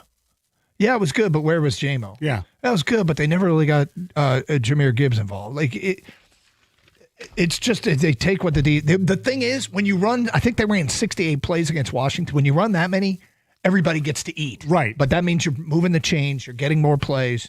But yeah, they're like the implication that they're not centering around J-Mo. I don't care who they center it around. Just move the football. And I always think it's a mistake to call plays to check a box. Correct. Call the plays to win the game. And if that means you hand it off to David Montgomery 35 times, then hand it off to David Montgomery. If you win the game, that's the most important thing. And that's what I think in Philly that A.J. Brown has to understand. Yeah. Well, he's an emotional guy, and he always has been. Tony McComb says, I think the Lions win because they will force 3 and outs and control the time of possession with Gibbs and Montgomery leading the way. I can see them having 2 or 3 drives of 8 plays or more. That wouldn't surprise me at all. As long as Kevin Patullo is calling plays for the Eagles, I like the Lions' chances. That offense isn't the same we're used to with Patullo holding the play sheet. I think the Lions surprise a lot of people and win by 2 possessions. Wow. Eagles beat the Lions. They've actually beaten good teams. The Lions lost on the road to the only good teams they've played. Don't bring up Tampa Bay. They're mediocre at best. No, I don't think Tampa Bay is mediocre at best, to be quite honest with you. No, I don't. If we can't bring up a good team, then you're right. The only teams that they have beaten are bad teams if we can't bring up the good teams they beat. Correct. Look, record-wise, Baltimore, say what you want about them, they're getting better. Yeah. And that was a road game. Yep. MCDC has been upgraded to OCDC. That's funny. Philly gives us 113 rushing yards per game. It is in the bottom half of all defensive categories. I'm not worried about their defense. The key for the Lions defensively, it's pretty basic. Wrapping up. because Saquon's really good at, breaking some tackles, and then you have him go and starts hurdling guys and things like that. Here's a fascinating one. Goff can have the biggest chip ever on his shoulder. Good for him. When you're not good enough, you're not good enough. Good enough for what? Doesn't he have the best quarterback rating in the NFL right now? Good enough for what? I mean, if you just don't think that the Lions can win a Super Bowl with Jared Goff, fine. Believe that if you want. I'm not going to argue that right now. But if you don't think Jared Goff is really freaking good and can take a team on a playoff run, I think he's done it. He's done it. He did it in the for the Rams, okay? And yeah, he didn't do much in the Super Bowl, but he had a great drive in the NFC Championship game. He did it here 2 years ago when they won 2 football games and Josh Reynolds decided to be Edward Scissorhands, and that's why they didn't go to the Super Bowl. That ain't Jared Goff's fault. He had a horrible playoff game last year. That can't dispute. But he's done it before. God. So I looked it up. He doesn't have the best passer rating. He's second. Oh. So unless you're first. Yeah. Look, I get stats aren't everything, but we're talking about a guy who's obviously operating. He's completing 74% of his passes. He's got 20 touchdowns and 3 interceptions. 20 is the most in the NFL. Look, we get it. He can't run. Okay. Well, whoop-de-doo. If that's the determining criteria, then yes, he's apparently not good enough. But it's Carson Anderson. All right, so Stoney's obviously in for Anderson. Straight ahead, league's trying to put the toothpaste back in the tube. Can they do it? We'll get to that at 11:20 on 97.1. Hey, for the last 25 years, no Detroit eye surgeon has performed more life-changing procedures than the great Dr. Yaldo. And I'm one of his 50,000-plus patients who have benefited from his custom LASIK or bifocal lens implants. Glasses, contact lenses, and reading glasses do an okay job. But you know the problems that happen with them. Your prescription changes, your lenses get scratched, your contacts are an annoyance, and you can have 10 pairs of reading glasses and still not find one when you need it. I know that was my deal. Cindy, where did I put my glasses? I got bifocal lens implants from Dr. Yaldo 6 years ago, and my 20/20 vision up close and far away will remain unchanged for the rest of my life. I can see like an eagle. Yet Dr. Yaldo let him set you free from glasses, contacts, and readers. And if you're, a lot younger than me, check them out for LASIK as well. You might get that. It's easy. Go to YaldoEyeCenter.com to sign up for a free evaluation.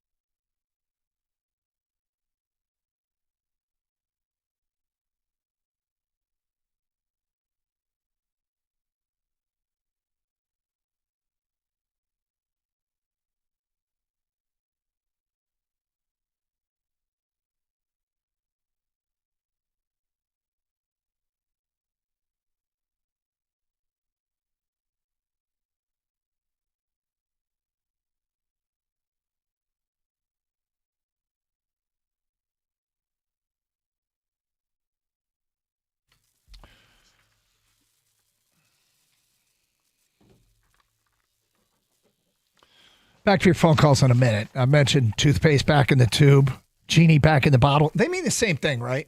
Yeah. Kang, I mean the same thing. Toothpaste back in the tube, genie back in the bottle. Can't put the genie back in the bottle. But the genie does go back in the bottle. You know what the difference is, though?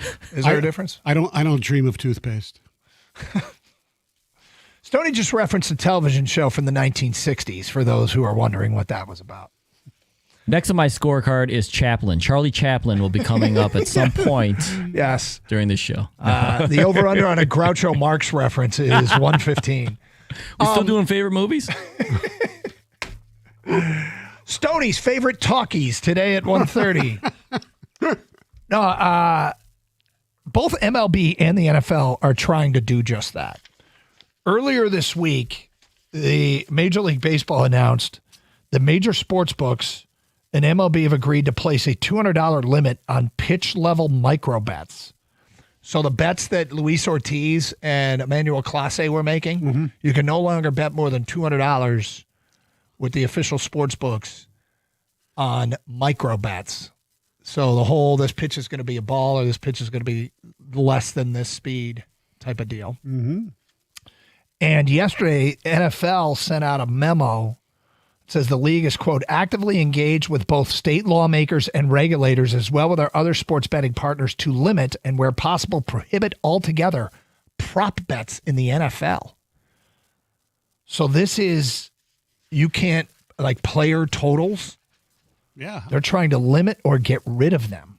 I give football, I give them credit, but because of what they're doing is they're going up against some people who are paying them a lot of money. And prop bets, as you know, is a pretty substantial part of sports gambling these days. As far as the baseball thing goes, $200 limit. Look, there are tons of people who bet on sports illegally. Yeah.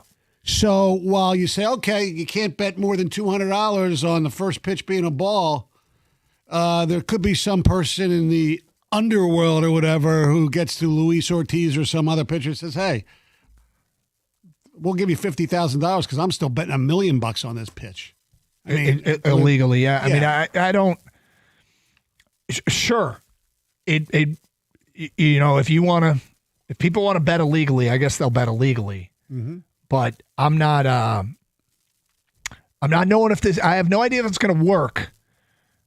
But I mean, baseball announces the Emmanuel Clase. Well, it doesn't announce. The Emmanuel Clase stuff goes down earlier this week. And where is baseball handing out the awards? Las Vegas. I mean, Shabbat was in here during the update laughing. He's like, we keep going to Vegas for handing out these awards. Well, there's also news stories about players being. Yeah. But they're giving out the Cy Young at the MGM Grand. So. That you could probably, you could have bet on that. Probably could have bet on You it. could Sure, have. of course you could have bet on who would win the Cy Young. Look, and there's an NFL team in Las Vegas. As soon as the stadium gets built, there will be an MLB team in Las Vegas. There's an NHL team in Las Vegas, and someday there might be an NBA team there. Look, the idea that they are trying to curtail manipulation of bets, I respect, because we're talking to an audience where I'm sure some of you out there are rolling your eyes thinking everything's scripted these days. I'm suspicious of everything. Gambling has ruined it. And I got it. That's that. If you feel that way, sure. I don't feel that way yet, but could I see a future where that happens if this stuff becomes more prominent? But do you raise your eyebrow a lot now because of gambling? And they're trying to reestablish a bit of credibility. Because the most easiest thing to manipulate is a prop bet. You can, if your team's a 6-point favorite in football, one player can do what they can to try and manipulate that point spread, but there's too many other people on the field. If you're trying to manipulate your over/under on number of interceptions thrown, I'll just throw a couple interceptions. And do they have the mechanism where say, okay, we're not going to eliminate prop bets, but we're just going to eliminate unders? I don't know. I mean, because there's no player that's going to be incentivized to make. I mean, they'll make catches on their own, right? I mean, you can if you could still bet an over on interceptions. Yeah, but Kang, you got a thought here? No, Adam Silver, commissioner of NBA's asked certain gambling sites or whatever to eliminate certain prop bets as well and all that stuff. It is really hard to put the toothpaste back in the tube, Doug, because the money involved. And you remember my bold prediction that I knew wasn't going to happen was eventually it's just going to go back to the way it was, and you just can only bet in Vegas because this has gotten out of hand. Yeah. It's never going to go back the way because of the money involved. But with that being said, I think they are trying to regulate this a lot more than it has been because I know, Doug, you don't necessarily believe it, but a lot of people do believe the manipulation and everything's being controlled by money and gambling. But the problem is they still gamble and they still bet. So you're not changing anything if you keep doing that. But it's on everyone's mind no matter what now. And it's unfortunate because the purity of sports is, it's completely gone down to what it used to be. And the one thing that is good, though, Kang, is since legalized gambling, is I think that Vegas now does a much better job of pointing things out that just seems so irregular of bets that are so one-sided. That happened a little bit, but not as much as it does now. They're more of a watchdog on it. No, big corporations and organizations like the UFC, they have a service that alerts them when there is way too much. It's irregular betting, like you said, on one fight or one prop or whatever it is. And I'm sure the big four have this, but that still doesn't mean it's going to continue to happen because dumb people do dumb things, and that's never going to stop. 248-539-9797. Let's get back to your open line calls. We go to Jim and Fraser. You're on 97.1. Hello, Jim. Hey, guys. I haven't really talked much about it. I call a few times, but I haven't really discussed golf that much. But I'm really getting tired of people putting him down. And I'm going to tell you, if these people don't like golf and you want a different quarterback, well, guess what? You watch the NFL on Sundays. You ever watch New Orleans play? You ever watch the Jets play? You ever watch how bad some of these quarterbacks are in this league? You want to get rid of golf, that's fine. But what are you going to replace them with? The Jets yesterday, wasn't it Fields threw over 100 yards yesterday in the fourth quarter, and they said, boy, that's like a major accomplishment for him. Mm-hmm. And I'm thinking to myself, why would people want to get rid of golf when out there is really not that much? And I mean, I don't get it. I don't understand what these people want. And, if that's what they want, you want another New Orleans or the Jets, and take it. I'll tell you what they want, Jim. And I'm going to suspect, and just so people know, Jim is responding to a ticket text that basically was mocking Goff having a chip on his shoulder. When you're not good enough, you're not good enough is what the texter said. Jim, they want a quarterback that's mobile, that they're the bridge and the hill that they're going to charge up is you cannot win a Super Bowl with an immobile quarterback. And if you believe that, if you're going to be immobile, the only way you'll be successful is to have all the traits that Jared Goff has. He makes quick decisions. He diagnoses where the football should go, and he delivers an accurate football. And because of that, they have one of the best offenses in the NFL when they're clicking. And the idea that it's not like he's immobile and can't throw. Right. The last four teams that won Super Bowls, okay, obviously Kansas City won twice, Mahomes and Jalen Hurts are mobile. Tom Brady and Matthew Stafford, they're not very mobile. Oh. No. Well, why don't you ask them next time they come on, ask them and say, hey, okay, you don't want golf. Who do you want then? I know. I mean, be specific. Not general. Be specific. Who do you want? You want Fields? Who do you want that's mobile? Well, because I don't know who they want, because if they want Hurt, they want Mahomes, they ain't gonna get them. So who do you want? Exactly. Well, thank you for the phone call. I bet a bunch of people wanted Hendon Hooker, and Hendon Hooker, he's still available, right? He got released by Carolina. Yeah. He got released by Carolina. That's all you have to say. It's Carson Anderson, Stoney, and for Anderson, 97.1.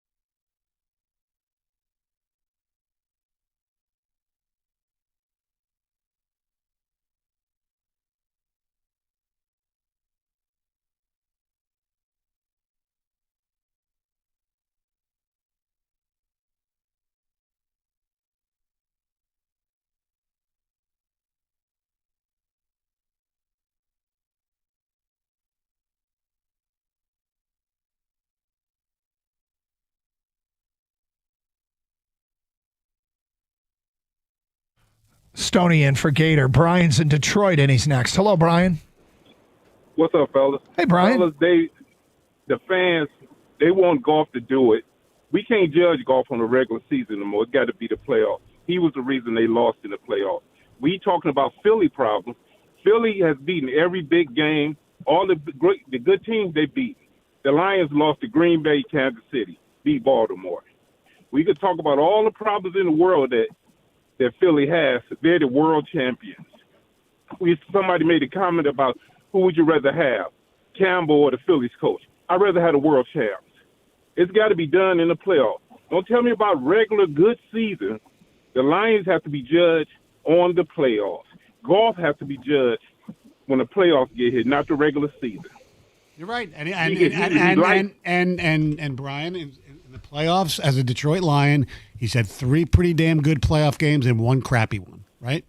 Well, yeah, the last one was the crap. Right, exactly. Yeah. When they was favorite, when everybody went in that game, Vegas thought they was up, they would win by 10 or more. Everybody thought they was on the road. The minute they lose, all I heard was injuries. Golf and the Lions have to be judged on the playoffs. I don't know if you're saying anything that's is conflicting with what the belief is here. You can't play a playoff game till the postseason. Right. But the point is, you want people. I don't know. I'm not saying you, Doug, but some people want everybody to just be all in on golf. No, get the job done. Well, that's what when the playoffs get hit, man. Be the reason the Lions win it. Okay, I got to tell you, Brian. I got to tell you, people are going to give their opinion beforehand about whether or not he can get it done. Right, and I don't think there's anything. Do you think there's something inherent about Jared Goff that he can't win in the playoffs? No, I think. All right, then that's all. I think golf. That's all. I think he can win in the playoffs, but Doug, he has to do it. Because Doug, I can't get over the fact he went to the Super Bowl and the coach didn't want to keep him. Yeah, of course, he found Brian. A chance to get a better. Of course, until he gets to the mountaintop, he won't get the ultimate praise. Right. If Stafford never went to the Super Bowl, they'd say the same thing about him. You know what they aren't playing on Sunday? A playoff game. Yeah. That's what we mentioned. He can't win a playoff game Sunday. He can win a big game Sunday, but he can't win a playoff game Sunday. In Detroit, he's won playoff games. In L.A., he's won playoff games. And he's taken a team to the Super Bowl. Mm-hmm. And, if the only judgment, if it's a binary yes or no question, has Jared Goff won the Super Bowl? There's no argument, Brian. No. The answer's no. No. But does that mean for the caller says if you're not good enough, you're not good enough? That caller has decided that Jared Goff can't win a Super Bowl. Correct. I haven't made that decision. No. Brian, in fact, you didn't make that decision. No. And Stoney, you haven't made that decision. No, absolutely. Do things have to be different for him than other quarterbacks? Yes, but that's okay. Let's go to Nick in East Lansing. Hi, Nick. Good morning, gentlemen. How are you? Okay. Good. So I just wanted to say one thing real quick is that I feel like Lions fans, as of late, have gotten spoiled, and I don't know if they almost forget, when the dark days were. I mean, we aren't too far removed from that, and this whole thing that Goff isn't good enough. I mean, do you remember the days of Orlovsky? I mean, just I watched all 16 of those losses back when they went 0-16. I mean, the fact of the matter is, Goff is good enough. Is he not mobile? Fine. I mean, but you know what? Neither was Tom Brady when he won the Super Bowl with the Tampa Bay Buccaneers. Now, obviously, I understand that, Tom Brady's Tom Brady and Jared Goff is not Tom Brady. Dante Culpepper was mobile. What does that have to do with anything? Well, because he was talking about quarterbacks from the past, and I was agreeing with him that you don't have to have a mobile quarterback to win. Yeah, just saying that because you guys had mentioned that, people want mobile quarterbacks and we can't get it done unless we have a mobile quarterback. Well, I kind of disagree with that. I think he is good enough. I think this team is good enough. He was all, there's nothing to worry about until there's something to worry about. So, Nick, the way you put that is exactly what I think. You either think he's good enough to win a Super Bowl or you don't think he's good enough to win a Super Bowl. Nick, you think he's good enough? I think he's good enough. Stoney thinks he's good enough. If you don't think he's good enough, the question is why? And I would guess that 95% of the people would say mobility. And there's and why I think that's foolish is because I think that there's always more than one path to the mountaintop. Mm-hmm. When a team wins a championship, everybody always tries to mimic that team. Okay? And when you try and mimic that team, and then somebody else wins it a different way. And everyone tries to mimic that team. It's a copycat league. Yeah, until somebody else wins it a different way. And it's like the Pistons. Can the Pistons win the NBA? Because the Pistons don't shoot threes. You know? I can't wait till the mobile quarterback thing is done for good because I honestly think Jared Goff is maybe the last quarterback because I think inherently younger players and athletes now are just more athletic than they were 20 years ago. They just are. The weird thing is this is not where I expected the show to go, right? We get one text of one guy saying, I don't care if Goff has a chip on his shoulder. If you're not good enough, you're not good enough. And all of a sudden the phones blow up with this debate turns into Jared Goff, which I guess we shouldn't be surprised. We did 10 years of Stafford radio here and whether or not he was good enough. And I'm going to guess that a lot of the people that said Stafford wasn't good enough are the same people that says Jared Goff isn't good enough. And Stafford went out and won a Super Bowl. Exactly. With the coach that didn't want Jared Goff, though. They didn't, but I know. But both teams can win like with their guy. It's not like that's, you know, just because Sean McVay wanted to go a different direction doesn't mean that that's the only way. No. I hate only way thinking. I can't stand only way thinking. I get offended. But Kang, I shouldn't. But Why Kang, am I offended? But Kang is correct. There aren't very many quarterbacks. Jared Goff is becoming a dinosaur, which is fine. Yeah, because look at it. Go ahead and pick out a quarterback under the age of 30 that's not a little bit mobile. It's hard to find one nowadays. You know, Baker Mayfield can move around, Drake May, all these guys, they just grew up different. I couldn't find a basketball player right now that looked like Bill Laimbeer because just athletes and sports are different what they were. And so people got to get over that. And do you think in Buffalo or Baltimore they go, our quarterback's not mobile enough? That's why we haven't won a Super Bowl? Yeah, exactly. No. Right. Let's go to Sammy in Philly. You're on 97.1. Hello, Sammy. Hello? Sammy. We'll check back with Sammy. Josh in Waterford. What's up, Josh? Hey, I just got to say, you know, this is just one aspect, but a mobile quarterback happens when there's a little bit of a broken play. Everybody's covered, and they got to scramble, and they got to make something out of nothing.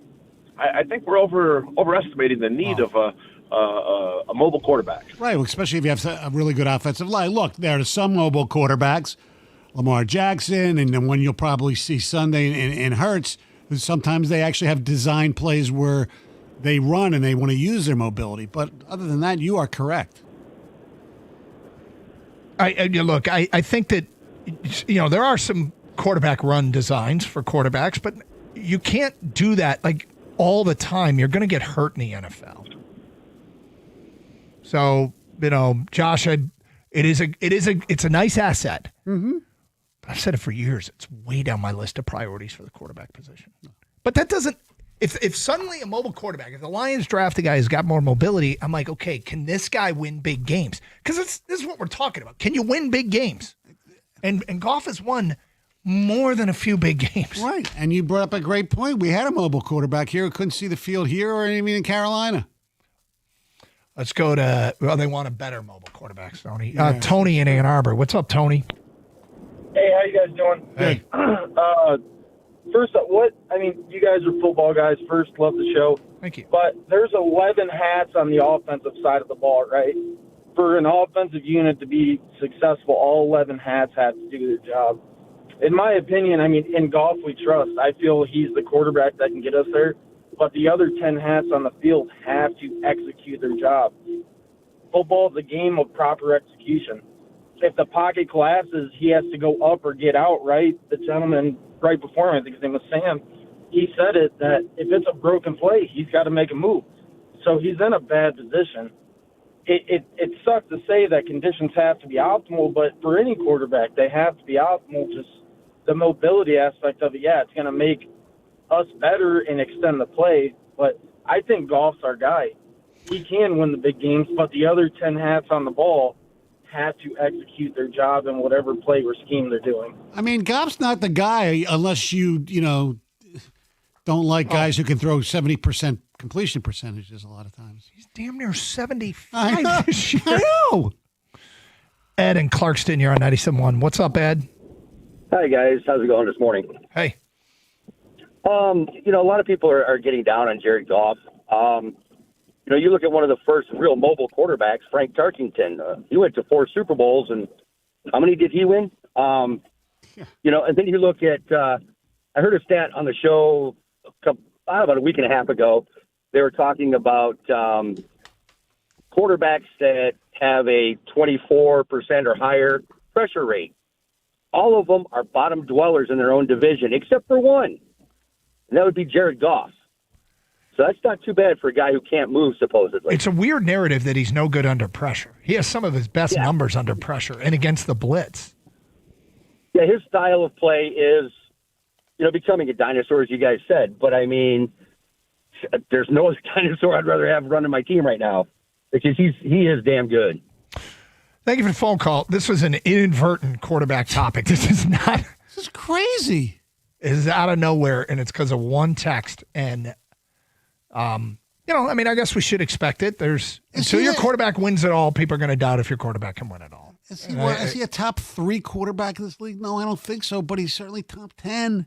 God. Well, wherever he ranks to me is kind of irrelevant. You're right. It's just, is he good enough to win big games? Playoff games are big games. There's such thing as a regular season game that's a big game.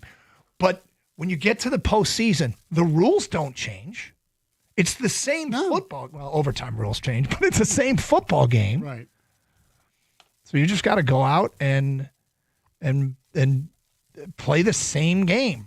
The stage isn't too big for him. By the way, I know it was about a decade ago, but Eli Manning was not exactly mobile, was he? I mean, he got away from one play, but there's the game has changed. The game has evolved, but it's still the same principles. I'm fine with a quarterback that's accurate, smart, gets the ball out quickly, knows how to dissect the defense. And is a good leader, and his players respect him. Hey, FanDuel Friday is turning it up with NBA Happy Hour. Every Friday from 6 to 7:30 p.m. Eastern, FanDuel is dropping limited time specials to get you in the zone. Boost, bonuses, surprises, all designed to bring that Friday energy. I got to be honest, I would say more than 50% of the wagers I make, I'm using a boost or a bonus. I just look for them, and I like to bet favorites on money lines. That's how I do it, but this is a great chance for you to take advantage of this offer, 6 to 7:30 p.m. Eastern on NBA games. It's not just another promo, it's your weekly pregame. NBA Happy Hour every Friday, 6 to 7:30, only on FanDuel, official sportsbook partner of the NBA. Visit FanDuel.com/Doug to grab your reward before the clock expires. Must be 21 years of age or older and present in Michigan. The opt-in is required. Don't forget to do that. The reward is non-withdrawable. Restrictions apply, including bonus and token expiration. Leg requirements and maximum wager amount. See terms at sportsbook.fanduel.com. Gambling problem? Call 1-800-GAMBLER.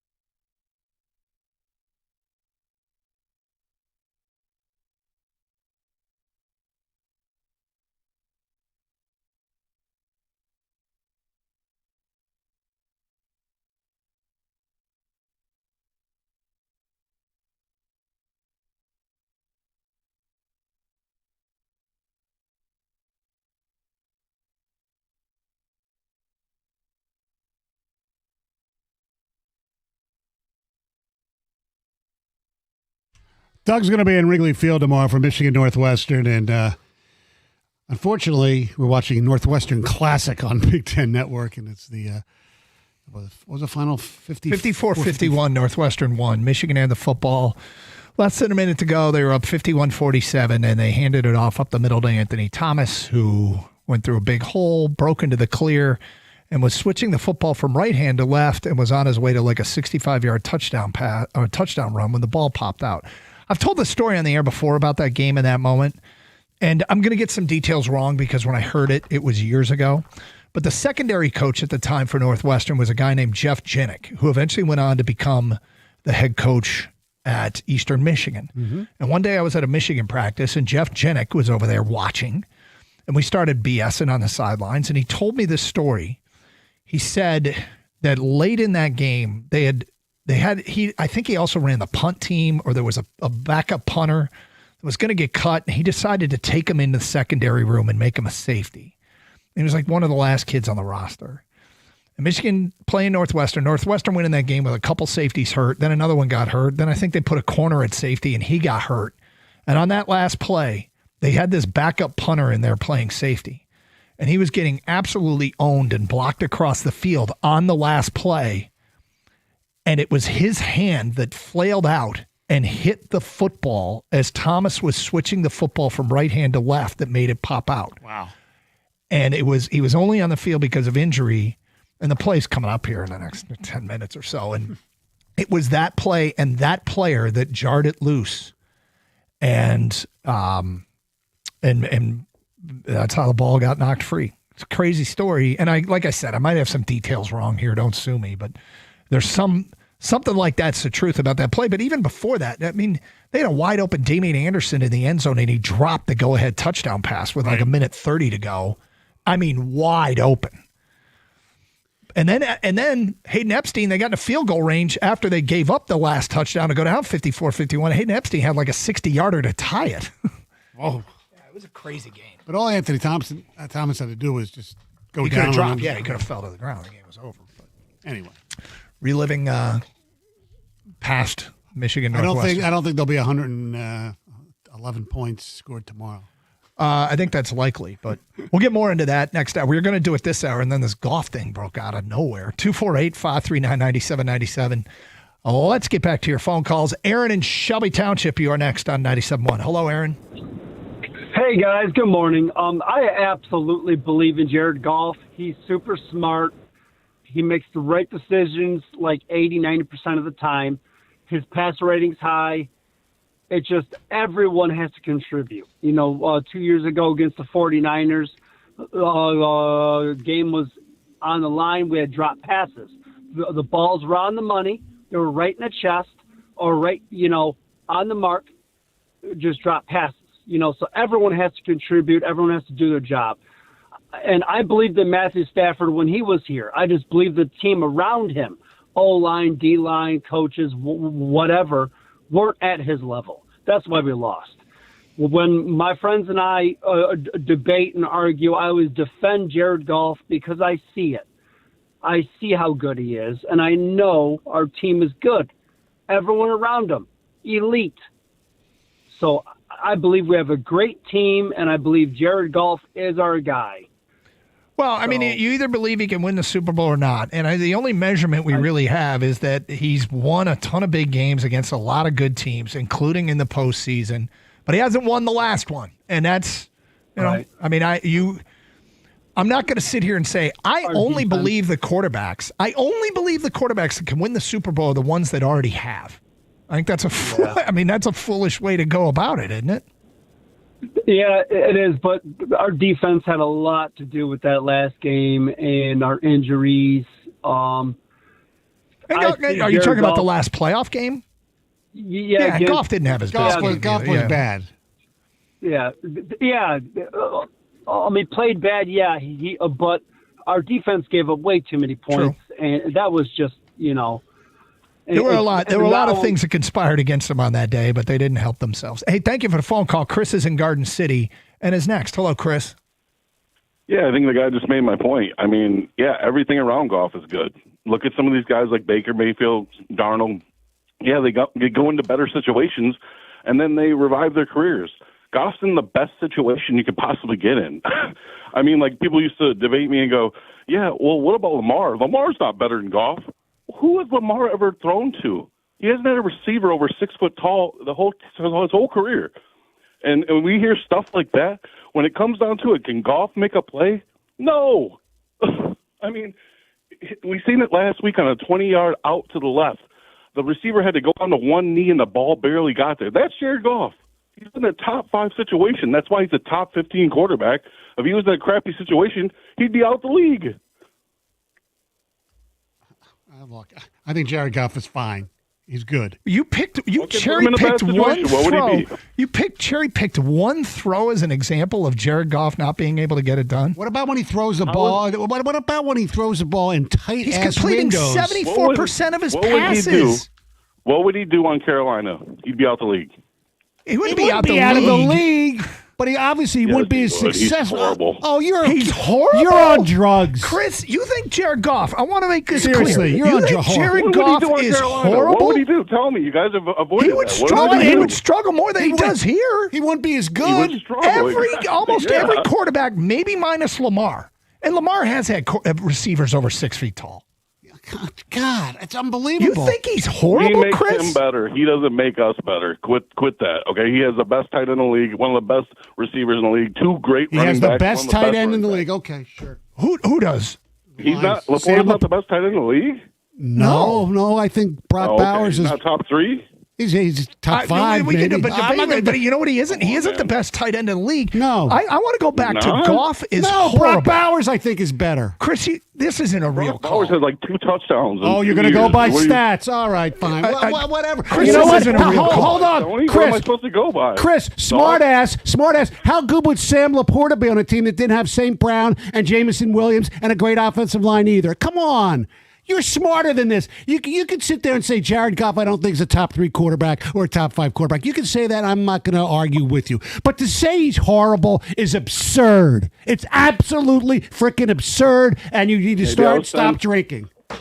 Maybe I was sent to get you guys' blood pressure up on a Friday. Whatever. Maybe. Yeah. So And you don't mean any of this. No, he's top 15 quarterback, Doug. But here's the thing, Doug. I wanted you to answer this too, and then Stoney too. Is he 15, and then the situation makes him borderline top 10, or is he, 15 and 10? No, he's not. Okay, He's hold like on. 15. Okay, that's what I'm saying. You said horrible. Horrible is one of the worst. It would have to be bottom 3 or 4, right? When you're describing everything, like one guy has to, when you're making a point for Goff, you have to say that he's really great at everything. It's kind of like when people are dogging Lamar. They're like, Lamar's horrible. How is Lamar horrible? Well, nobody's saying none of us are dogging Lamar. No.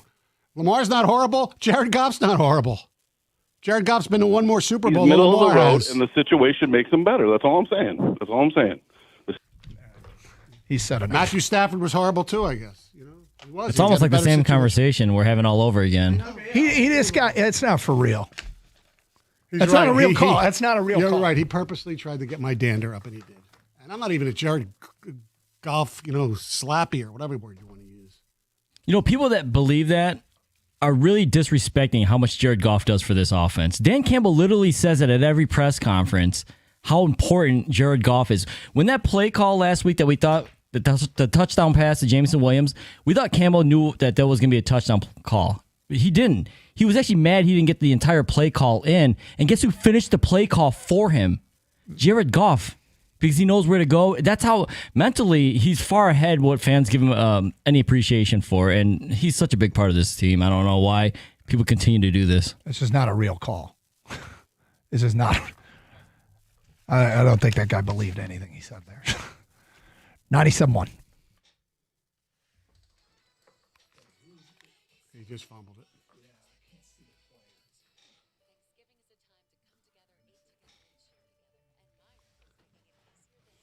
Sorry I yelled like that. That's not, Yelling at people now? Yeah. At least this Jared Goff's horrible. I mean, seriously. They should be yelled at.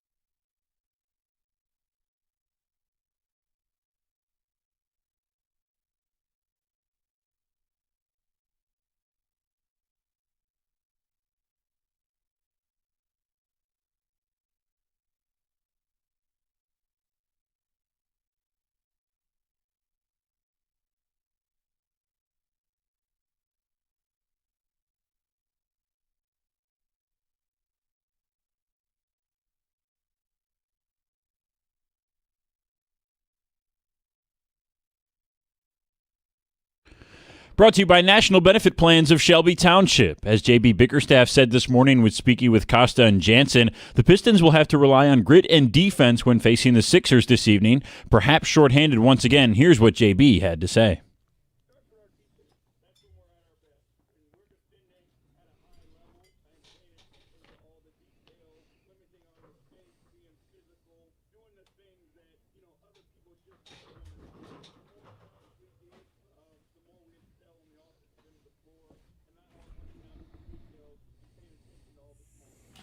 Jaden Ivey was seen on the court at morning shoot-around moments ago and taking jump shots. It's his first on-court activity since right knee surgery back in mid-October. Tip-off tonight for the Pistons is set for 7:30 p.m. from Little Caesars Arena against the 76ers. It's NBA Cup group play tonight. Hear it right here on 97.1 The Ticket. Tigers prospect Kevin McGonigal is the 2025 Arizona Fall League MVP. The number 2 prospect in all of baseball finished in the top 5 in homers, slugging percentage, OPS, walks, extra base hits, total bases, and runs this fall. Dan Campbell just got to the podium moments ago to speak with reporters today. He gave a couple injury updates on the secondary. He said Amik Robertson, Terrion Arnold, and DJ Reed all likely not to practice today. They should know more about Terrion and Amik as far as whether those two will play on Sunday once practice is completed today. The Lions are, of course, in Philadelphia this Sunday to take on the Eagles in prime time at 8:20 p.m. right here on 97.1 The Ticket. At the Corewell Health Sports Desk, I'm Brendan Shabath. For more, visit 97.1 The Ticket or Odyssey.com.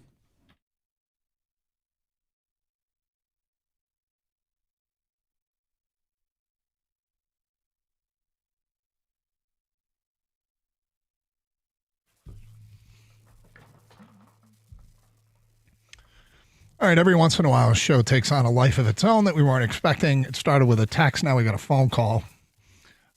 People who don't think Jared Goff can get it done, and we're not going to do this the rest of the day. We've had some people on hold for quite some time. We appreciate your patience. We'll take a few more calls on this, and then we're going to move on. Then we're going to get to some college football stuff, Michigan and Michigan State preview. But it's okay if you. I don't even really get that mad if you don't think Jared Goff's good enough to win a Super Bowl. That's fine. We have a fundamental disagreement, and that's okay. The last call said he was horrible and said put him on Carolina, he'd be out of the league. I don't even know that there's really any debate that if you take a quarterback on a good team and put him on a worse team, he will not be as effective. Correct. But he also used the term horrible and then argued that Jared Goff is nothing better than a top 15 quarterback. And I'm like, okay, even if you're only top 15, you're not horrible. No. In fact, you're above the mean. But, hey, what? Like I said, we're not going to do this all day, but here we go. DJ in Pontiac. What's up, DJ? Hey, how you doing?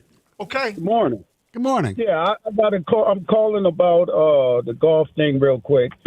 I think the point I want to make is nobody. I'm not saying that he needs to be a very mobile quarterback, like run up and down the field.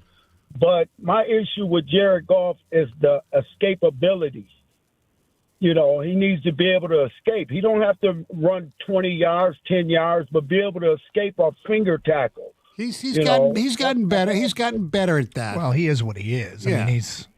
Yeah, but that's the problem. Like when the playoffs come, you know, he need to for some reason seem like he's not as strong as he need to be, because I've seen him get touched and he'll fall down. And then one more thing I want to say, the guy talking about if we get rid of him, who are we going to get? I used to call the radio station all the time talking my displeasure with Matthew Stafford, and they were saying that back then. It'll be somebody to come along. You can't hitch your wagon to a dead mule, you know. You used to call complaining about Stafford. No. I was talking about. But you said you used to call the radio station to complain about Stafford. Yes. Who then went and won a Super Bowl. Yeah, but hold on now. Let me address that. He went to the Rams, a stacked team that was already primed to go. If they would have put, I feel if they would have put any decent, you know, average, above average quarterback there, they could have did it. Do you think the Lions are a stacked team? Right now, they got a pretty good team. Yeah. They pretty stacked. And when Stafford was here, they were stacked. They were stacked? The Rams didn't win because of Stafford. The Lions were stacked. How many good running backs did Stafford have when he played here? Reggie Bush, and that's about it, right? What receivers? He had receivers. Look at his passing yardage. I know he was enough. I mean, let's just change. Here's a guy that trashes has spent years trashing Stafford. Who's gone to the Hall of Fame, by the way. Who can't hook your wagon to a dead mule. Who won a Super Bowl, and he's doing the same thing to Goff. Yeah. But he thinks he's making a good point. I know. Kang, should we? All right, we're done. Yeah. We're done with this. Sorry, we were going to take a few more on this, but it doesn't.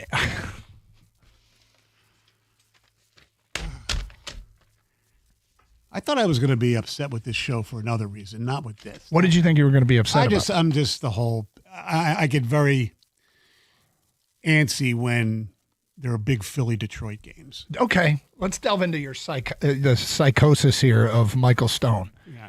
You grew up in Philadelphia. It's been well documented. Yes. You've been a Philly fan for life. Die hard. All I cared about, I would cry at games and things like that. But now, when they play, I root for Detroit, and it happened because I've been here. I would assume you don't like these games. Actually, I pretty much don't. It's almost like Michigan State, but over time, things decayed. Not decayed. Because I didn't get to see the games as much. You know, when you're out of town, and this is now, if I would have moved here with today's technology, it might be a little different. If I had a different job where I didn't get to interact, believe it or not, 20 years ago, players would listen to the sports radio, and people were a lot friendlier, the athletes and things like that. And you build relationships, and you kind of like the people. And that's what happened. And I was also, because I think the first time it ever happened was an Eagles-Lions game. It was because I just thought I felt so bad for Lions and their fans because, Michigan and then to a lesser extent Michigan State they were more important in this town at that time when I moved here than the Lions were. And I couldn't understand it. So I always felt sorry. And I became a Lion fan. And then when they played, I kind of like them. I'll root for them. And then it happens in the other sports too. The Philly teams are a B team. It's close, but they're my B teams. Yeah, I would imagine you don't like these matchups. No. And look, there's nothing wrong. I always say, sports fans, you do whatever you want. Right. And you've got yourself in a weird little sports conundrum here. Yes. But I know you enjoyed Philly winning the Super Bowl, and yes. a lot of people congratulated you. Not as much as I would have 15, 20 years ago. It's like when they finally won the first one, everything. What would be awesome is if the Lions win this Super Bowl, and then we can sit down and have a lengthy compare and contrast the emotions. Oh, it won't even be close. Really? Oh, the Lions, I'd go ape, more over because the Eagles, I went to the first two that they lost and finally took my daughter to the loss of the Raiders and the Patriots. Yes. You were at the Raider game in the Superdome? Superdome, 1980. Really? 80, 81, yeah. I still have a ticket stub. I actually was I had a ticket, and then You I had a what? volunteered a ticket. Yeah, these things, these hard things. No, what's the thing you said beforehand? You had a what? I thought I said I had a ticket. I don't know. Ticket stub. Oh, ticket stub. Yes. They still have them. Anyway, I was also in that game wearing a suit because I volunteered. A guy I knew worked for CNN. I said, "Do you need any help?" He said, "Yeah, you can interview the losing locker room. Help us." I said, "Sure. I'd be happy to talk to Jim Plunkett." And I'm usually pessimistic, and I thought for sure the Eagles were going to kill them because they beat the dreaded Cowboys in the NFC Championship game. And did they? Yes, and then the Raiders kicked their ass, and I had to try to talk to Dick Vermeil. So that was not a happy Did moment. he know you? No. Oh, okay. I was working in Washington at the time. I never worked in Philly. No? Nope. Interesting. Mm-hmm. Didn't know that about you. So you'll sit down and watch this game and just be...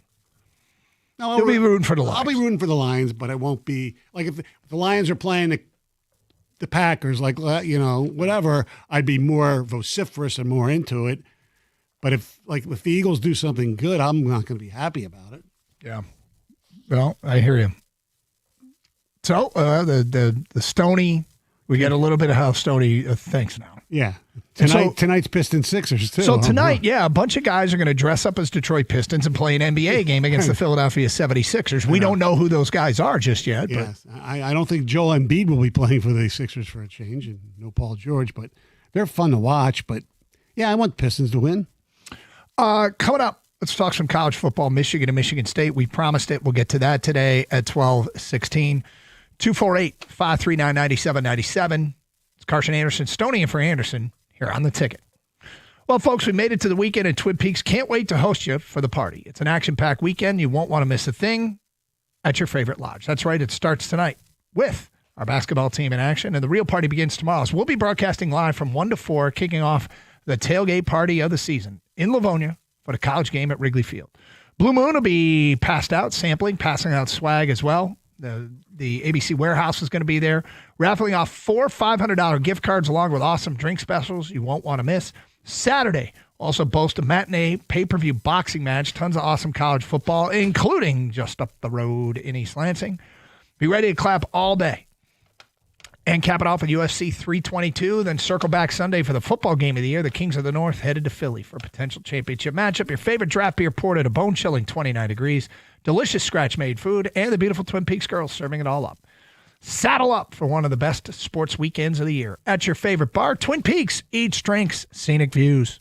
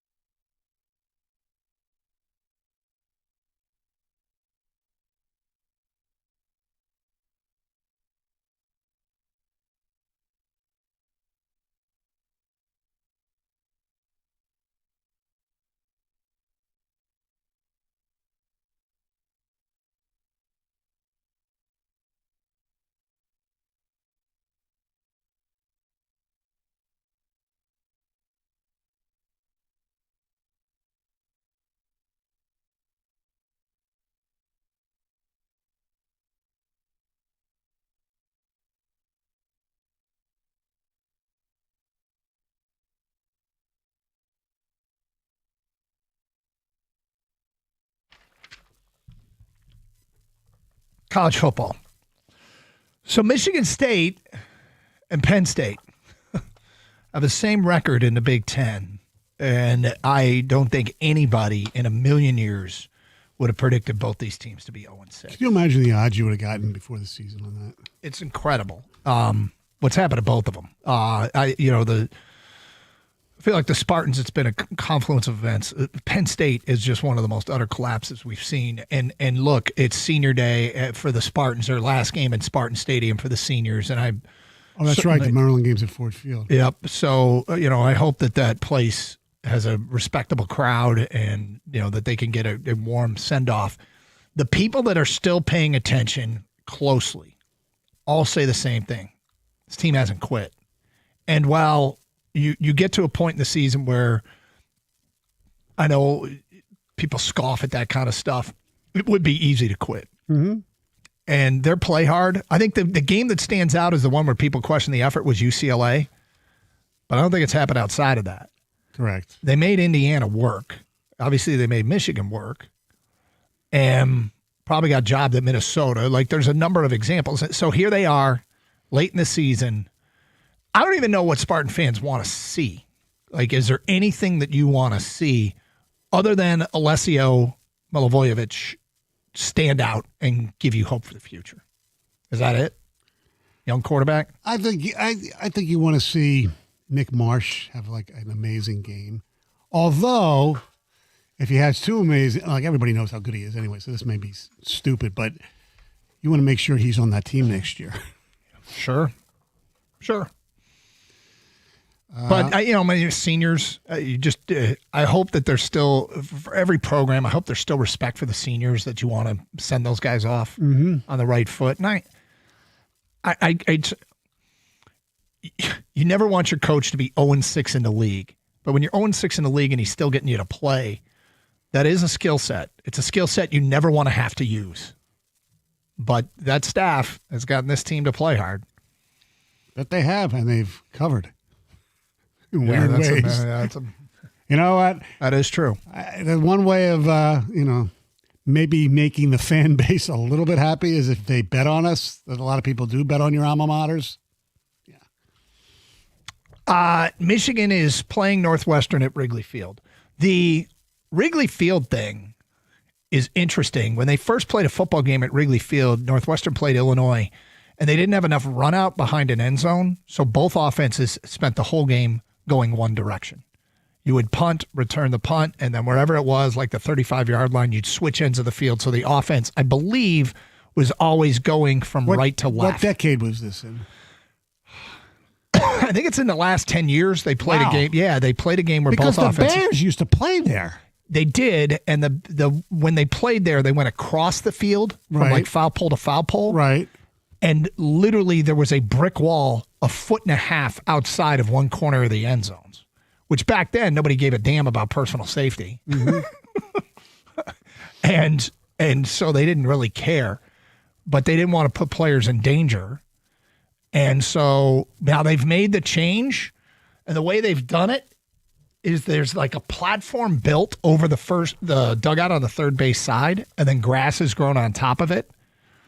So the Cubs dugout on the third base side is covered up, level with the field, and then they put grass on top of it. That gives more of a run out there. There are some tight corners. The corner in the end zone, I think on TV to the left, but so the press box, I found out today, maybe it was yesterday, we're going to be in the visiting radio press box, which is behind home plate, which is basically, I believe, in the back of the end zone to the left. But here's the other thing. You know how coaches sit in midfield to call the game in the press box? Yeah. There's no press box on the first base side at midfield. They're building, and they have done this in the past, a temporary box where the coaches are actually going to be sitting in seats for that game. Wow. Yep. So a lot goes into it. Should be fun. The dugout, the Michigan's sideline will be the near sideline, and you can only go up to the 35-yard line. You know, your coaches can only go to the 35-yard line because there's a wall there. So that has a little bit of a restriction. And also the visiting clubhouse where Michigan's locker room is so far away that tomorrow they'll add 3 minutes to halftime to allow the extra time it takes you to get into the visiting locker room because it's such a long walk. The other stadium that has a super long walk is Rutgers. Rutgers, it's across the field, up a ramp, make a left, go up some stairs, and walk about 50 yards. And that's where the visiting locker room is. Hopefully Gus Johnson's box will be like soundproof so the actual paying customers won't have to hear him screech. Well, I know it's play by, I'm not asking you to criticize, but that was, and Gus, I've met him. He's a nice guy. He's from here and all that. That was shameful last week. Well, to each their own. As far as on the field, Northwestern's the kind of team that if you show up and you don't come to play, they can beat you. Mm-hmm. And like if the Michigan-Purdue effort, like what they did put on the field against Purdue, if they do that against Northwestern, they're going to be in trouble. They have got to show up to win this game. And you hope, I have a theory coming out of bye weeks, you either are flying high and everything looks great, or you're sluggish and there's no in between. And it's probably not true, but I always feel that way. It better be the flying high version of the Wolverines or they could be in trouble. Caleb Komolafe, since he's taken over, and he was third on the depth chart, they've got guys that got hurt. He's a running back number 5. Nebraska and USC is their last 2 games. He's gone over 100 yards in both rushing, averaging over 7 yards a carry. And they had USC on the ropes, and it looked like they changed that game on one play. USC, it's a 14-14 game. There's like 2 minutes to go. USC's deep in their own territory. And an offensive lineman, Najee Story, a defensive lineman for Northwestern, intercepts a pass, returns it to the 15, to the 10, to the 5, reaches for the end zone, gets hit by Jordan Mayava. Ball goes out of the back of the end zone. USC gets it back on the touchback at their 20 in a 14-14 game. 3 plays later, they score a touchdown. That was going to be 21-14 Northwestern at the half. It was 21-14 USC at the half. Northwestern scored 3 points the rest of the way. How's my guy, the transfer from Michigan State via West Bloomfield High School? How's Dylan Tatum playing? He is. I think he's healthy. Yeah, he hasn't got. I don't think he's gotten on the field a ton, but I'll double check that. I got to go get my charts. And my cousin's their quarterback, right? Preston Stone. He's not really your cousin. No. Oh, okay. Yeah, transfer from. If he was really my cousin, SMU. I'd be wearing Northwestern garb a lot. Let's go to John in East Lansing. You're on 97.1. Hi, John. What's going on, guys? How you guys doing today? Good, thank you. I mean, first of all, that Michigan game at regular, that's gonna be so cool for them. But, anyways, I just want to chime in about like what MSU, like fans want to see and like what we want to do. In my opinion, I mean, like we want to kind of see something that we can hold on for next year. You know, like something that we can grab onto and say like, this is what we can put our thing in. Because like everybody's saying, and like in my opinion too, I think Nick Marsh is gone. Like he's too good to be at a losing school like this. Like, I mean, after I believe after our Rutgers game, like three or 4 of our 4-star recruits dropped. You know, like people are like losing faith in Michigan State as a program. So we want to see, you know, something to hold on to, whether it's defense or offense, and we want to see, you know, our donors put up money so we can like hit the transfer portal and hit as many players as we can, you know. Well, it's a weird situation in that the buyout for the coach, if that money's applied towards the portal and applied towards keeping Marsh, I don't know that's a terrible plan, but I know that a lot of people just don't want to see Jonathan Smith anymore. But right, Jonathan Smith, the experiment is over. Honestly, I mean, he has no grit. It's clear that he has no power over the locker room. Like, and I know that's not like in college. That's not like kind of their job. But to a certain extent, it's like, you know, when a coach needs to tell you to get your ass moving, you got to get your ass moving, you know? Do you think they look like they quit? I mean, I think certain players look like it. I think we ran into some games where we had not a single starter on defense, and I think that really stinks. And then the next game is like, okay, we have our starters on defense back, but now our offense looks so sluggish. It's like the team just isn't flowing at the same time and is not hitting at all cylinders at the same time as it should be. And especially with somebody like Aiden Childs, he's a 3-year starter, and I know he had one season at Oregon State. Yeah. But still, regardless of the 3-year starter, he should be able to control his locker room and especially his offensive group. But he mentioned the game against Rutgers. They didn't play Rutgers. And when you say control your locker room, I would think that would manifest itself on a crappy effort on the field. Right. And I don't know that we've seen that many signs that they've quit, but he sees it differently. UCLA game, that was really it. The UCLA game was the one, but all right, straight ahead, another edition of Are You Going to Eat That? Then we'll hear from the coordinators for this Lions-Philly game. It is Carson Anderson on 97.1.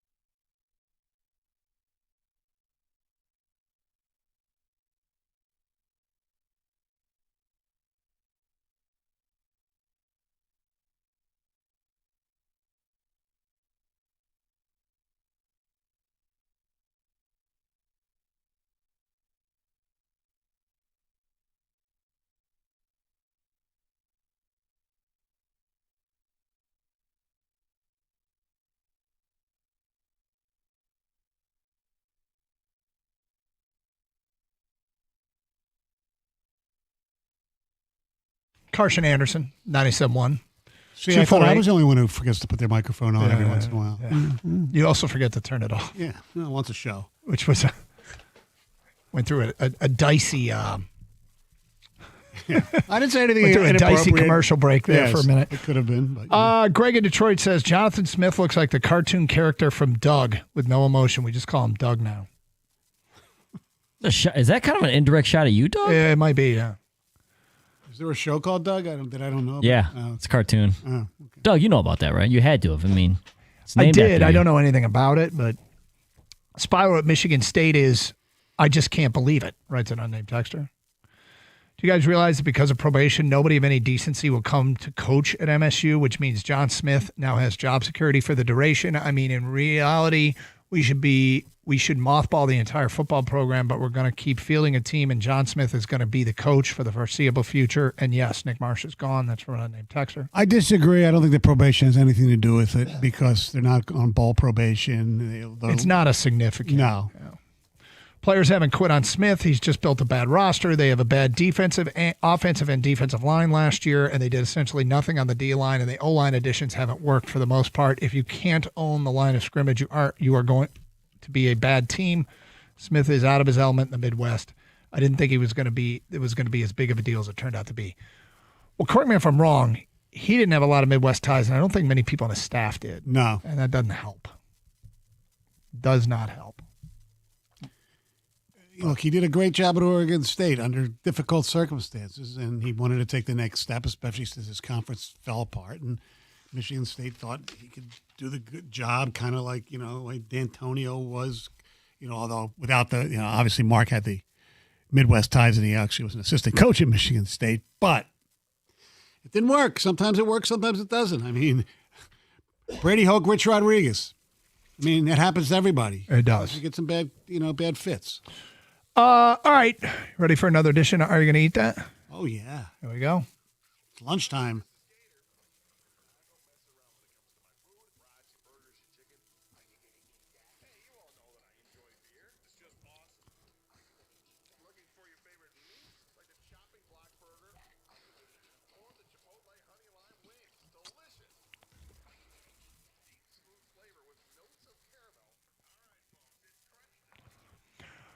All right, Mike Stone is in for Gator today for this edition of Are You Going to Eat That? If, Stoney, you know how this works. I come up with new menu items, things that are available, and you decide yes or no. Kang and I also give our opinion, and we will start with a bit of a novelty item that's available at Firehouse Subs. Oh, there's one right down the street. Well, guess Maybe what? I'll get one on my way home. Well, the question is, do you want the Firehouse Sub gravy extinguisher? Okay, please tell me what the gravy extinguisher consists of, The gravy sir. extinguisher is like a fire extinguisher, but it's made of food-safe plastic, meant to add a little heat and humor to the Thanksgiving table this year. The device is designed to be filled with hot gravy for your next holiday feast. Just remember, the extinguisher doesn't come with gravy. You have to bring your own backup. The extinguisher holds up to 2 liters of gravy and other liquids. Its canister chamber can be filled, and a pump is used to dispense the gravy, and it looks like a fire extinguisher. Stoney? Do you want the gravy extinguisher? Because I'm not eating a piece of metal. I'm not eating an extinguisher. Do I want the... for your Thanksgiving dinner? No, because I'm confident that who's ever making our Thanksgiving dinner, the gravy will be hot. Well, I think the purpose is just to have a cute little fire extinguisher gravy dispenser. No. Kang, you going to go get this? Hell yeah, I want this. This thing is awesome. This is a great bit. This is like when the Red Wings put out that the gravy boat that was a Zamboni. That was great. It's the same thing. It's the same thing. It's just a fire extinguisher. Yeah, exactly. So that's why I'm all on board, Doug. Actually, I'm going to get this for Thanksgiving. I'm going to try and get this for Thanksgiving. This looks amazing. This is awesome. I misheard. I thought you were using it actually to warm up the gravy. No. It's just for the it's like for the dispensing. Yeah. Okay, sure. Okay, you're in. Changed my mind. Yes. I mean, I'm not going to get this, but I do like the idea. I can't see myself stopping at Firehouse Subs to get it, but maybe I'll change my mind. Come on, man. This is turkey. Well, the funny thing is, I think I might have found out today that we're hosting Thanksgiving. I'm not sure, and if we are, maybe this will spice it up a little bit. Go get the gravy extinguisher. All right, next up, 7-Eleven is introducing Flamin' Hot Cheetos tacos. 7-Eleven, the convenience store's Laredo Taco restaurant, is teaming up with Cheetos Flamin' Hot. So if you're at a 7-Eleven, you get a taco. It's one of these Laredo taco companies. Stoney, the Cheetos Flamin' Hot burrito, the spicy new burrito is made with seasoned ground beef, creamy queso, and Monterey cheddar blend, and Cheetos Flamin' Hot inside a fresh tortilla. Same thing with the tacos, same thing with the nachos. Will you get your tacos or burritos from 7-Eleven from the Flaming Hot menu? Wouldn't be my favorite or my first choice, but just like the kid from Life Cereal, give it to Mikey. He'll eat anything. Okay, so you're a yes on that? Yes, I need it. Kang, you going to stop at 7-Eleven for your tacos? So I stopped going to 7-Eleven for a very long time, until recently where my little girls discovered the Slurpee. So now, not often, but every now and then I will go in and get them a Slurpee. I do not have any desire to eat anything at 7-Eleven anymore, and this is not going to make me change that as I'm not getting a what's meal your go-to flavor on the Slurpee? So I do the mix of a cherry and Coke. Yes. Yeah, it's like the perfect blend, man, right? Absolutely. Yeah, I'm a no on a 7-Eleven. Of course, taco. Doug. Pillsbury is bringing back Grand's hot cocoa flavored rolls. These cinnamon rolls are enhanced with hot cocoa spices, and they come with a marshmallow icing for the perfect finishing touch.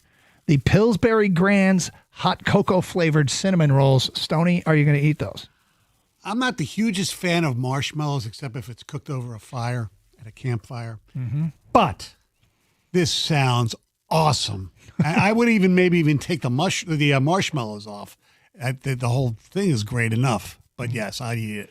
Can you? Yeah, this sounds delicious. I don't see anything wrong with it. You're not gonna come up with something at the end here, right, Doug? That says it's also infused with kale. Yeah, no, exactly. I'm not going to say anything All right, like that. yeah, then I'm all in. I probably would just get the regular cinnamon rolls over this if I was going to have a cinnamon. Yeah, cinnamon rolls are awesome. Cinnabon is a wonderful invention. Next up, 5 Hour Energy is coming up with a limited edition holiday lineup. You can now get the energy shots of pumpkin spice, cranberry lime, or gingerbread snap.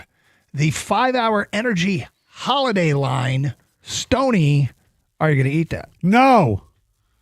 Emphatically no. I'm not into pumpkin. I'm not a big ginger guy either, so no. What was the third one? Third flavor? Cranberry lime. Oh, cranberry is the worst thing to do with Thanksgiving, so no. This is the hat trick of no. This is outright hostility. Yeah. The triple crown of no. Yeah. Kang? I appreciate the effort with the holiday theme or the seasonal theme, but I'm not into the energy drinks anyways, and so that just already I'm out, and those flavors are not going to make me change that stance. Yeah, I've never had an energy drink, nor it's not a seal I want to break, so I'm out. Cheetos and Doritos are getting naked. Their Simply NKD reinvention of the iconic Doritos and Cheetos flavors are made with no artificial flavors or dyes and are completely colorless. There are no colors, no artificial flavors, but same intensity, according to their chief marketing officer. So these are a healthier version of Doritos and Cheetos. They come in the Doritos Nacho Cheese flavor, the Doritos Cool Ranch flavor, and the Cheetos Puffs and Cheetos Flamin' Hot. So these are healthier version of these snack foods. Stoney, are you going to eat that? I'm in the minority. I'm not a huge Dorito fan, believe it or not, or a Cheetos fan. I will eat them if they're the only things there. I'm more into the Fritos and the potato chips. But hell, if they're naked, I'll eat it. You're going to do it, huh? It's a bit aggressive, Mike. Can you? So I am a big believer in you eat with your eyes first, but with that being said, the chips aren't, the color is not that drastically weird or anything. It's just not bright orange, I guess, or whatever. If the flavor's the same, yeah, I'm for it. I like the fact that, less processed stuff, less unnatural stuff, I'm in. This is the best thing we've had on How You're Going to Eat That in a while. I am so in on this. I can't wait to try this. No, I don't really that much. I eat a lot of popcorn as a go-to snack, but I think I'd love to try these and see if they're good. You Skinny Pop or a regular? Skinny Pop, Smart Food. We got the Orville Redenbacher's microwave popcorn. I love the Better Made hot popcorn. I'm a big fan of that. So. I haven't had that. We're a Skinny Pop family. I am. Whatever she brings, I'll eat. And there it is, another edition of Are You Going to Eat That? Straight ahead, Stoney's had enough of these people, and Latest on Tarek Skubal from an MLB Insider. That coming up today at 12:51. It's Carson Anderson, 97.1 The Ticket. Football season's here, and the University of Michigan Credit Union debit card makes game day even better. When you use your Michigan debit card at Chrysler Center, the Big House, or Yost, you'll score discounts on fan favorites like popcorn and souvenir sodas. It's a perfect way to show your team spirit all season long. Don't miss out. Get your Michigan debit card available exclusively from UMCU. Visit umcu.org to get started today, insured by NCUA.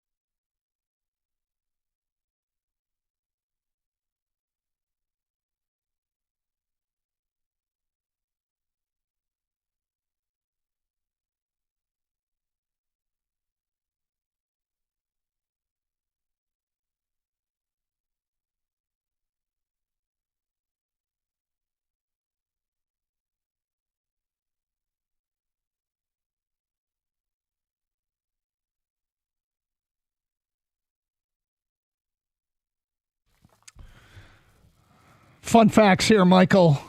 You asked about your guy, Dylan Tatum from West Bloomfield, who's now at Northwestern. The secondary coach there is Harlan Barnett at Northwestern. And Dylan Tatum on the season has 15 tackles and 1 pass breakup, is listed as the backup nickel behind Braden Turner. And You have more than one cousin that's playing college football. Ooh, another Stone on that team? Not on that team. Preston Stone is the quarterback. Right. Transfer from SMU. His brother Parker is a wide receiver at SMU. And his other brother, Lindell, is a quarterback at Virginia. Wow. The athletic family, the Stones. The Stones, very athletic. And then there's also you. Obviously not my genes. All right, Stoney said enough. And I it's funny you said this because this morning I heard something that I found almost borderline offensive. But Stoney, what was it for you that kind of set you off and make you say enough? Well, the New England Patriots are 8-2, I believe, correct? And they have a quarterback who appears to be really freaking good and will be their quarterback for at least the next decade. Mm-hmm. And I was just thinking, I said, God, the Boston area, and I'm not going back to the 60s and the 80s, Celtics and all that stuff, okay? But just in this century, haven't they won enough? And now they look like they're building to the future. I mean, and I did this, and I didn't realize it was that many. Since 2001, okay, the Patriots won in 2001, 2003. The Red Sox won in 2004. The Patriots in 2004. The Red Sox in 07. The Celtics in 2008. The Bruins in 2011. The Red Sox in 13. The Patriots in 14. The Red Sox in 18. The Patriots in 18. And the Celtics in 24. Enough! Our kids have not seen many championships, if at all. And these kids that were born, let's say, in 1995, from the time they were 6 years old, they've seen 1, 2, 3, 4, 5, 6, 7, 8, 9, like 14 championships. Enough with Boston. And I don't hate them. I don't hate their teams. Celtics I've always hated, but that's because of the Sixers and the Pistons stuff. But I don't hate the Patriots. I don't hate the Bruins. I don't even hate the Red Sox that Sounds much. to me like you're starting to well up some hatred for him, I'll be honest. I'm just jealous. Why can't we get that every once in a while? So it's funny that Stoney comes in the office and says this today. I'm like, dude, that's really weird because I had Good Morning America on our TV, was watching Channel 7 and flipped over to Good Morning America, and I'm getting ready this morning. And they mention that the Patriots won a game last night and make the comment, this is their best start. You have to go back to the Brady era.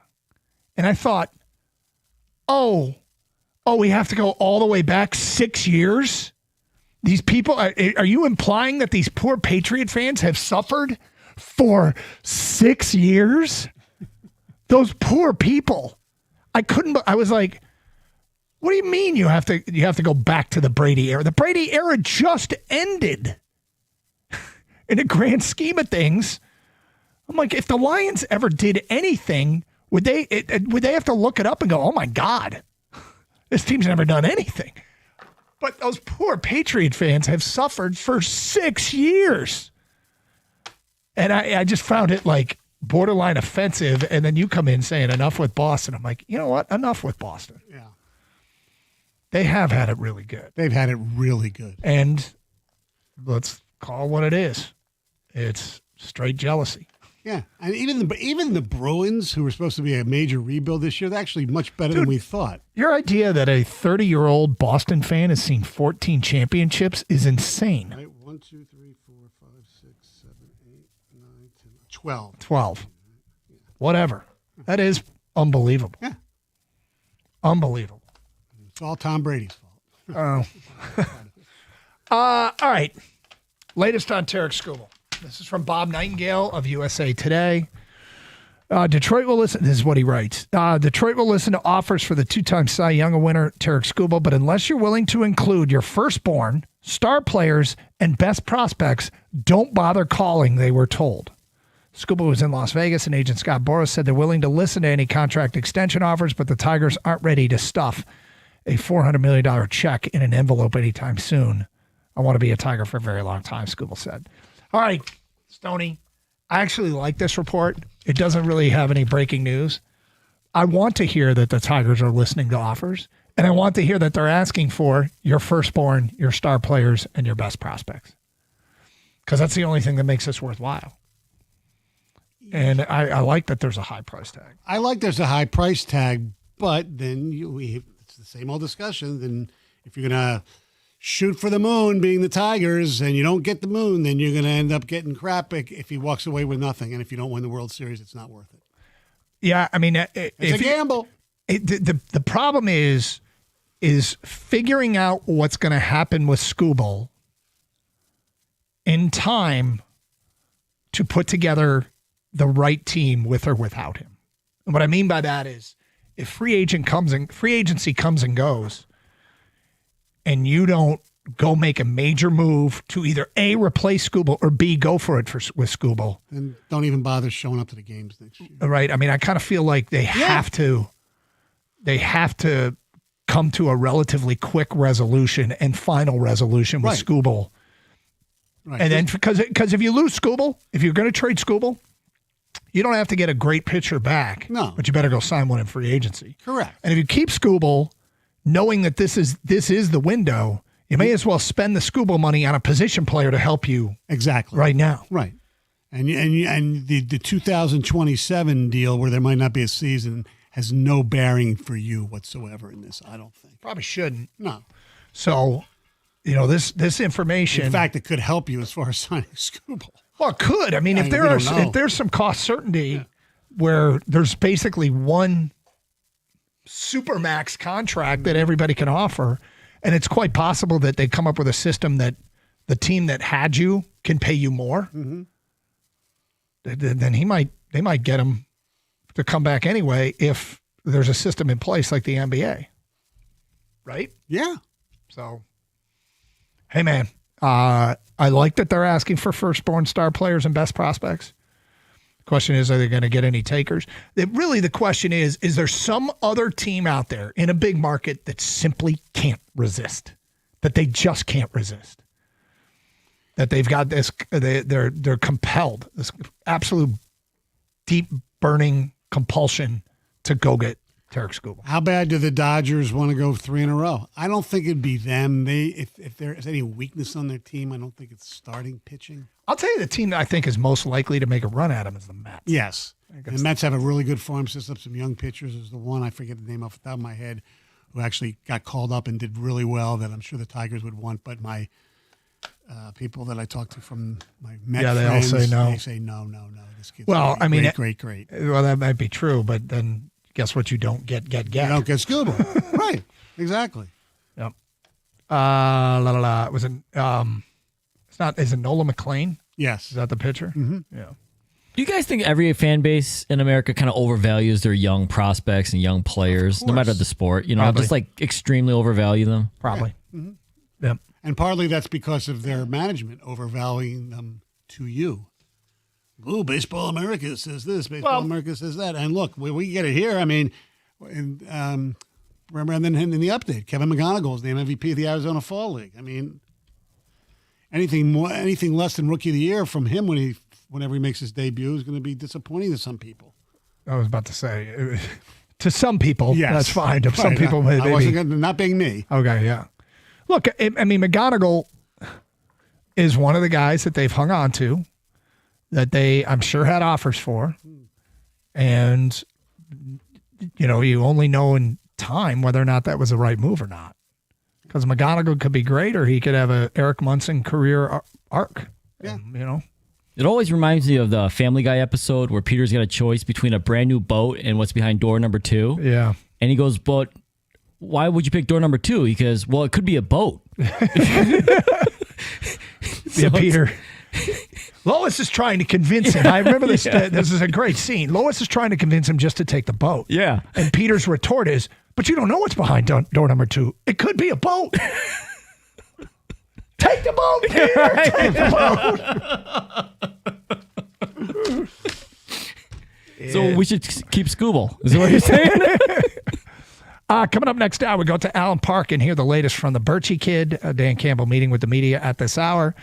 But straight ahead, Kelvin Shepherd said he admitted he never really heard of this guy until they played against him. Then he knew he wanted him, and they got him. Hear what the defensive coordinator had to say coming up today at 102. John Morton, how he dealt with the demotion later in the hour. It is Carson Anderson here on 97.1.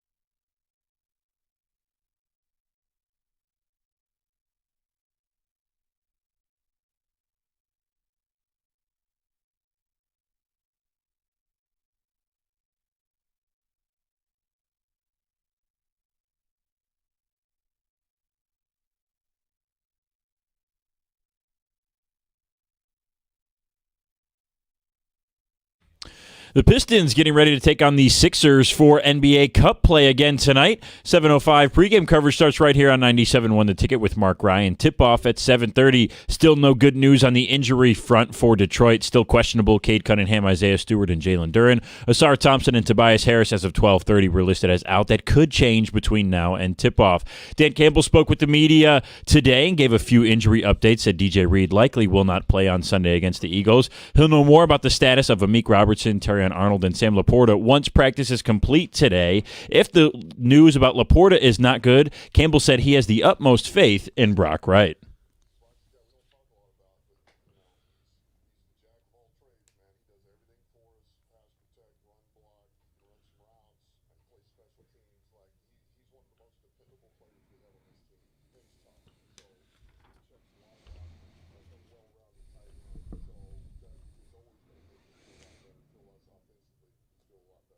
Lions kick off at 8:20 on Sunday against the Eagles. That's right here on the ticket as well. Tigers prospect Kevin McGonigal is the 2025 Arizona Fall League MVP, as announced by the league today. Also an update on the ESPN YouTube TV heavyweight bout. Hugh Johnston, the CEO of ESPN's parent company Disney, said today, quote, "We're ready to go as long as they want to," unquote. That's tough talk for someone whose company stock dropped almost $12 a share in the last 48 hours. At the Corewell Health Sports Desk, I'm Brendan Shabath. For more, visit 97.1 The Ticket or Odyssey.com.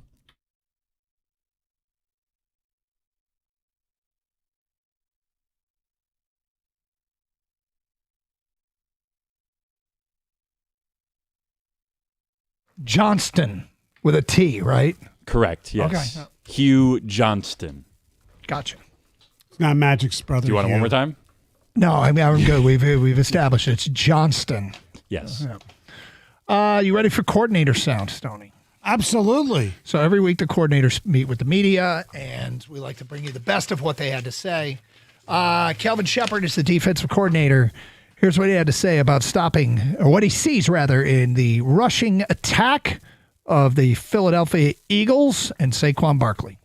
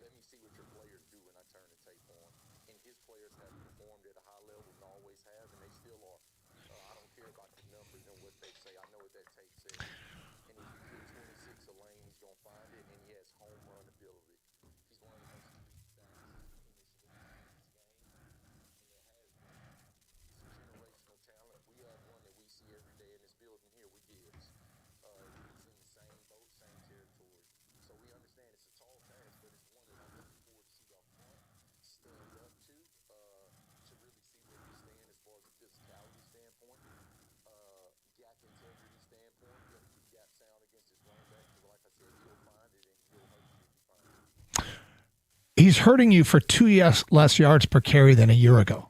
Saquon Barkley averaged 5.8 yards a carry last year, 3.9 yards a carry this year.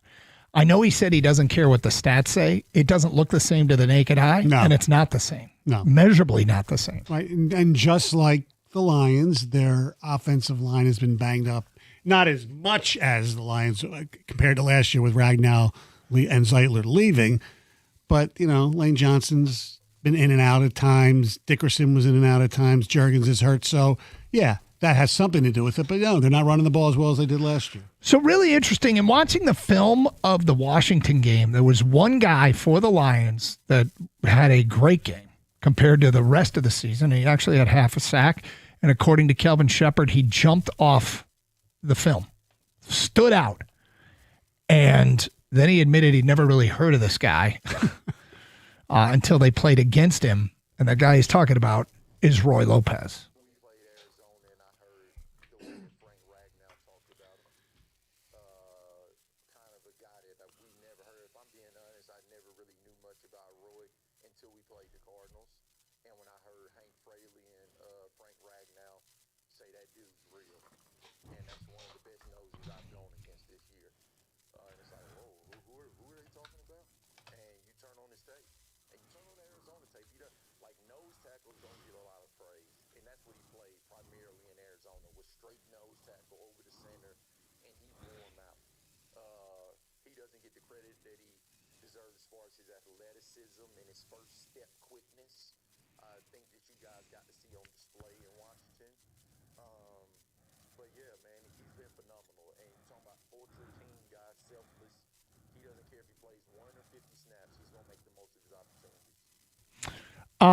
He really, really liked him. I love that story. Mm-hmm. He'd never heard of him, but what a great way to figure out who you want. Talk to your players who's hard to play against. I remember when they signed him, about a month afterwards, I was at the owners' meetings in West Palm. I asked Jonathan Gannon about him. Yeah. And he said he's just the greatest team guy, hustles, works his butt off, and, he thinks he'd be maybe not a significant contributor, but somebody who will definitely help with the Lions. Well, he helped last week. All right, Terrion Arnold. A lot of talk about Terrion Arnold from the fans, and certainly he's been playing better. A couple of weeks ago, Kelvin Shepard just came out and said, I don't like the way he's playing in run support. He needs to be better there. This week, asked about how he played against Washington. Here's what the Lions defensive coordinator said.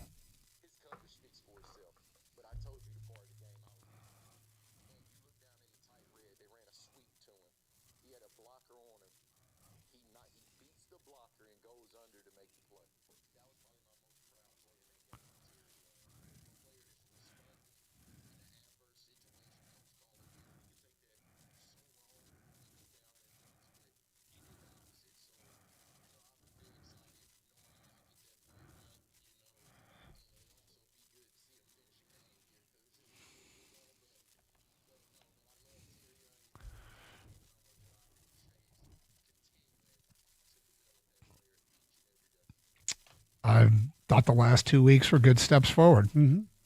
Really hope he can stay healthy, which is an issue. No, I know. All right, more on getting guys back. It started with being asked about Josh Paschal, and here's what he had to say about players returning to the lineup.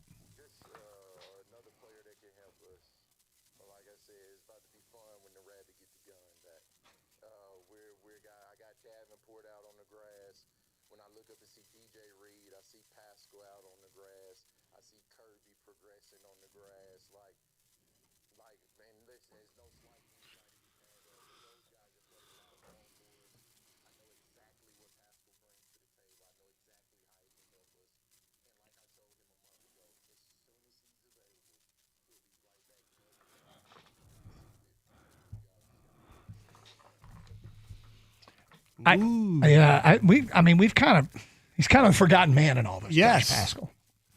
He gets hurt a lot. Yep. Not as much as Davenport, but I know. Hopefully they can get these guys back for the stretch run. And in the meantime, do the unthinkable, and that's not have a whole bunch of other guys get hurt. Yes, All right. true.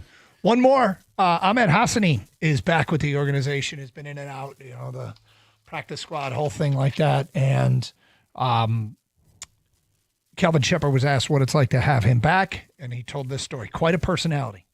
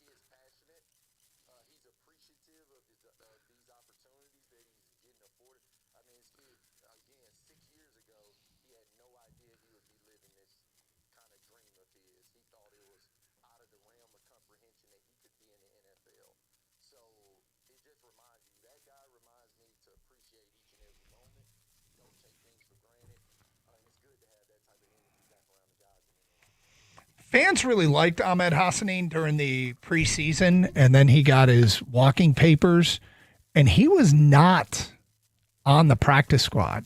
No, he could have been poached, but I think they made it clear. He made it clear to teams he didn't want to get poached. That he wanted to stay in it. Well, he apparently loved the coaching staff here. Isn't that a great story? Yeah. So we'll see if he can get in there and make a difference, but sounds like there's no shortage of enthusiasm from Ahmed Hassani. All right, a little bit later, John Morton speaks to the demotion, if you will. And look, he got asked about it a lot. I don't think it's as easy as he makes it sound. I give him a ton of credit for trying to make the most of this situation, because I don't think it's easy. But we will get to that today at 1:30, and then our picks. We talk to the Birchie Kid on every Friday. He will join us at 1:15 for the latest from the Allen Park headquarters of the Detroit Lions and the latest on injuries, who's practicing, who he could see. That is straight ahead here on Carson Anderson on 97.1. Hey, Michigan Auto Law, the law firm that puts people over everything. They specialize only in auto and truck accidents. Many law firms don't specialize. They focus on many different areas of the law. We can go to a doctor who specializes in all sorts of medicine. Why would you do that with your lawyer? Here's the thing about Michigan Auto Law. They have the largest auto accident settlement of any lawyer or law firm in Michigan, and the largest truck accident settlement of any lawyer or law firm in Michigan. So they got the track record, right?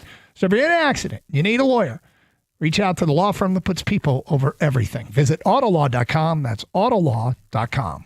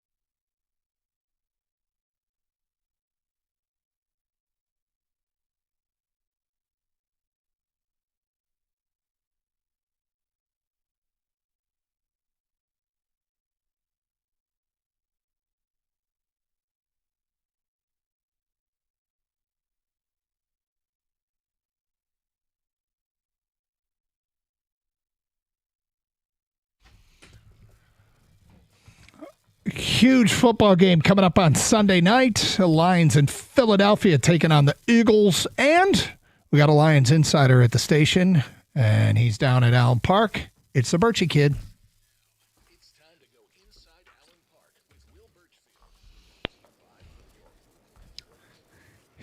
Yo, Birchie, what up? Yo, boys, how we doing? Happy Friday, as always. Yeah, things are good. Big game this week. Lots of excitement. Could you feel it in the building this week? I know they say we got to treat them all the same, and if you don't treat them all the same, you get in trouble. But could you tell the difference? Oh, yeah. It's definitely simmering down here. And this is a game that, when the schedule came out, I don't know if these guys are old school like this, but they at least circled it in their minds. And I think we got the clearest snapshot of that from none other than Ahmed Hassanin, who was re-signed to the practice squad this week. So we got to talk to him for the first time in a few months. And he was detailing a team meeting they had on Monday, I believe, Monday morning, where Dan Campbell addressed the team. And as Ahmed explained, Dan was like, we've wanted these guys for a long time, man. Like they know that, of all of the big dogs that the Lions have played during their own rise to big dog status over the past 2-3 years, the Eagles are the one they haven't collided with yet. And both teams and a lot of players on both teams thought this collision was going to happen in the playoffs last year. Even Campbell said this week, he began thinking about how they might stop the tush push last season, figuring that they might see this team in the playoffs. And Avonte Maddox, who was on the Eagles last year, said this week, a lot of us in that locker room last year were thinking about the Lions. Both these teams felt like they were destined to run into each other in the playoffs, and of course injuries prevented that from happening for the Lions. So this feels like a game, at least a year, maybe 2 years in the making, and yeah, these guys are raring to go in this building. Is there anybody down there, Birchie, who loves you like Hassanin loves Kelvin Shepherd?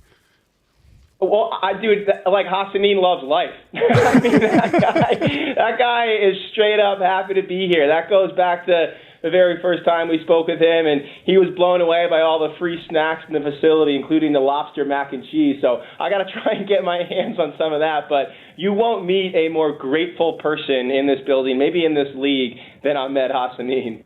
Wow. Injury-wise, are there any updates today? Yeah, it's not looking all too promising on the injury front. Doesn't sound like Terrion Arnold will play. He's still in concussion protocol. It's unlikely, it feels like, that Sam Laporta will play. He's been dealing with a back injury. Amik Robertson is maybe 50-50 at best. They don't intend to activate either DJ Reed or Marcus Davenport, who returned to practice this week for Sunday's game. Now, all of those scenarios could change over the next 48 hours, but this feels like it might be another Legion of Whom type outing on Sunday night. What about Josh Paschal? Yeah, so Josh Paschal, they're hoping to get him back to practice. Back into the lineup, at some point over the next 2-3 weeks. I don't see that happening as soon as Sunday. I think they want to get him at least one more week under his belt before they unleash him. And I was also remiss not to mention Kirby Joseph. He also not practicing today, so very unlikely that he plays Sunday as well. Look, I know they re-signed, Ferkser to the practice squad this week. You mentioned Laporta. Brock Wright just getting back to practice. He's not 100%, but he'll play. Dare I say that this could be a Tesla type of a game where they might not use the tight end and might have more of 4 receivers at times? Well, they really love Brock Wright in this building. So maybe it's not quite as much 12 personnel with 2 tight ends out there, but I would fully expect if Laporta can't play for Brock Wright to play a pretty substantial role in this game. Dan was actually just raving about him this morning and how he kind of, in their eyes, is the full package at tight end, a player who's smart, who's dependable, who's tough, who can pass block, run block, at least in their eyes, pretty consistently, and run some routes. So I don't think we'll see the tight end completely abandoned in this game. One interesting note on a larger tight end conversation from today, and something that we've been noticing down here at practice over the past month, is that Jackson Meeks, who popped as a receiver during training camp and was brought back on the practice squad, has been taking a lot of reps at tight end in practice over the past 3 or 4 weeks. And Dan said, that was first by necessity about a month ago where he had to play some scout team tight end, and he just did some things over the course of that week that really caught our eye, including one rep where I guess he just held his own in a one-on-one battle against Al-Quadin Muhammad. And, they feel like maybe there's a future for Jackson Meeks as kind of a hybrid H-back, some fullback, some tight end. So maybe a longer storyline to note, nothing that would impact Sunday night's game, but an interesting subplot to the season. Maybe they can find a role for Jackson Meeks, who was obviously kind of a sensation at receiver in training camp. Maybe his NFL future's at tight end. Is he nearly big enough? He's a pretty big body. Yeah, he's a pretty big boy. And when you see him walking around the locker room, he does kind of cut the profile of a tight end. So they really like his strength and his length there, and they think that, it might translate to a bigger, maybe even full-time role. He's listed at 6'2", 218 on the Lions roster. All right, so I think one of the huge matchups in this game is whether or not the new and improved interior of the offensive line can handle the interior of Philly's defensive line. And this is one matchup I'm going to watch. What has been said about this matchup leading up to this game? Yeah, I think that's what decides this game, and it's basically Tate Ratledge versus all of his former teammates. I mean, over his 5 years at Georgia, he saw a lot of Jordan Davis and Jalen Carter and even Nakobe Dean and Nolan Smith. And, he was talking a little bit about those guys in the locker room yesterday and said that Jalen Carter definitely the hardest among them to handle. Also told a story about Nolan Smith denting Tate Ratledge's face mask on a play where Tate Ratledge had to make a pull block, and Nolan Smith came downhill and just rammed him square in the chin, and Tate's face mask was dented. So he knows exactly what that front seven has in store Sunday night. And, I think it's pretty notable that Nolan Smith made his return to the Eagles lineup last week and made an instant impact. And certainly Stoney can tell everyone, they've obviously missed some guys from last year's Super Bowl team between Milton Williams and Josh Sweat, but they have still a huge number of difference makers there. And I thought that the Lions' interior offensive line bounced back in a really big way last week. A much different challenge this week. I agree, Karsh. This, to me, can Tate Ratledge, Graham Glasgow, and Coyote Awosika answer the bell Sunday night? If they can, I feel pretty good about this team's chances. And the pass rushing that they just added with Phillips is going to be huge, trying to contain him. And Jalix Hunt on the other side, he doesn't get a lot of them, but it seems like one a game, he's definitely in the quarterback's face. Sorry, say that one more time, Stone. Jalix Hunt from the other side, besides Phillips rushing, he's a pretty good pass rusher too. Yeah, no doubt. I mean, that's how they've built this defense, and it's not a very complex defense because Vic Fangio's defenses never are. They're just going to come at you with their best players and dare you to block them one-on-one, and a lot of teams can't. Take the Super Bowl last year as maybe the most glaring recent example. So the offensive line felt much better about the way it played last week, but obviously a different challenge this week against a defense that Scotty Montgomery called the most talented the Lions have seen this year from top to bottom. I know the numbers might not bear it out yet for the Eagles from yards and points allowed, but you look at all of the different threats they have, and you understand exactly why Scotty says that. All right, so play calling, it gets a ton of attention, and certainly when you have the performance, the no punt performance, that's gonna really excite people. Is this still the real test? I mean, it's all fine and dandy what you did against Washington. Isn't this the affirmation that Campbell's can do the job at a high level the rest of the way if they can do it on Sunday night? Yeah, this is how you put a stamp on what you did last week. And to be fair to John Morton, the Lions offense had plenty of prolific outings against defenses that are similarly ranked this season to that Commanders defense, from Chicago to Cincinnati to a couple others, and to Baltimore as well. And the Lions certainly made a statement last week, but it'll ring hollow if they don't back it up on Sunday night. And for me, I just want to see some of the trends that Campbell reversed continue on Sunday night. And I think the most important one is that they finally got back to the play action. And that's been a hallmark of this offense when it's been humming over the past 3 years. And I dove into some of the numbers, but just take last year. Jared Goff led the NFL by a wide margin in play-action passes, in percentage of play-action dropbacks, and that was by no mistake the best season of his career. That had been a trend for a couple of years under Ben Johnson. Well, that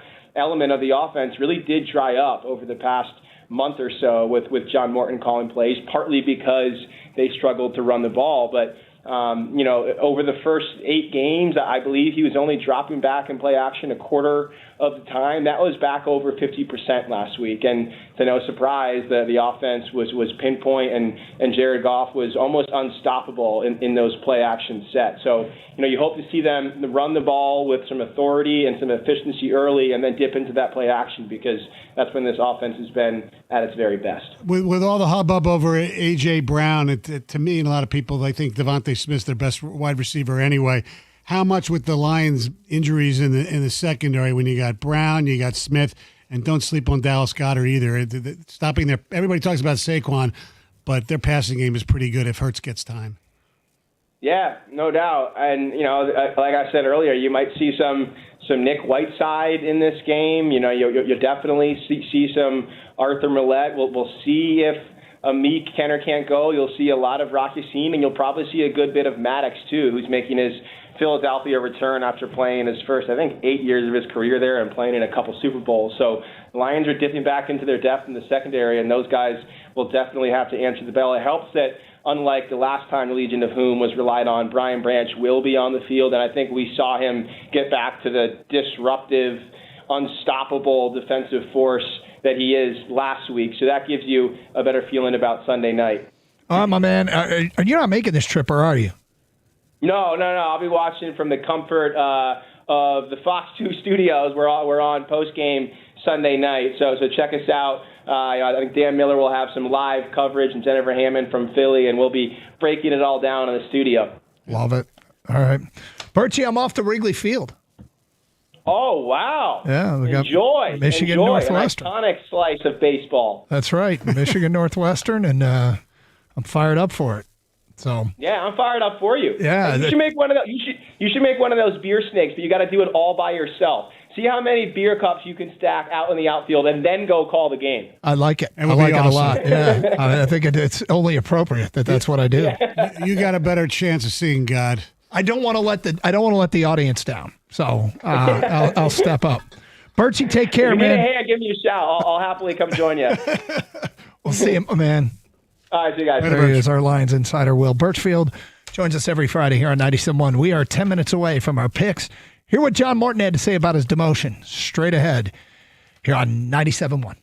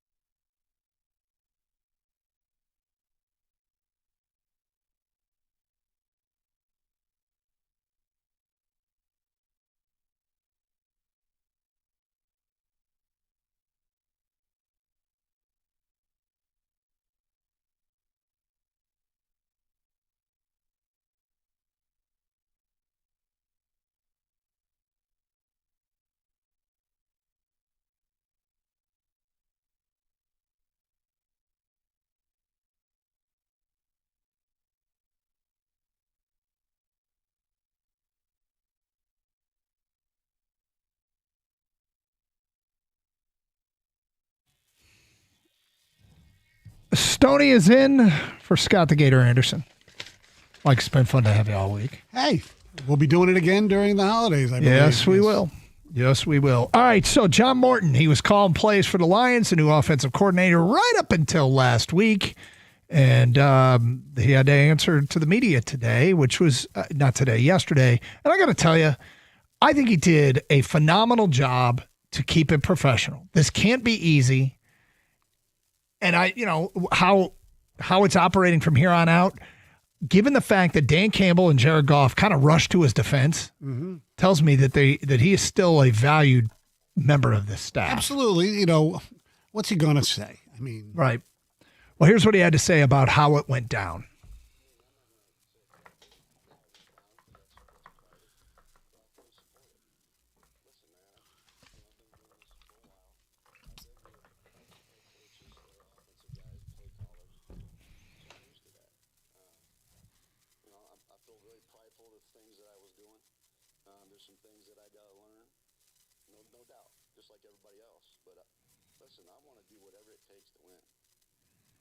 As soon as you said, I'm like, all right, let's go.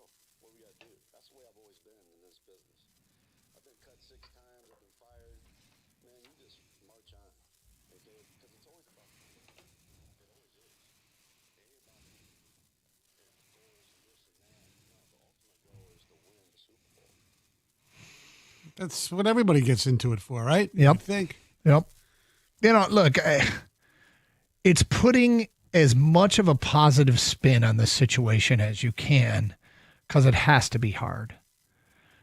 But I did find it very interesting how out of his way Campbell and Goff went. They didn't need to do that. No. But they did do it. Here's more from John Morton on when somebody's in a good flow as a play caller, what does that look like? What does that feel like? Because a lot of people talked about how Campbell got in a flow during the game. Here's what he had to say.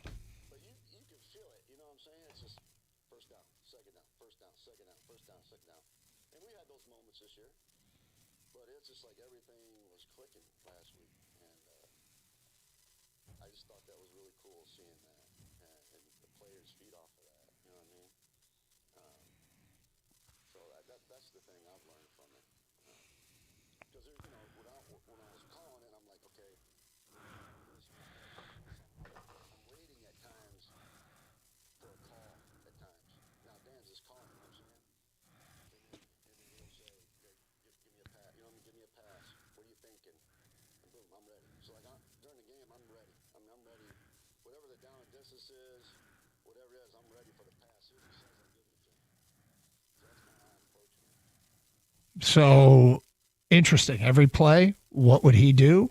Just waiting for Dan to ask him when Dan feels like he could use his advice. And so he's going to be an advisor. He's going to help in game plan. I mean, there's no doubt about that. Here was an interesting way to put it. He was asked about whether or not this was a shot to his pride. Here's what he said.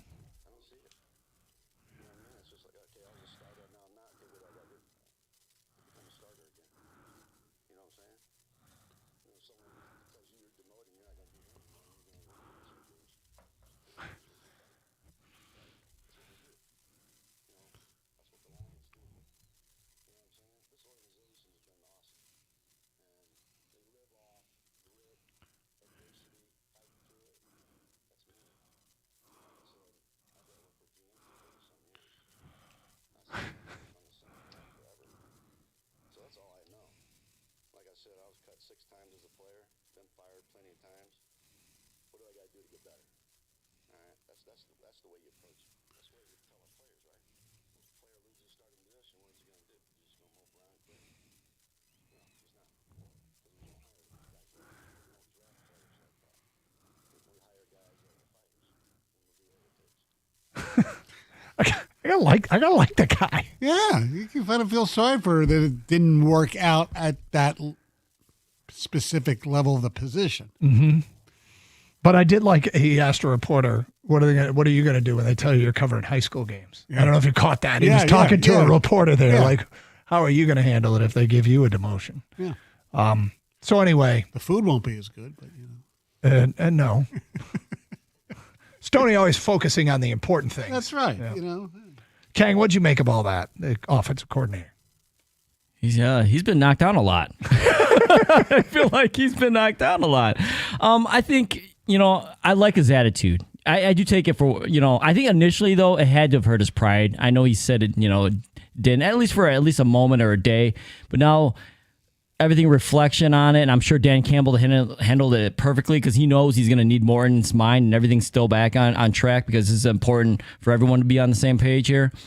And I think he's handling it great. And I think Dan Campbell's going to continue to call plays the rest of this year, but that doesn't rule out the book for next year. And I think that's the goal. I think next year is to get John Morton back to calling plays so Dan Campbell can do what he does best, which is keep an oversight of everything and keep his energy everywhere. All right, it's a long way off, obviously. We don't know how the season's going to end and what coaches are going to be available. But to live in a ridiculous crystal ball hypothetical, do you think if Campbell gives up play calling, which you said he would, I don't see him going back to Morton. I would see him if they fit the culture. Somebody like, Dayball, Mike McDaniel, or somebody else. If Mike McDaniel doesn't have a job, I mean, those type of really good offensive minds, maybe. Yeah, boy. Talk about bringing up a topic I haven't given any consideration. Right. I have no idea what they'd be doing next year. Right. But it is something.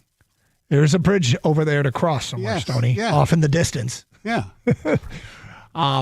Yeah, I mean, Morton, if he's not guaranteed to call plays here, he's going to try and call plays somewhere else, is my guess. And there's nothing wrong with boy John Gruden's a head coach somewhere. Maybe I'll go work for him. That's true. That was one of my predictions, wasn't it? Gruden to the Giants? Yeah. All right. You ready to pick some games? Yes. Let's go.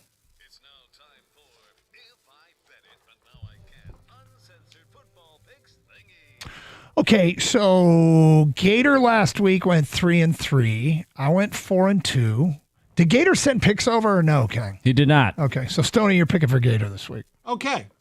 We doing college for? We do 3 college games. Half is a lot of points. Northwestern all